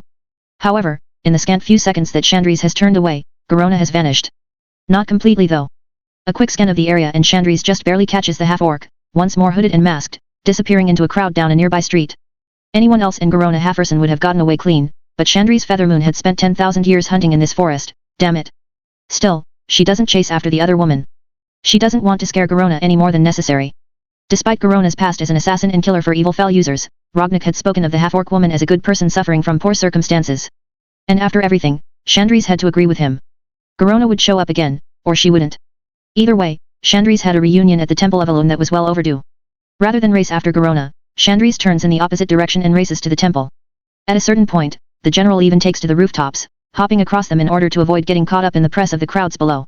She has to come back down to pass over the bridges to Astronar's main island of course, but her face is enough for the guards to stand aside as she races into the temple and up to the top floor. And then, there she is.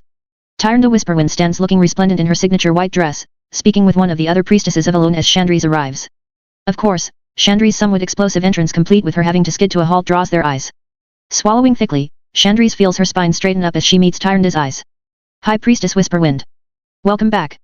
Tyrande raises a brow at that, but also the corner of her mouth, even as she tilts her head to the side. I feel as though that should be my line, General Feathermoon. Chandri's flushes and for a brief moment wonders if there's going to be a distance between them, but then Tyrande smiles a real smile and spreads her arms wide. Chandri's doesn't hesitate to throw herself into her mother's chest as the two of them embrace. Softly chuckling, Tyrande holds her close and whispers into Chandri's ear. Welcome home. XXX. They talk for hours and somehow Chandri's finds herself in a somewhat compromising and very ungeneral-like position of having her head in Tyrande's lap. The Sentinel General is laid out on a couch in Tyrande's quarters at the very top of the Temple of Elune, while Tyrande sits there, running her fingers through Chandri's hair and listening to everything she has to say. Of course, Chandri's has in turn interrogated Tyrande quite extensively about her time in Northrend. The experience sounds like it was quite harrowing, and if not for her own adventures, Chandri's would be far more upset that she wasn't allowed to come. As it is, she wouldn't trade some of her experiences these past few months for the world. Besides, it sounded like her mother was in good hands. In some cases, very good hands. Chandri's. Tyrande's chiding tone lets Chandri's know that her smugness has managed to leak out onto her face, prompting the Sentinel General to shoot the High Priestess of Elune an apologetic look even as Tyrande rolls her eyes in exasperation.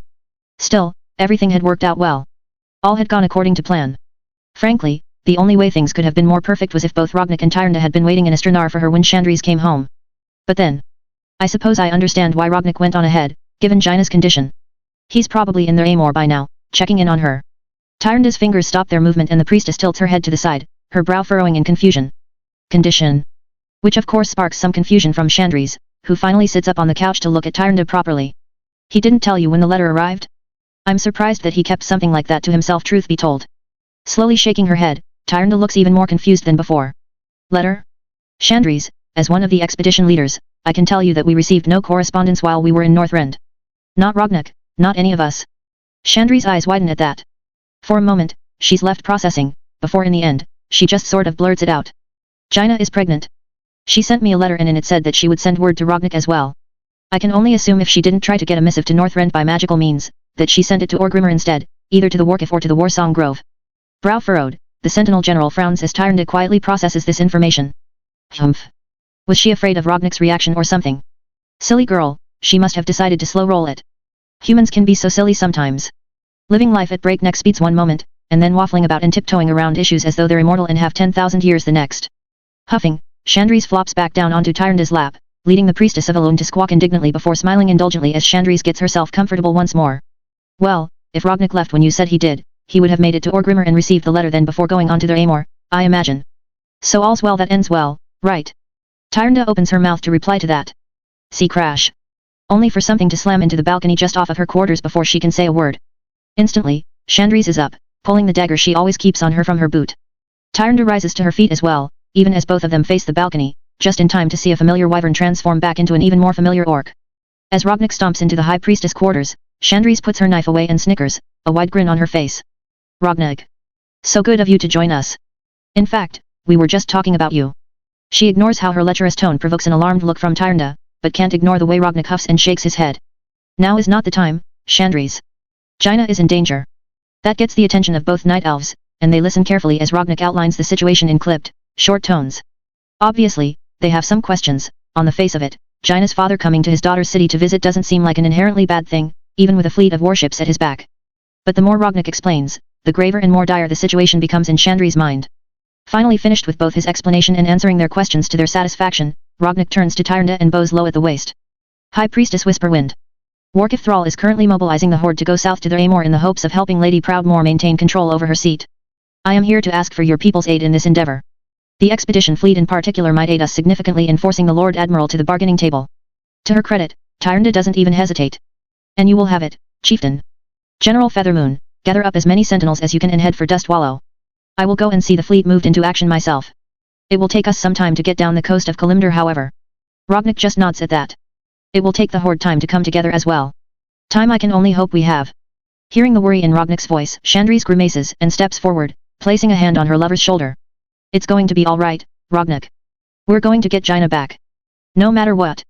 She considers mentioning Garona in the hopes that the success might boost his spirits, but no. Now is not the time for distractions. Rognik gives her a simple nod in return, and then all three of them go their separate ways. Mobilizing the sentinels, moving the fleet, and gearing up the Warsong clan for what might be a war. This wasn't how Chandris had hoped their reunion would go. Especially after what she'd learned of everything that had transpired between Rognik and her mother in Northrend. But Jaina was a priority. She wouldn't let any harm come to the human woman. Not while she still drew breath. Chapter 63, A Warkif's Perspective. Cairn, brother. Good to have you with us. Warkif. Good to be able to answer the call. Your battles are our battles. Thrall smiles as he clasps arms with the Bloodhoof chieftain, feeling bolstered by Cairn's very presence. The Tauren brave has been a source of stability for as long as Thrall has known him, and he has always welcomed Cairn's advice. Perhaps his words will be of some use here, at the very least, it can't hurt to have a fresh set of eyes on the problem at hand. Well, we're still trying to figure out if there will even be a battle, I must admit. Come, let me show you to the command tent. Cairn grunts, waving off the rest of the Tauren to set up camp nearby. The warriors that the Tauren chieftain has brought along with him are only the latest arrivals to a series of camps that sprawls across the lower coast of Tirotar as well as the coast of the Barrens at this point. The small goblin trading post of Ratchet has all but been commandeered at this point as well, with the natural harbor it's being built on becoming their cove for the night elf fleet that journeyed down from Nendis. Ratchet's leader, a goblin named Gazloe, was thoroughly unimpressed by the army suddenly parked not just on his doorstep, but literally in his home. But Thrall didn't really feel all that bad about it because Ratchet itself was built on the gold that Gazloe had made by fleecing Thrall to hell and back on the early construction of Orgrimmar. Of course, Rognik was even less concerned with the idea of goblin property and Gazloe had quickly learned to make himself quite scarce around the Warsong chieftain. Rognik might not hate goblins as much as he hated warlocks and undead, but he made no secret of his intense distaste for the money-grubbing race all the same. According to him, the vast majority of goblins would literally bring about the end of the world if it would make them some extra gold. In this particular case, Thrall and Rognik did not entirely agree. Sure, goblins were greedy to a fault more often than not, but at least they hadn't sided with the Burning Legion. Yes, they'd only agreed to work for the Horde after Thrall had paid them exorbitant amounts of gold, but at the very least they'd stepped up and hadn't failed to do their part. Still, as said, Rognik didn't hate goblins so much that he had tried to convince Thrall to ban them from Horde lands as fell magic and necromancy were banned. But there was no denying that the Orc Druid was enjoying invading goblin space a little too much, perhaps because it took his mind off of the situation at hand. Leading Cairn into a large war tent, they come to find the other leaders of this growing army waiting for them. On one side of the tent is Vol'jin, quietly watching as Rognik pores over maps set across a table showing the latest numbers of Kul Tiran vessels and Thermore's defenses. On the other side of the table and tent are High Priestess Whisperwind and General Feathermoon, the two night elves having arrived with their fleet just a couple of days ago. Rognik, Cairn has arrived. Glancing up, Rognik blinks at the sight of the large Tauren chieftain before distractedly nodding. Good. His gruff one-word response makes Thrall bristle, but he lets it slide. The Warkif may not understand personally what Rognik is going through right now, but he doesn't need to have experienced parenthood himself to sympathize with Rognik's plight. His pregnant mate is trapped behind enemy lines. That's more than enough to give the other orc some leeway here. Cairn, meanwhile, steps forward and clears his throat, the older Tauren bowing his head in Rognik's direction. I understand the panic you feel, young Rognik. If my son Bane were taken from me, if he were lost to me, I do not know what I would do. My heart would die with my son, I imagine, and I would become an empty husk unfit for the title of chieftain. Ah, that was right. Cairn was a father to a young Tauren male, wasn't he? Thrall had never met the boy, but he'd heard plenty of good things about him. Still, he was a couple years too young to go to war, wasn't he? Rognik startles at Cairn's words and suddenly looks up from the maps, his eyes wide as if he's just seeing Cairn for the first time. Thrall furrows his brow, wondering at the expression on the druid's face. Bane, yes, how goes your resettlement of Mulgore, High Chieftain? Cairn rears back a little bit in surprise, clearly taken aback. I am surprised you'd heard about that. Yes, things go well in Mulgore. Thunder Bluff is settled and I have been named High Chieftain of the Tauren as well as Chieftain of the Bloodhoof tribe. Cairn looks to Thrall and inclines his head apologetically. I wish to tell you later, Warkif. My people are unified and ready to serve the Horde. I have not just brought Bloodhoof braves, but warriors and hunters from every tribe who wish to fight for the Horde that has in turn fought for us. Thrall just nods, a little surprised to hear that Cairn was able to unify the tribes so fast. Also a little surprised that Rognik knew before he did, but then. Except the threat isn't truly past, is it? The centaur still roam the plains, if in smaller numbers. Rognik's words resound through the war tent, causing Cairn to narrow his eyes at the Orc Druid. Indeed. But not for long, young chieftain.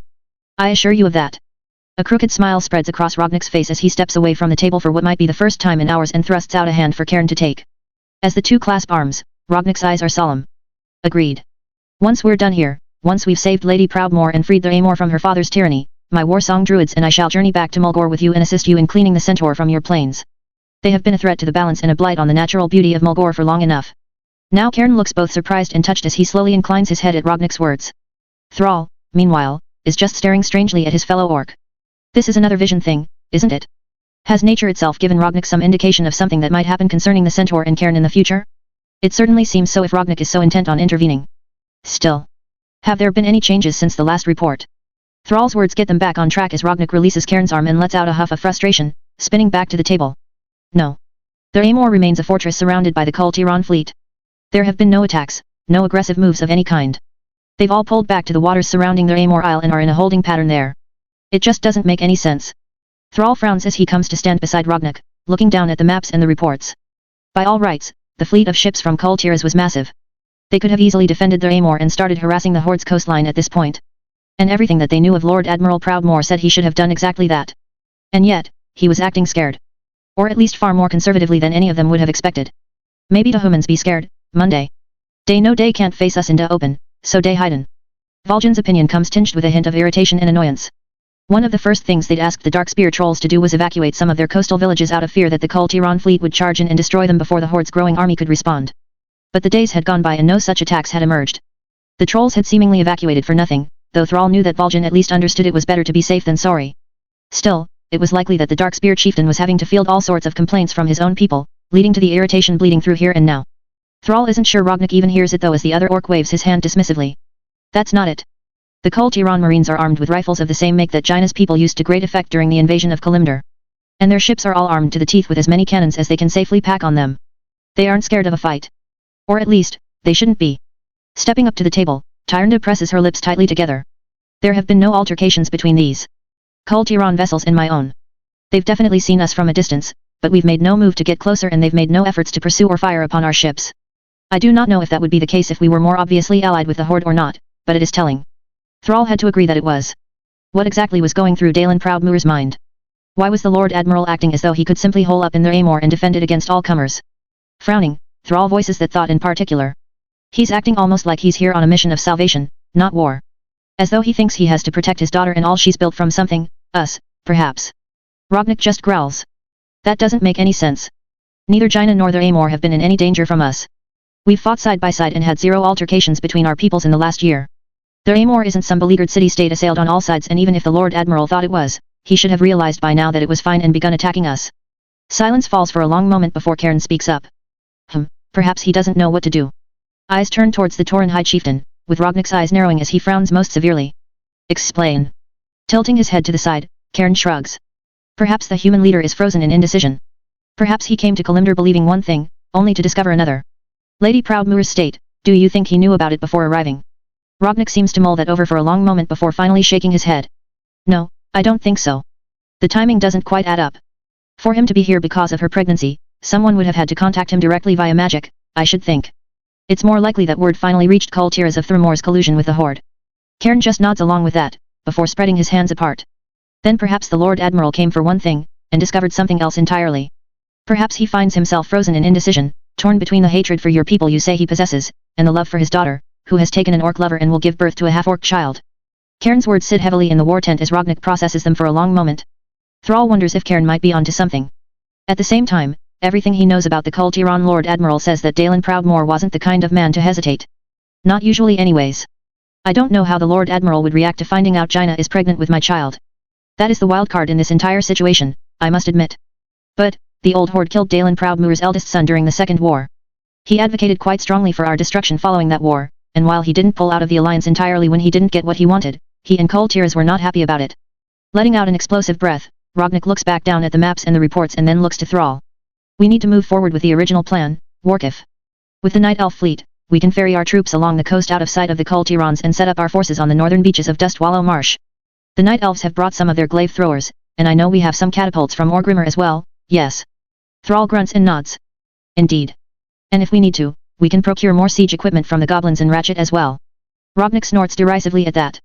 So long as procure means take without paying, I'm on board with that plan. No need to pad those little money grubbers' pockets any further, I say. Thrall wisely doesn't dignify that with a response. He'll pay Gazloe for any resources they have to take from Ratchet as they head south because it's the right thing to do, Robnik's biases notwithstanding. But the Warsong chieftain doesn't need to know that. Still glaring down at the maps, Robnik nods to himself. A show of overwhelming force. If the Lord Admiral is hesitating out of some indecision or fear, then showing him just how outmatched he is might be our best chance of convincing him to stand down. There doesn't need to be a war here. There doesn't need to be a battle. The Amor Isle is safe. The civilized races of Kalimdor are united in peace. We can do this. If Thrall didn't know any better, he'd say Robnik was mostly trying to convince himself more than anyone else in the tent. Perhaps that's why the Orc Druid's other lover, Chandri's Feathermoon, steps forward and places a comforting hand on Robnik's shoulder.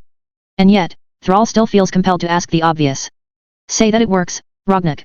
Say that we managed to get in position and display our overwhelming numbers to the Kultirons occupying their Amor. What then? Where do we go from there? Robnik's shoulders hunch for a moment and he shoots Chandri's a glance before throwing Thrall a crooked smile. I have an idea, but you're not going to like it. Thrall raises an eyebrow at that and everyone waits to hear what Robnik is going to say. When the Orc Druid finally explains, the Warkif quickly realizes he's right. Thrall doesn't like Robnik's plan. Nor does anyone else. And yet, somehow the Druid manages to convince them all to go along with it anyways. Too persuasive for his own good in the Warkif's humble opinion. Still, as they all move to carry out their parts of the plan, Thrall can't help but wonder what was happening in their Amor during this time. What exactly was going through the Lord Admiral's mind? Chapter 64, Lady Proudmoore. Thump. Thump. Thump. Please desist from injuring yourself, daughter. In your state, you need to take care of yourself. For the baby if nothing else. Letting out a groan, Jaina Proudmoore slowly lifts her head from the desk she'd been thumping it against, her hands still cradling her pregnant belly. Then, because she doesn't want to let the owner of the voice who just spoke think that she only stopped because of their words, she turns her gaze towards the scout standing at attention and glares daggers at him. Go on. Swallowing thickly, the Kultiron scout looks to the other person in the room for their moment, and at their nod, swallows and quickly continues relaying his information. Right. As I was saying, we seem to be surrounded on all sides. There are orcs, trolls, and a strange race of bovine on the beaches just outside the city and they have siege weapons. Meanwhile, there's a fleet of ships of unrecognizable make that are staying just shy of breaching our perimeter. They've made no aggressive moves, but from what we can tell, they're all crewed by these purple-skinned long-eared creatures, and have several strange-looking siege weapons on their decks as well. Letting out a sigh, Jaina places the heel of her palm against her forehead for a moment before speaking in a clipped, sharp tone. Those would be the Night Elves. And those bovine you spoke of are the Tauren. They are a largely peaceful people and slow to action, but when they think their allies are in danger, they are swift to move in their defense. There's a pause, with the Kultiron scout looking like he would prefer to be anywhere else but in this room with a pregnant and irate Jaina Proudmoore. Meanwhile. Night Elves. Any relation to the High Elves of Kulthalas back home? Finally, Jaina is forced to turn her eyes to the other person at the top of her tower. The parent who has barged into her city and into her life and effectively taken over everything she's spent the last year or so on Kalimdor building. Any relation? Sure, give or take 10,000 years, mother. She's hoping that dropping such a large number will at least make Catherine balk, but no. Lady Catherine Proudmoore, or rather, Acting Lord Admiral Catherine Proudmoore, just stares back at Jaina unflinching before letting out a sigh and looking over at the scout. Her scout, not Jaina's. Leave us. As you say, Lord Admiral. The Kultiron scout salutes and then quickly leaves before anyone can change their minds. Silence falls as Jaina is left alone with her mother. To be fair, even though Catherine does a good job of hiding it, Jaina can see how disquieted she is by the report. The races of Kalimdor, Jaina's allies, have all come out in support of her. Robnik worked fast. Very fast, and in just a few short days, their Amor was effectively under siege. Letting out a sigh, Catherine gives Jaina a look. There's no point in snapping at me, Jaina. You only have yourself to blame for the current state of affairs.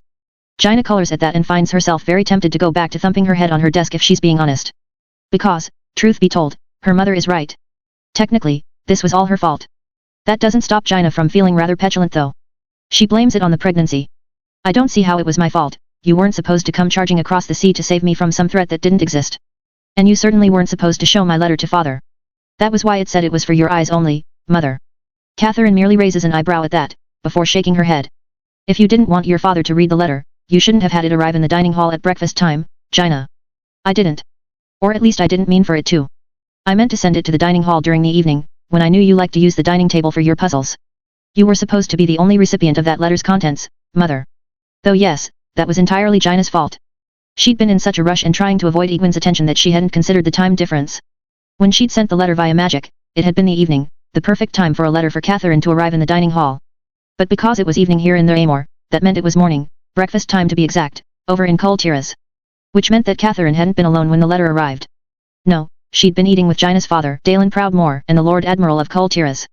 Yes, well, even if I had been, I can't say for sure how I would have reacted, truth be told. You didn't exactly give me much information in that letter of yours. Truly, you couldn't have spared a few more lines to explain the situation in greater detail, Jaina. At this, Jaina finds herself flushing once again in embarrassment and shame. Looking down at her hands, she grumbles and mutters the same old tired excuse that Catherine has heard half a dozen times by this point. I was in a rush. Even to Jaina's ears, it sounds weak. Admittedly, she could somewhat understand how her short and to-the-point letter had led to these events. If she'd explained things further in the letter, then perhaps this all wouldn't have happened. But then again, maybe it would have. Still, effectively boiling down the news to Mother, I wish for you to know that I am pregnant with my first child. Please do not let Father know, the child's father is an orc. Was almost certainly an unforced error on Jaina's part. Well, your rush has left your father recovering from a stroke and me across the ocean with the Kul Tiran fleet to bring you home.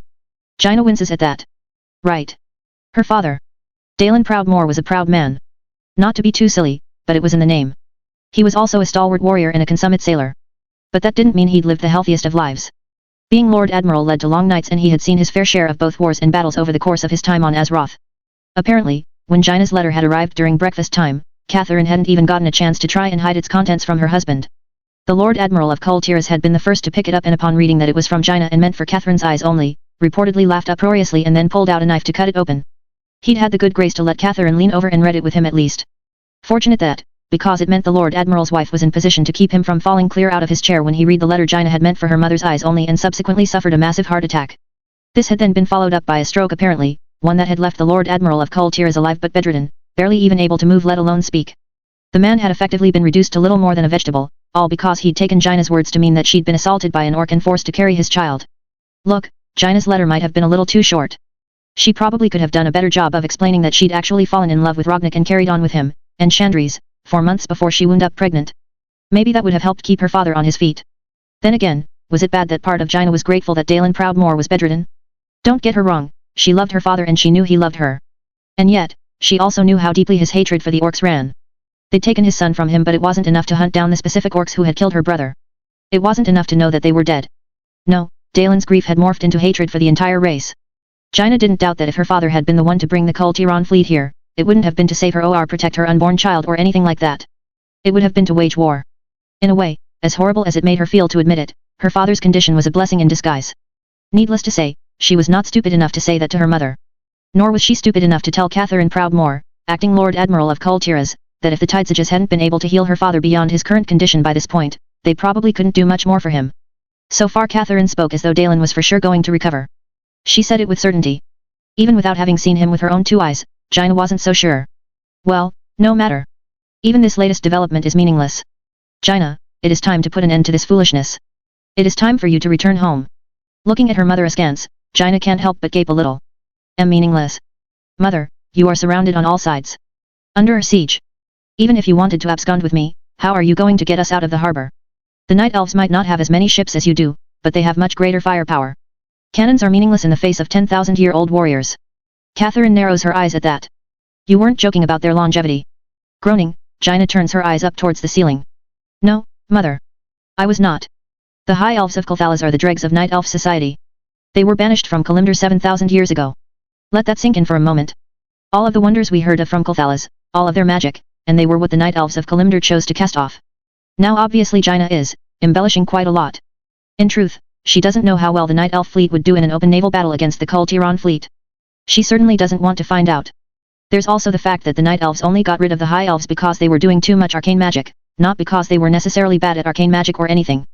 Calling the High Elves the descendants of Night Elf dregs was incredibly insulting and Jaina didn't believe a word she was saying, but if her mother believed it, then just maybe they could end this without any bloodshed. Well, then I shall simply have to inform the captains of what they might be up against as we depart. Jaina has to hold back the urge to scream. Instead, she rises from her chair, uncaring of how she wobbles a little bit as she does so. With her hands on her pregnant belly, she glares her mother down. And yet, as usual you forget one thing, Mother. Your entire plan hinges on me being willing to go with you. And I am no more willing to go with you now than I was when you first arrived last week. This is my home now, acting Lord Admiral. The Amor is my city. I will not abandon it. I will not leave my people behind just because you demand it, and certainly not because of a non-existent threat that you've manufactured wholesale in your mind. Catherine stiffens at that, her lips thinning out into a thin line. Jaina's mother's eyes narrow and she exhales sharply through flared nostrils before clearly marshalling herself to speak in an even tone. I will continue to give you allowances due to your condition, my daughter. Light knows I remember quite well the way I found myself acting when I was pregnant with you and your brothers. Even now some of those memories fill me with embarrassment, as I'm sure your outbursts here and now will fill you with embarrassment in the years to come. However, I will not leave you here. You and your child belong back on Kul Tiras with your family. Now more than ever, given your father's condition. Jaina gawks for a moment at her mother's audacity.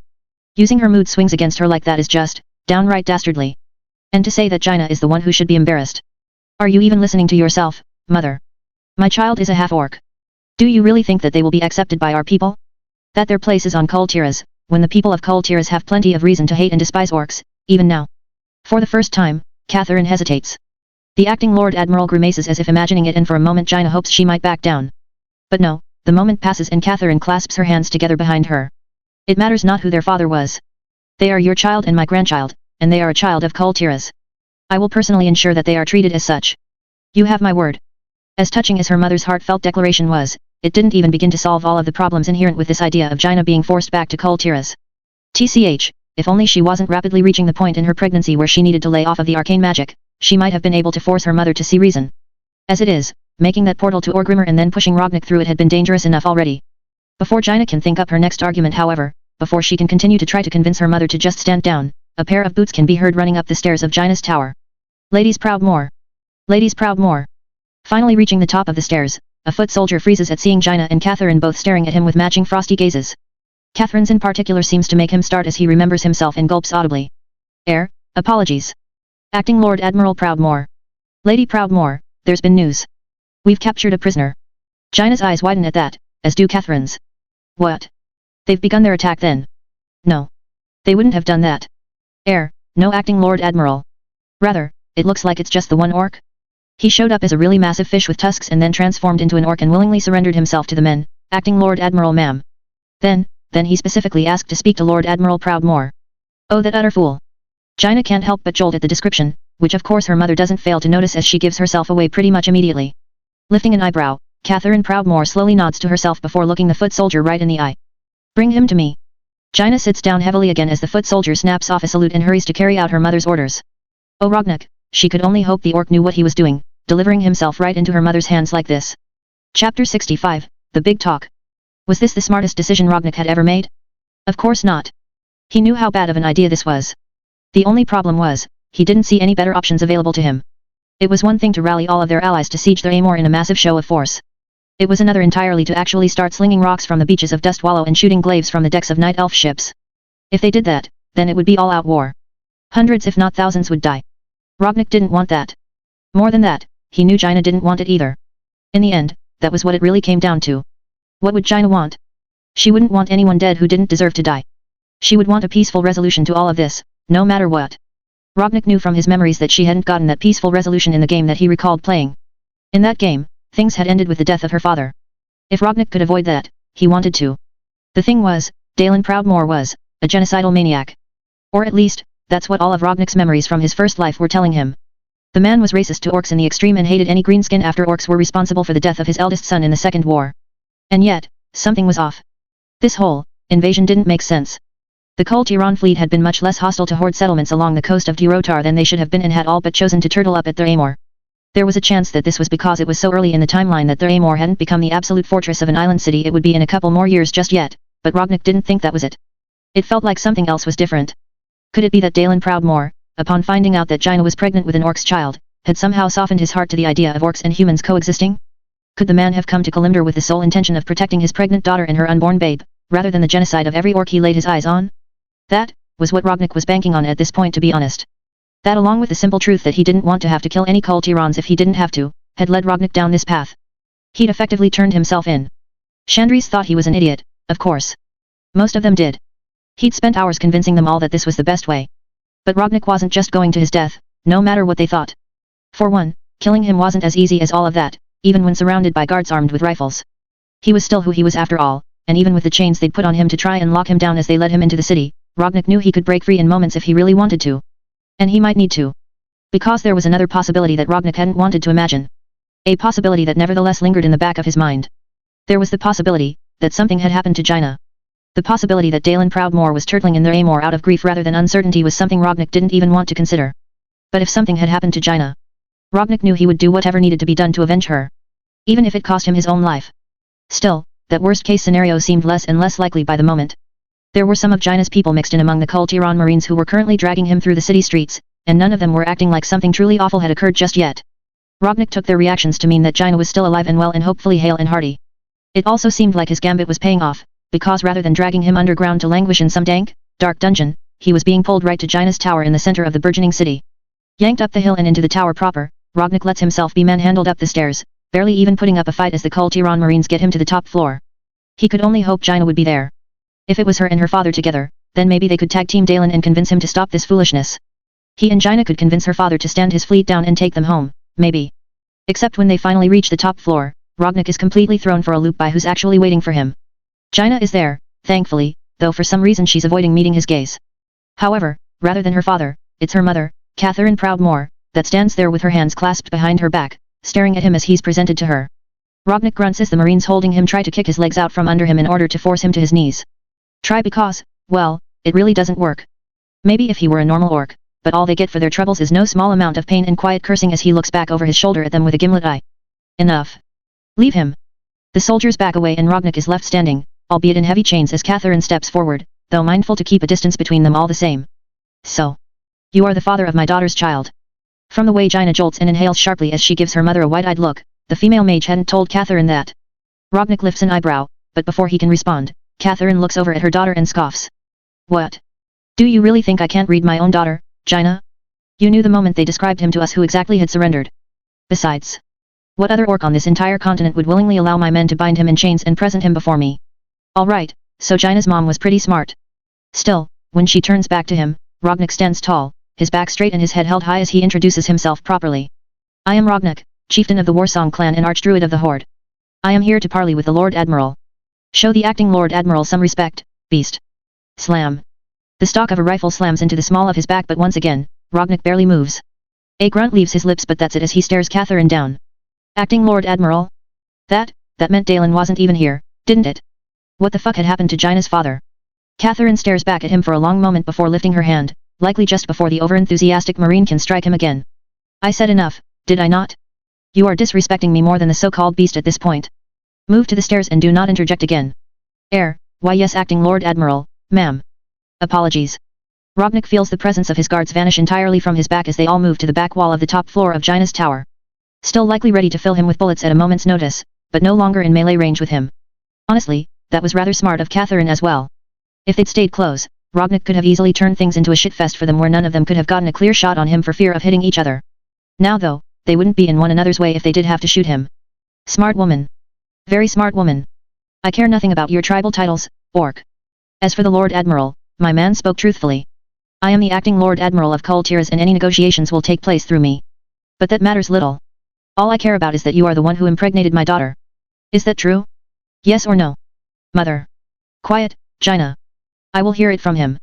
She's trying to provoke him. Obviously. It's very clear that Catherine doesn't approve of him, but then Rognik didn't need to meet the woman face to face to know that would be the case. Still, it's obvious she's prodding at him to make him lose his temper. If he were your average orc, it might have even worked. But he has never been your average orc. Yes. I am the baby's father. His words echo through the chamber, though Catherine just nods as if she was expecting it. Then, she tilts her head to the side. You sound so confident. How can you be sure? Mother. Now Jaina sounds positively aggrieved by her mother's assertion. But Catherine just ignores her daughter, still staring him down. Seriously? Rognik just smiles at the Kultiran woman. I am sure. I am a druid. We are greatly in tune with nature and life. The life growing in Jaina's womb, is my life. I knew it the moment I touched her belly. Jaina blushes at that and settles down at Rognik's confident answer, glancing down at her own belly where she already has her hands resting. Catherine, meanwhile, just nods again. Then after another long moment of staring at him, she glances over at her daughter with a smirk. Well, at least he's well behaved. Jaina squawks at that, but Rognik can't help himself. He just chuckles, prompting both women to snap their eyes over to him as he gives Catherine a crooked smile. Her continued efforts to make him lose his temper just aren't working, and it's time she realized that. Your daughter and I have a long history together, acting Lord Admiral. He almost mentions the internment camps and the encounter in Silver Pine Forest, but after all this time those initial encounters feel like nothing, truth be told. Maybe they mean something more to Jaina than they do to him, but for Rognak, he fell in love with her here on Kalimdor, through the trials and tribulations they faced together. He also thinks better of mentioning Chandri's, just in case Jaina hasn't gone out of her way to admit to her mother that she's in a three-way committed relationship with not just an orc but also another non-human on top of that. Still, we've fought side by side against the worst foes this world has ever had the misfortune of seeing. We combated the scourge together and slew the traitor prince side by side. Then, we worked just as closely together to stop the demon lord Archimon from claiming this world in the name of the Burning Legion. Shrugging his shoulders as much as the chains will allow him to, Rognak nods his head in Jaina's direction. I fell in love with your daughter, Catherine Proudmoore. I fell in love with her and she fell in love with me. Together, we have created life. I won't apologize for that. I will never regret our relationship. Jaina smiles, but Catherine's eyes narrow. Letting out a derisive snort, the older woman just shakes her head. And that's supposed to make it better, is it? Your and my daughter's love for each other is just supposed to wash away all of the crimes the orcs committed against my people, against my family. Rognak stiffens a little bit at that. He'd almost forgotten. Yes, Dalen Proudmoore was a racist, genocidal maniac because of the loss of his son, but every child had two parents. And Catherine had lost a baby boy the day the Horde killed Derek Proudmoore as well, hadn't she? Still, she doesn't immediately order his execution or anything like that after her words. So Rognak does his best to do what he feels like he's been doing for ages now. He apologizes. What the old Horde did in the First and Second Wars was wrong. Not just wrong, but reprehensible, horrific, and tragic on all levels. The leadership of the old Horde was evil and those who followed them into battle were culpable for the crimes they committed. For a moment, Catherine looked stunned that he would actually acknowledge the mistakes of the past. But then she actually parses what he's saying and her eyes narrow again, a sneering scoff leaving her lips. Ha! And I suppose you would have me differentiate between the so-called old Horde and your new Horde, is that it? Tell me, how many of your new Horde were part of the old Horde, orc? Many. Rognak's blunt admission catches her off guard long enough for him to continue on. Many of the orc warriors who followed the ways of the old Horde, who pillaged across the length of the continent and left untold suffering and horror in their wake, live on in the new Horde to this day. Many more do not. Many were left behind who did not agree with the Warkif's new vision for a new Horde. For an honorable Horde. That at least seems to get Catherine thinking, so Rognak continues on. The Warkif and I were born on Azeroth, Lady Proudmoore. We were babes when the First War took place, and children throughout the Second War. Warkif Thrall was raised as a slave by one of your human lords, while I fled an internment camp when I was young and lived in the wilds on the fringe of your civilization for much of my life. My people might have a history and a reputation on this world as savage invaders, but for Thrall and me, Azeroth is and always will be our home. Straightening up, Rognak exhales slowly before finishing up his speech with a promise. I cannot say that an orc will never kill another innocent soul. My people are not a monolith and even now there are those back across the sea who exist outside of what Thrall and I are trying to build. But I can promise you this. I have and will continue to do everything in my power to make sure the new Horde is something better than the old one. And I will not rest, I will not stop until the Orcish people are a force for good in this world, rather than evil. He means every word. He hopes that gets through to her. Honestly, he hopes that his words in general are getting through to her. It all makes sense now. Something happened to Dalen Proudmoore, which is why the man's wife is here as acting Lord Admiral of Kul Tiras in his stead. There probably wasn't a world where Dalen came to Kalimdor and could be talked out of waging total war against the Horde. But Catherine Proudmoore might just be more reasonable. Perhaps Jaina's mother could be convinced where her father would have dug his heels in and refused to give them a second chance. On that thought. Perhaps my people don't deserve it. Perhaps our crimes run too deep in your eyes. But I'll ask it of you all the same, Lady Proudmoore. Please, give my Warkif's vision of the future a chance. Thrall is good, truly good, and so long as he leads the Horde will be good as well. In the end, he could talk for hours. He could even sink to his knees and beg if he thought it would help at all. But, no. Rognak has said his piece. And now all that remains is to see how Catherine Proudmoore reacts. What side of the coin will the acting Lord Admiral fall on? Peace, or war? XXX. Listening to Rognak's impassioned speech, Jaina wishes she could get up and kiss him in that moment. She'd heard him talk about the history of the Horde and more specifically the orcs before of course, but he was in rare form today. Jaina herself knew almost everything he was saying, and even her heartstrings were being tugged. From where she's situated, she can even see that Rognak's words are reaching some of the Kul Tiran Marines standing over by the stairs at the back of the room. Several of them are stone-faced and expressionless, but none are openly glaring at him or pointing their rifles at him anymore. And many are even thoughtful, giving Rognak's words the consideration they deserve. Of course, even though those men are all armed and could fill Rognak with bullets at any moment, they aren't the ones who he and Jaina both have to convince here. No, there's only one person in this room who holds any real power right now. Looking over at her mother, Jaina bites her lower lip as she watches Catherine Proudmoore stare down the father of her unborn child. It's obvious that the acting Lord Admiral is feeling very conflicted at the moment. It's clear to Jaina that Catherine is torn between feelings of revenge and being swayed by Rognak's impassioned pleas. The Orc Druid had done everything but get down on his knees, all but begging for mercy from the woman who held the lives of thousands in her hands. Whether there would be war or not would be decided in these next few pivotal moments. Catherine's choice would seal the fate of Kul Tiran Marines and Horde warriors, of soldiers and sailors and sentinels alike. Jaina could tell that Catherine was wavering, that Rognek's words had gotten through to her, but only partially.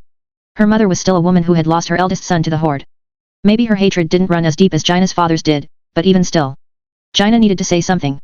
But she couldn't just repeat what she'd been saying for days now. Trying to convince Catherine through logic and rational thinking that there was no hope of victory had been a dud. Rognek's presence didn't necessarily change that. No. Jaina's plea needed to come from a place of pure emotional manipulation. And while she felt a little guilty for doing it, that doesn't stop the pregnant mage from pulling the trigger all the same. Mother. As Catherine's attention switches to Jaina, she looks her mother right in the eye and outright pleads with her, begging her right alongside Rognek. Mother, please. That was it. Anything more, and even if Jaina had meant every additional word, she knew that it wouldn't have swayed Catherine. But a plea from a daughter to her mother? A reminder of just who Catherine would truly be hurting if she went through with all of this? That might just do the trick. From the look in her mother's eye, it's obvious the acting Lord Admiral knows exactly what Jaina is doing. And yet, after a long moment, Catherine sighs and looks back to Rognek with a smirk. You know, you're quite lucky that you got me instead of my husband, Orc. If Dalen were here, he wouldn't have let you get even 2 sentences out. And yet here I am, listening to a greenskin. Being persuaded by a greenskin. She sounds disgusted in herself, even as her casual racism makes Jaina want to facepalm. But as much as she wants to chide her mother, she doesn't dare. Not right now. Rognek too stays quiet, even as Catherine lets out another sigh. In truth, hearing my daughter's tales of her adventures and seeing the peoples of this land that have come to her aid, that alone is enough to make it clear that this new horde is not the same as the horde that rampaged across the land in the First and Second Wars. Furrowing her brow, frowning now. Catherine looks over at Jaina and gives her a nod of acknowledgement. I will admit it. I was working off incorrect information. The Kul Tiran fleet has no business here, troubling the people of Kalimdor and starting fights over old, long-settled grudges. Perhaps it's finally time to bury the hatchet. Jaina blushes at the first part, knowing that she was the source of incorrect information. Not some spy reporting back to her father, no, she'd effectively tattled on herself and damn near started a war in the process. Still, the rest of what Catherine has to say, it takes her a moment to process her mother's words. Once she does, Jaina whoops for joy and suddenly finds herself hugging her mother tightly, pulling a surprised Catherine in as close as Jaina's pregnant belly will allow. Jaina, your condition. I don't care, mother. Thank you for seeing reason. For a moment, Catherine is frozen, then with a sigh she relaxes and returns the hug, leaning in close and whispering in Jaina's ear. Your father will not be at all happy when I return home empty-handed, daughter of mine. Though, with his recovery being so slow going, perhaps with time and distance from the issue his anger will cool. I promise though. I will do all that I can to persuade him of peace. Jaina winces, both at the thought of her father recovering, and at her earlier thought, that it sounded like he might not recover at all. But now was not the time to bring such a thing up. Instead, she hugs Catherine all the more tightly. I know you will, Mama. For a long moment they continue their embrace. And then they pull apart and Catherine turns to Rognek, giving him a single nod before looking to the Marines behind him. Which of you have the keys to his shackles? There will be no further hostilities, unchain this orc. Before any of the Marines can even more however. No need. With a sudden massive clatter as the number chains that bound him shatter under his strength and fall to the floor around him, Rognek unbinds himself in an instant, energy coursing through him that Jaina had come to associate with his connection to nature. Rolling his incredibly muscular, incredibly broad shoulders, Rognek takes a step forward and doesn't even pause as the Marines behind him all begin to shout and raise their rifles again. However, just as they're trying to line up shots, vines and branches growing out of Jaina's supposedly lifeless wood floor lands up and disarm them, not injuring a single one but most definitely removing their rifles from their gloved hands and hoisting the firearms up into the air out of their reach. Meanwhile, as this kerfuffle is happening behind him, Rognek has a big Orcish grin on his face as he holds out a large green hand in Catherine Proudmoore's direction. As I said before, my name is Rognek, chieftain of the Warsong clan. Arch Druid of the Horde. Not Orc. It's a pleasure to make your acquaintance properly, acting Lord Admiral Proudmoore. Smack. This time, Jaina does give in to her urge to facepalm, her palm slapping against her forehead audibly as she lets out a groan. As her mother had said, Rognek was one of the most articulate orcs Jaina had ever met. Sometimes he seemed more human than orc in fact. Other times however, he very much acted like an orc. Like for instance, whenever there was a fucking dick measuring contest that he felt like he was losing. Of course he couldn't just let it be. Of course he couldn't just gracefully pretend like he'd been their prisoner and at her mother's mercy. Jaina's mind races as she looks for a way to salvage the situation, but before she can. Well met, Archdruid Rognek. Is that akin to an archbishop, I wonder? Blinking rapidly, Jaina removes her hand from her face to watch the insane sight of Catherine Proudmoore shaking hands with an orc. Rognek chuckles as he very gently grasps her mother's much smaller hand in his own and slowly lifts it up and down. At the same time, he lifts his other hand up and waves it from side to side as if to say kind of. If the archbishop in question was one with nature instead of the light, maybe. But the comparison becomes rougher the longer you think about it. Catherine nods sharply as the handshake comes to a seemingly mutual end, with both parties pulling back at the same time. Jaina looks between them, still half expecting Catherine to flip out and order the Marines to draw their swords instead, but no. In the end she looks over to the Kul Tiran Marines by the stairs, still struggling to get their rifles back, and lets out a low sigh. Enough. By my authority as acting Lord Admiral of Kul Tiras, I rescind the blockade and occupation of the Amor Isle. Go inform the captains that they are to begin readying the fleet for the journey home. Why yes ma'am. With that, the Marines depart and Jaina lets out a breath she hadn't even known she'd been holding. What could have been, had not come to pass. No one had died. No blood had been spilt. It almost seemed impossible, but for once, everyone got to live. Chapter 66, Epilogue. Ultimately, the battle for the Amor Isle had ended without a single casualty, without even a single shot fired. Hell, to pretty much everyone else, there hadn't really even been a battle, merely a tense standoff that had ended peaceably enough. But for Rognak, who knew exactly how things could have gone, it was so much more than that. His memories told him what likely would have happened if Dalen Proudmoore had actually been at the helm of the Kul Tiran fleet. And with Jaina pregnant with his child, it might have even been worse than what those memories said would have occurred. All in all, having learned what happened to the man from Jaina after all was said and done, Rognak felt oddly lucky and also a little guilty over his relief at the Lord Admiral's predicament. He also suspected that acting Lord Admiral Catherine Proudmoore would not be merely acting for long. He found himself agreeing with Jaina's prognosis that Dalen probably wasn't going to be able to recover if there was really nothing more that the Tidesages of Kul Tiras could do for him. He might not be dead yet, but Kul Tiras' bedridden Lord Admiral probably wasn't long for this world, and in the interim, he certainly wasn't in any position to lead the island nation as he had previously. Was it bad that that just might be the best outcome that he and Jaina could hope for? At the same time, Rognak finds himself pondering some of his memories from his other life. Specifically, he finds himself thinking about the parts of the game that had focused on Kul Tiras and its troubles. If Catherine did become Lord Admiral in truth in this world as she had in his memories, then Rognak suspected she would experience the same problems and the same shit that he recalled happening in a future fourth war that he felt was never going to happen this time around. But even still, much of that was over 10 years away still. A lot of it didn't need to be handled right this moment. Rognak wasn't about to leave Jaina's mother to deal with all of that shit on her own, and he suspected Jaina would want to step in and handle certain individuals like the duplicitous Lady Ashvane with her own two hands once he told her about the conniving woman. But with Jaina in her current state, he wasn't about to stress her out any more than she already was. Best to leave it be for the time being. Still, all was well that ended well, right? Though, given what he just got done thinking about, it was never truly over. This wasn't even close to the end. They'd come to a point where much of Rognak's knowledge was becoming more and more degraded. He hated to say useless because that wasn't ever going to be fully the case, but there was simply too much drift between the world he lived in now and the world he'd played as a video game. And yet, that did not mean Azeroth was at peace. Nor that every possible enemy they could face was beaten. Not by a long shot. Azeroth was a death world. And not only were its own denizens exceedingly dangerous and deadly on a rapidly accelerating scale in their own right, but it was also the treasure that the Burning Legion's masters sought. The Dark Titan Sargeras would stop at nothing to one day reach Azeroth's world soul, and with the loss of key individuals like Illidan Stormrage, it would fall to the rest of them to make sure he didn't succeed in his goals. Even beyond the Legion though, Azeroth had suffered its way through one calamity after the other in the years to come. And Rognak had only dealt with some of those threats. The Lich King might be gone and the Scourge nothing more than a disorganized rabble of undead slated for destruction, but that was only the beginning. Likewise, Kael'thas, Illidan, and Vashoi had never gone on to Outlands. What their absence would mean for that dying world, Rognak had no clue. And finally, the Nightmare Lord had been defeated. The Emerald Dream was clear in a way Rognak knew it had not been in a long, long time. The Emerald Nightmare itself probably wasn't entirely gone and would not be for as long as the old gods continued to lurk across the face of Azeroth, entrenched in the world's surface like a bunch of festering pustules. But there was no denying that the dream was doing better than it had been in a long, long time. Without Xavia's constant presence in the background, the old gods would need to find new servants to infiltrate the dream going forward. Also, Rognak had to wonder, with Kael'thas and his blood elves not being there to conquer Tempest Keep and send the Drania in a frenzied panic hurtling towards Azeroth, would the exiled fragment of the Eridar race ever come to be on Azeroth at all?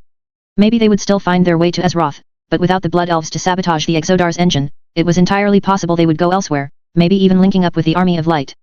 Rognak didn't know what the Drania's fate would be in this new version of events, though privately he thought it might be best if they never arrived on Azeroth. He was a little biased in that regard though. Convincing Catherine Proudmoore to set aside the grief and anger over the loss of her oldest son to the First Horde was one thing. But somehow managing to convince the surviving Drania to let bygones be bygones and ignore the fact that the Horde had individuals who had actively played a part in such atrocities as the Path of Glory, that was another matter entirely. To be clear, Rognak believed every word he'd said to Catherine Proudmoore about the bright future of the Horde under Thrall's leadership. He just had to make sure that Thrall didn't toss the position of Warkif to the first fucking spunky young orc who came along with a glint of ambition in his eye. Or worse, hand it over to a fucking banshee of all things. Yes, Rognak knew that second one wasn't technically Thrall's doing. But the orc had facilitated it through his actions all the same. Privately, the Orc Druid intended to keep Thrall in the position of Warkif for as long as his fellow orc still lived. He would browbeat the damn shaman into maintaining the role no matter what it took, through whatever trials and tribulations the world of Azeroth encountered. Only in the worst case scenario would Rognak ever take on the mantle himself. After all, who the fuck would want that much responsibility? Still, there were many more threats that had yet to be dealt with. Threats that would make themselves known in the years to come, and that Rognik wasn't entirely sure how to even go about tackling just yet. He'd told Isira some of it. Specifically, he'd told the Dreamer about Maligus Madness and Deathwing's return. Isira had been very interested to learn that the destroyer was currently resting in the heart of Deepholm. As Rognik had hoped, the dragon aspects had wanted to chase after Deathwing following the Battle of Grim Battle, but not only could they not discern where he'd gone, they weren't sure what state he was in. Finding out not only his location but also his dire straits, Isira had made it clear that she was going to bring the matter to her fellow aspects, while being more discreet in how she would handle Maligus' instability. But hey, maybe getting to kill Deathwing would go a long way to fixing Maligus' mental maladies. Who knew, right? Though even if Deathwing was killed before he could cause the cataclysm and untold amounts of damage to Azeroth, Rognik knew that wouldn't be the end of it. The minions of the Void still lingered, after all. From elemental lords like Ragnaros to their masters the old gods. All were here on Azeroth, or in the case of the elemental lords, one step away from being summoned to Azeroth to do their master's bidding. Seathun would be the first to stir from what Rognik remembered. and Kiraj would make their presence known soon enough, though at least from Chandri's reports of Feralaz it didn't sound like they were pushing out quite yet. No sign of massive bugs in Ungoro or Tanaris either just yet, nor in the Barrens, which was as far as where they'd pushed before being discovered previously from what Rognik recalled. He had some of his Warsong druids watching on that front, along with other members of the newly formed Cenarian Circle. Of course, after Seathun it was Yogg-Saron. His machinations had been a lot longer in the making though from what Rognik understood. He'd told Isira about that too, about Uldur and how it had likely already fallen to Yogg-Saron's corruption. The old god had turned his prison into his kingdom and corrupted his wardens. Whether anything could be done or not about that, Rognik didn't know. He was just an orc after all, there was only so much he could be expected to handle. Setting aside the continent of Pandaria entirely, seeing as one literally could not get there until the mists lifted, that just left Enzod and Ashera and the whole Asnaga Empire. Enzod was said to be the weakest of the old gods, but when you are dealing in terms of gods, the weakest can still crush you like an ant, can it not? Ultimately, him and his plans would also have to be dealt with eventually, Rognik figured. Those were just some of the bigger dangers too. That didn't take into account the political landscape of things. Word had reached them here in Kalimdor from across the sea, of freed-thinking undead roaming the remains of Lordaeron's ruins. Tales of a Banshee Queen and her Forsaken had managed to make their way to Rognik's ear. It made sense. The specific events might have changed, but ultimately the destruction of Frostmourne had given Sylvanas the same opportunity that she would have had otherwise. An opportunity to break free as the Lich King was dying and Kel'Thuzad and the Dread Lords were all rushing to Northrend and to take as many of her people with her as possible. She even managed to make Verimithras her bitch from what Rognik was hearing of who was among her advisors. So the Forsaken wallowed in the ruins of Lord Aeron. The Blood Elves tried to rebuild their homes in the destruction of Kulthalas. Meanwhile, reports of Stormwind being on the rise down in the south had also reached Kalimdor's shores. There might still be an alliance after all, once word of the Horde's resurgence reached Stormwind in turn. An alliance of humans, dwarves, and gnomes, but not elves. That, Rognik still considered one of his greatest triumphs. In that regard he knew he was terribly biased, but all the same, he couldn't help but be proud of himself even now. Preventing the Warsong clan from cutting down a few trees had prevented so much hardship, so much bloodshed in the long run. It had saved Cenari's life, but that was just the beginning. The Night Elves and Orcs would have been mortal enemies if not for Rognik's presence. They would have fought across the forest of Ashenvale for decades, ultimately culminating in a certain Banshee Queen taking the torch to the roots of Teldrassil and burning it all to the ground. Instead, the Night Elves had not sequestered and isolated themselves in a new mere echo of a world tree. And the Orcs had not made mortal enemies of a long-lived, long-eared warrior race with incredibly long memories. Instead, their two races were as close as could possibly be. The Night Elves might never join the Horde directly, but Rognik also knew they would never join the Alliance. They had no reason to in this world. In his world. Either way, Rognik promised himself that he and his Warsong druids would do everything they could in the years to come. Both to fight the massive existential threats to Azeroth herself, and to protect the ones they loved and the progress they'd managed to build in such a short amount of time. And in the meantime, he would do his part to continue strengthening the bonds between his people and the Night Elves. Initially, Rognik had been leery to leave Jaina's side at this crucial moment. Especially with Jaina overseeing the departure of her mother and the Kul Tiran fleet, as well as regaining control of her city. But everything had honestly been going so smoothly ever since the Horde and the Night Elf fleet pulled away and everyone could breathe better. In the weeks since then, Jaina had decided Rognik had become something of a hovering busybody, and gone behind his back to send a message to Chandris and Tyrande all but begging them to pull him away. He knew this because when the invitation to meet with the two of them had come all the way from Astranar, Rognik had shown it to Jaina with the initial intentions of declining it. Which had resulted in his heavily pregnant lover throwing her hands up in the air and exasperatedly telling him that she was the one who had arranged it in the first place. And that if he didn't stop hovering over her and just go already, she would be sorely tempted to see just how much of himself he could regrow once she started cutting things off. Yes, pregnant women could be very scary indeed. That all said, that was how Rognik found himself here, in Astranar. Specifically at the top of the Grand Temple of Elune that dominates the capital city's central island. This time, instead of coming crashing down on the balcony, Rognik enters the proper, much more polite way, making his way past sentinel guards who all nod him through until finally he knocks on the door to the High Priestess' private chambers. The door opens and Tyrande stands there in her usual attire, a smile on her face. Ah, wonderful. Come in, Rognak. Chandris and I have much to discuss with you, about the future. Rognak can't help the way he gives a crooked smile at that, even as he steps inside. The future. He'd just been thinking about the future, funnily enough. Very briefly, he wonders what future events the two night elves wish to discuss with him. Perhaps how to best coordinate between their peoples going forward. Or maybe they might want to talk about this idea he had, where they could seed some new settlements in Ashera that were both night elf and orc populated. That way if the Naga ever did show up in that region, they would be more ready for it. But no. He really should have known better. As he moves further into the private chambers of Elun's High Priestess and Tyrande closes the door behind him, Rognak's eyes fall upon Chandri's Feathermoon, the Sentinel General and his lover waiting on the bed. Of course. That future. He really should have known. Chapter 66.5, Epilogue, Lude.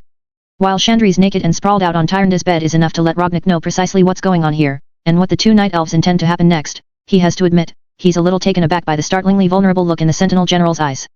Chandri's Feathermoon is a tough cookie, there's no doubt about that. She's remarkably calm under pressure and able to navigate her way through most situations with ease. Rognak's first thought is that Chandri's is embarrassed to be seen naked by her adoptive mother. She and Tyrande might not share actual blood, but the Sentinel General had still been raised by the High Priestess of Elun. Of course, it had been 10,000 years since Chandri's was a child. One couldn't really say that she'd been raised by Tyrande all that time, now could they? More than that though, Chandri's had been pushing for this since the Battle of Mount Hyjal. Rognak had literally listened to her make a pretty god-awful pass at Tyrande, one that had sent Tyrande fleeing from the scene in sheer mortification. So for Chandri's to be embarrassed now that she was finally getting what she wanted after all this time, that part didn't make much sense. And yet, there was no denying that the night elf on the bed seemed incredibly self-conscious. She wiggles under his gaze and averts her eyes, unable to look him in the face. Meanwhile, Tyrande comes up behind him, running a hand along his shoulder and down his arm. You're overdressed, chieftain. As she steps past him, Rognak notes that the High Priestess of Elun makes no move to remove her own dress. Instead, she hikes it up as she reaches the bed, kicking off her shoes but moving to join Chandri's without actually removing the long, flowing, glistening white garment. Rognak raises an eyebrow at this, but quickly sets about removing his robes, his thick cock already throbbing and steadily growing hard with need. While he strips naked, Tyrande moves to her daughter's head and lifts it up, slipping effortlessly into place so that Chandri's head is now resting on her lap as she kneels there with her legs out to one side. There's a beatific smile on Tyrande Whisperwind's face as she runs her hands through her adoptive daughter's hair, while Chandri's just blushes deeply, biting her lower lip as she alternates between looking up into Tyrande's eyes and glancing over at Rognak and his now exposed cock. Slowly approaching the bed, Rognak gives the two night elves a curious look and a crooked smile. The future, hey. Chandri's looks a little chagrined, but Tyrande's smile just widens and she nods. Tell me, Rognak, did you not wonder? Blinking in confusion, Rognak frowns. Wonder what? Tyrande nods down at her naked daughter. All these months, all this time as Chandri's lover. You managed to impregnate Jaina Proud more swiftly enough, but despite seeding my daughter just as often, it never took in her womb. Did you not wonder why not? Rognak's lips thin out at that. Truth be told, he hadn't thought about it. He hadn't been thinking about it with Jaina either. Perhaps he should have. Perhaps the responsible thing to do would have been to communicate with both of his lovers, to find out what their expectations regarding children were and make sure to avoid any accidents. But there was no use crying over spilt milk. As far as Jaina was concerned, the accident was a happy one, even with the kerfuffle caused by a certain two short letter sent across the sea and read by eyes it was never intended for. But as for Chandri's, Rognak hadn't ever gotten the impression that his night elf lover wanted children. But he also hadn't asked. I have communed with Elun on this subject and found out the truth. Night elf reproduction rates are already plenty low among our own kind as it is. A side effect of our immortality that should begin to fade now that we have lost eternal life. However, because of this, the chance that a night elf will successfully procreate with another race is infinitesimal. Not impossible, but highly improbable. Rognak's eyes widen at that and he looks at Chandri's with new eyes. The beautiful, naked night elf still won't look him in the eye, so he climbs onto the bed and between her spread legs, grasping at her thighs all of a sudden in a rough way that makes her gaze snap to him as her breath hitches. Chandri's. I realize I should have asked this ages ago, but do you want children? Under the watchful eye of the High Priestess of Elun, Chandri's blushes even harder but finally nods. Why yes, if they're with you, then yes. I do. Rognak nods seriously, before looking to Tyrande expectantly. In response, Tyrande's smile grows a little wicked. Elun has shown me a way to bless the unions between night elves and those of the other races. Given the losses we sustained during the Legion's invasion, given the number of male druids killed in the barrows, it will likely be necessary in the long term. That said, I shall bless this union now. All of a sudden, Tyrande is glowing with radiant light. Her eyes blaze white and her entire body glows ever so slightly. That glow travels down her arms and through her hands into Chandri's head on her lap before extending down the length of the Sentinel General's naked body. Chandri's gasps and her back arches as a throaty moan leaves her lips. Her slit is inches away from his cock as Rognak kneels there between her legs, watching this religious experience unfold. Finally, the glow fades and Tyrande's smile softens a fair bit as she inclines her head. It is done. That said, my goddess recommends drawing on your own abilities to make sure your seed takes, Rognak. Apparently if there is one thing that nature is good at, it is ensuring new life blossoms even in barren environments. After my blessing however, Chandri's womb is far from barren. Reading between the lines, it sounds like Tyrande just did some sort of short-form fertility ritual on Chandri's that made it more likely any seed delivered to her womb for the next who knows how long would take. But at the same time, yeah, Tyrande was right. He hadn't really thought about it too much before, and he'd never gone out of his way to do it either. However, he should definitely be able to make something happen. Moving in closer and focusing on his connection to nature, Rognak lets out a low, shuddering breath as his thick, green, bulbous cockhead presses against Chandri's glistening wet slit. The night elf moans beneath him as he slowly but surely begins penetrating her, inch after inch of his throbbing mass disappearing inside of her as she shudders and quakes. At the same time, Rognak is reaching out to nature itself, and like a fond friend, nature answers him. He's always had an easy time of it. So easy that he struggled to teach his fellow orcs the ways of the druid at first. Druidism came naturally to him in a way that it did no other.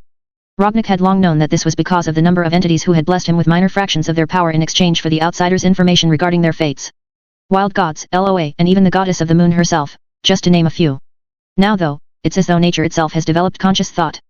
Rognak could swear he feels the magic swirling within him impishly giggling in delight, even as he turns it towards something he's never done before. He's not trying to transform into an animal. He's not trying to alter the weather conditions, or grow plant life, or heal someone's wounds. No, Rognak is doing something far less noble. Then again, maybe it is noble if it's ensuring the future of the night elves. Sure. Let's go with that. Him focusing his nature magic on his own genitals, more specifically on his balls, and increasing his virility tenfold, it was a noble endeavor. Most definitely. Rognak grunts as his balls become downright laden with supercharged seed. With a lustful growl, he finds himself thrusting the rest of the way into Chandri's, no longer able to hold back. The beautiful night elf squeals as her taut abs bulge with the sheer size of him, her eyes half rolling back in her head from the sudden explosion of movement. But Rognak is just getting started. Immediately he begins jackhammering in and out of Chandri's like an orc possessed. And maybe he is possessed in a way. He'd tried to focus his power on his genitals, on making sure the next load he delivered to Chandri's womb was as virile as it possibly could be. But he might have gone a little overboard, because that feeling is already flowing back out through the rest of him, leaving him feeling more energized than he'd been in a long time. Fucking Chandri's, if it weren't for Tyrande's presence, if the High Priestess weren't there to hold her daughter steady, Rognak would probably have plowed Chandri's right up to the wall at this point. As it is, Tyrande's biceps bulge, showing just how strong the Priestess of Elune is despite her vocation as she acts as the hard place to Rognak's rock, while Chandri's remains trapped between them both. The Sentinel General, so very strong and independent and downright willful, is reduced to a squealing mess by Rognak's cock and his fast-paced thrusting. He himself feels half reduced to a beast. He grunts and growls, pounding and plowing away at Chandri's cunt. Single-minded focus means that his eye is most definitely on the prize, but he's also staring down at Chandri's shaking, shuddering body. In short order, she's glistening with sweat that drips off of her bouncing breasts and slides along her flexing, toned body. Rognak's gaze is drawn to those breasts as he envisions his lover with a belly as big as Gina's and tits laden with milk. Before he even knows what he's doing, he's leaning forward and capturing Chandri's nipples in between his teeth, biting at them hard enough to make the night elf scream and cream herself all over his cock. Of course, she's not lactating yet, but it's only a matter of time he figures. Only a matter of giving her what she wants. With a hoarse groan, Rognak thrusts forward one final time, having brought Chandri's to at least half a dozen climaxes since they began. His balls, which had been churning with great need before now, finally release their load which travels up the length of his cock faster than it ever has before. He positively erupts inside of Chandri's feather moon, stuffing the beautiful night elf general with his supercharged seed. With the blessing of Elune to increase her fertility and his connection to nature to increase his virility, Rognak doesn't have a single doubt in his mind. There's no way that Chandri's isn't getting pregnant from this, and if on the off chance she doesn't for whatever reason, then Rognak will just have to fuck her again and again until she is. Because that's what she wants, and he'll be damned if he doesn't give it to her. That said, as he pulls out and watches his seed slowly drool out of her freshly fucked, properly stuffed quim, Rognak tilts his head to the side and looks up at Tyrande. The High Priestess of Elune is staring down at where he and her adoptive daughter were joined, her eyes slightly wide at what she just witnessed and her lips parted as her tongue unconsciously slips out to lick at them. Meanwhile, Rognak feels himself damn near vibrating with energy. His balls have been emptied of their supercharged load, but that doesn't mean he's not still raring to go. Chandri's, unfortunately, doesn't look like she's in any state to go another round at the moment. He'd fucked her harder than he ever had before, and given what some of their encounters have been like, that's saying something. Slowly, he and Tyrande wordlessly work together to lift Chandri's up and lay her on the other side of the bed. Then, looking quite grave, Tyrande begins to undo the straps on her dress. Rognak lifts an eyebrow as the High Priestess divests herself of her garments, causing Tyrande to blush slightly in response. It was my suggestion that left you in your current state. So I think it only fair that I handle you the rest of the way, seeing as Chandri's is currently down for the count. However, I will not be calling for my goddess to bless me as I did with Chandri's. Do not think that you will be inseminating 2 night elves this day. Well, fair enough. Rognak goes to shrug, only to pause as Tyrande, now naked, turns away from him and gets on all fours. Really? He never would have expected the High Priestess of Elune to engage in doggy style. Still, he doesn't look a gift horse in the mouth. Shuffling forward on his own knees, the Orc Druid reaches out and grabs Tyrande by her incredibly plush purple hips, sinking his cock into her glistening cunt from behind a moment later. He's still rock hard and full of energy, but his supercharged seed is no longer present. He would have to cast the magic he did before again to make something happen. And since Tyrande has already made it clear she doesn't want that, he refrains. He would never force her to do anything she wasn't ready for, all things considered. Instead he settles in to fuck the beautiful High Priestess on her hands and knees, plowing her from behind with all of his pent-up energy. In turn, Tyrande cries out and arches her back, tossing her verdant green hair every which way. Robnik grunts, his eyes eventually sliding over to see Chandri's on her side and watching them with a smile as she touches herself. The two of them make eye contact and Chandri's smile widens as she mouths the words "I love you" to him. Robnik mouths them back, of course, even as he continues to make Tyrande whisper when squeal on his cock. Yes, the world of Azeroth was a scary place. And while they had peace for now, there would always be another threat around the next corner. The danger would never truly pass. But in this moment at least, Robnik is as happy as he can be, sharing this moment with the ones he loves. He knows that whatever the future holds, he won't be alone in facing it. And no matter what, they will overcome any obstacles in their way.